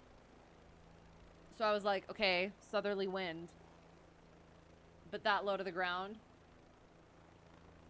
Perhaps it was actually coming from more this way, which, I mean, that would explain. So pick points. That's why we pick our points on a line perpendicular to the wind.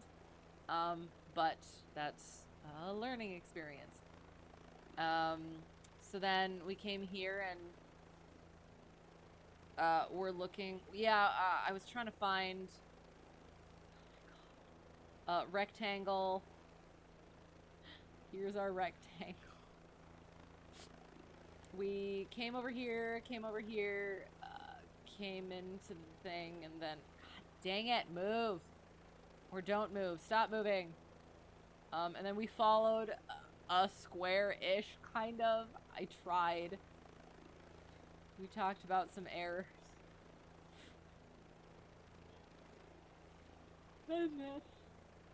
Came back this way.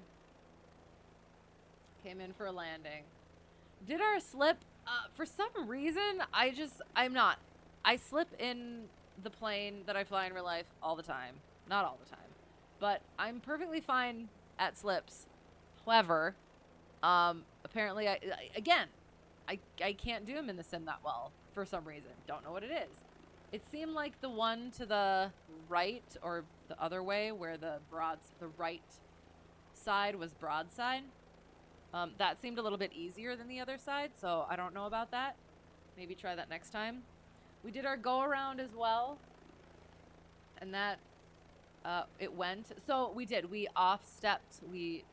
Off-stepped to the right, to the upwind, and then came back around and just really terribly did pattern and did normal landing. And then, hello! Thank you for the follow, I Fly Aircraft. I love your name. Appreciate you being here. I'm so sorry for everything. I am really out of it at the moment. It's a lot later than usual, so many apologies. So yeah, flight sim very good for practicing and perfecting procedures. Yes, but you can pick up bad habits in the practical aspect of flying from a sim. Abso-freaking-lutely. Yes, all of that, absolutely. I've been doing the sim since I started my training, and just like you said, the procedures and everything, getting those things down, remembering things from my lessons has been excellent. But there are certain things that I end up doing in here that I do think bleed into, as much as I do try to compartmentalize them, it does end up kind of bleeding into a little bit the actual flying. But there's a give and take. Again, there are good things that come from it, so just keeping an eye on that. You're back with your 407 now. I had to go chase a forklift driver who decided to try to cut your tail in half, airlifted his container on top of the tower so he can deliver it. Amazing. Kudos. You get 'em. Fellow new CF. Hello, CF here. So I'm in training. I'm still in training. I haven't done it yet. So new CFI, congratulations. How new? What is your plan for aviation in general? Have you started with students? Are you part 141 or 61? And if you don't want to answer any of those questions, that is absolutely fine. Appreciate you being here. That's so awesome. And yes, welcome. But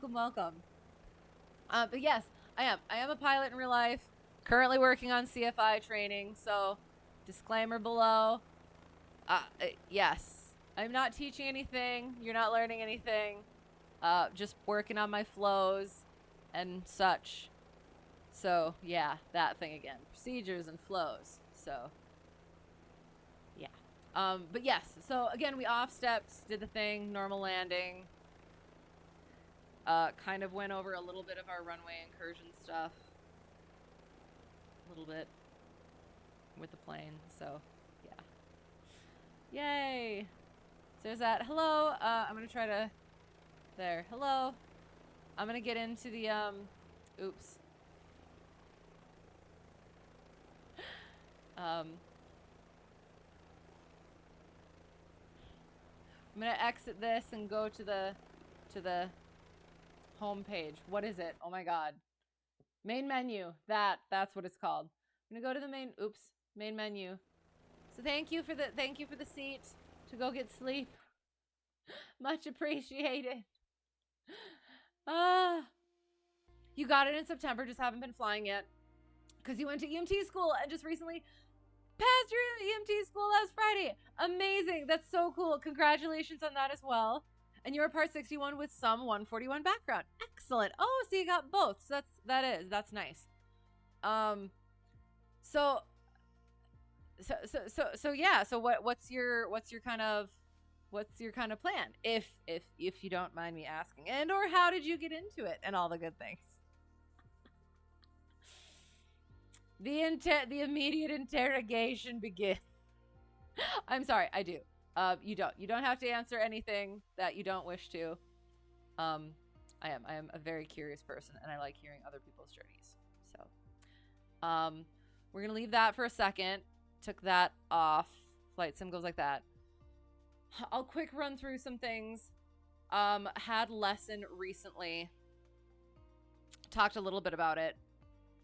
It's my current instructor, friend instructor, is going to get his type rating for his new job coming up here soon. So this last lesson, instead of doing like actual like mock checkride like we did before, we just kind of worked on some stuff that I really needed work on, which was we talked about in practice these, the chandelles, steep turns, cross controlled stalls, because yeah, being still getting used to the right seat, still getting used to the 150. Yeah.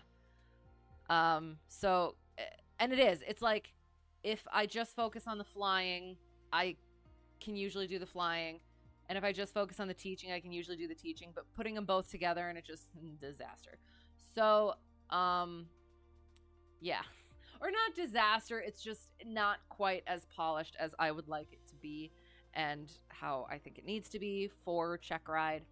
So, yeah, just working on those. And I'll be flying more often myself and practicing those things myself and getting that down. Hopefully a lot more coming up.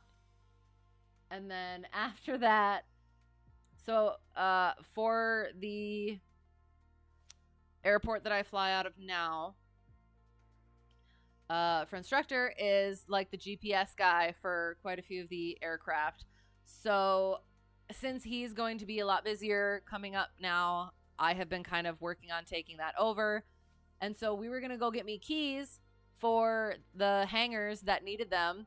And then turns out there's actually a master set already hanging out somewhere. So I can do that instead. Got that taken care of. Got all the GPSs updated. Still working on those sorts of things.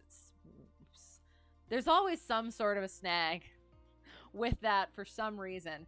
Oh, if for anyone who was around for the last time we updated GPSs and I thought I broke the computer, apparently I did not. So that's a good positive update. But yeah, other than that, I think that's about it. So yeah, we'll find somebody to raid. I am dead currently, but y'all can go have fun. Unless, of course, are you all going to bed? Because then I'll just cut it and go to bed as well. I mean, I will be going to bed, but if you guys want to go somewhere, I'll quick do the browsing thing. And yeah, and so next Tuesday, it is Tuesday. Yeah, so next Tuesday, we'll be flying again. For those of you who are new, we fly. We also once in a while, well, not once in a while, we like to do games on Sundays and reading on Thursdays. We're currently working through Sherlock, and when I say currently, I mean we haven't been in a while because I've been working on this. However, we're gonna get back to that at some point, but since I'm getting closer to CFI Checkride, we're just gonna be focusing on the flying for now. So again, Tuesday we'll be flying, barring changes. I have a Discord. You can go in my Discord. I'm not going to yell at you with caps lock. I'm sorry. There. I will let you know if anything changes. Sometimes I have to swap to Monday or to Thursday or something like that, but expect for now, Tuesday we'll be flying. Sorry, going back out or going back up. So you are now a flight instructor and a firefighter. Excellent. That's super cool. Career goal is just to build hours 1,500 or get picked up by the Air Force Board, as this will be your second attempt at that this year. Good luck. It'll be great. Second time's the charm. So happy. I used your line. Oh God, which line? What did I say? We're crying out loud. My seat at the 407 is waiting for us. This is a delivery. I'm sorry. We're going. If you pass the ground, can almost guarantee that you'll pass flight. See, again, people say that. But like, I feel like I'm gonna be that person. I'm going to do something. I'm gonna mess something up just because it'll be like, oh, I passed it. But now the pressure is on. I don't know. There's so many opportunities. So I don't want to necessarily go into it thinking that way, because then I absolutely will. Sorry. You had 2 attempts, okay? Had to redo your ground maneuver lesson because you botched it so hard. Oh, can I ask like what part of that? And you were going to bed for sure? Yes, like it is. It's necessary. I'm gonna pass out pretty quick here. Don't see anyone simming unless I don't mind someone who's not simming. I mean, we well, oh, hang on. Well, we'll find a new friend. How's that sound? If see, the thing is like when we find new friends, I'm not sure that they speak because they're not speaking when I check into. Immediate interrogation, yes. I did. I've noticed like not only that, but also like people come in to chat and I won't acknowledge that they've just come in. I just like just continue with the conversation. Like they just get brought into the conversation immediately. And then I have to like kind of go back a little bit and be like, oh, hello, how is it going? Because I didn't say that because you're automatically already part of the shenanigans. So, yes. But addressing with a greeting. Oh, this could be fun. Hang on. I think we're gonna go here. We're gonna go here. This this looks interesting. So yes, I do. I like that immediate interrogation. It belongs on a t-shirt. It's my channel. Do what I want to do. Just here to help. I do for the Tuesdays. I do like to spread the love to the aviation gang. So and this kind of looks interesting for anybody who is sticking around. So yeah, you did steep turns, easy maneuver, but you couldn't say the words that the DP wanted to hear. Leave it at that because it was just poor explanation on your part during the oral exam. Just got nervous, which is absolutely fair. And that's the thing. That's why I started out my lesson plans by doing whiteboard stuff. So like putting it into a paper lesson plan and then drawing stuff on the whiteboard. And I realized after doing all of those, I don't want to have to think about what I need to say. I want all of that on the PowerPoints. So now I'm going back through and doing PowerPoints.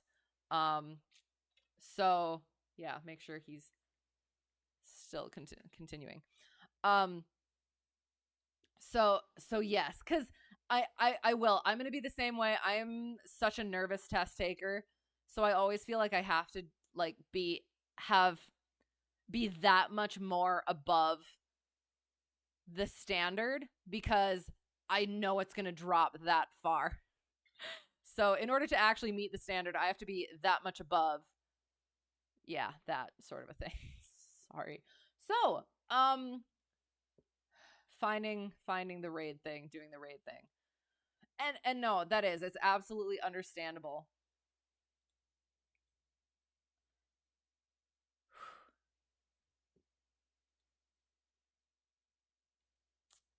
Totally have drawn stuff out on a whiteboard before to explain stuff to viewers. Wait. Me doing that or you? Yes. Do you have an easier way to do that? Because I haven't found one yet. But yes, enjoy your night. Thank you. You as well. We're getting to the raid. Shoot.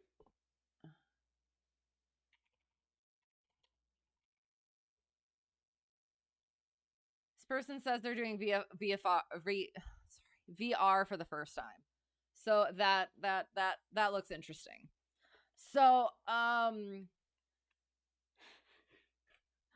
yeah. You have an actual whiteboard with a camera. Oh, to use to show it. Okay, sounds good. Okay. Yes, me. You have done so, not me. Right. Yes. Okay. Sounds good. I wasn't sure. I wasn't.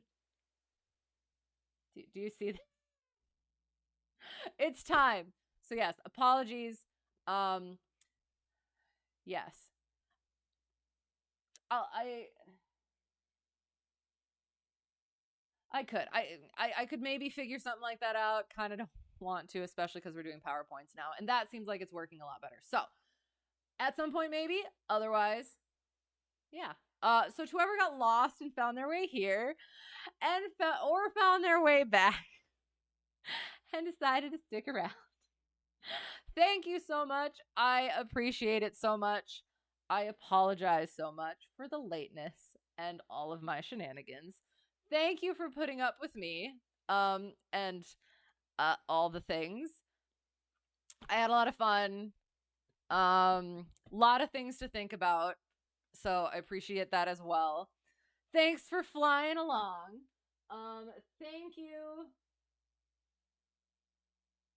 Thank you, Sparky Pilot and Pyrotech312 for the raids. Appreciate it so much. Good to see you. Welcome to all the new people. Thank you for the follows. Always good to see people that come around more often as well. So yeah, all the good things. Thank you. Find a raid and go to bed. I am. We get a phone number call from the sleep controllers. Oh no, we're going. So yes. So we went over the things. Have a great whatever it's gonna be for you. Hope to see you again soon. Again, should be Tuesday. We'll let you know in Discord if it is not. If I forgot anything, brain has been mush for a while, so I didn't mean to. I apologize. Thanks for bearing with me, and yeah, all the things. So yeah, before anything else, bye. Good night. Thank you so much. Hope to see you again soon. Thank you. And bye. Sorry.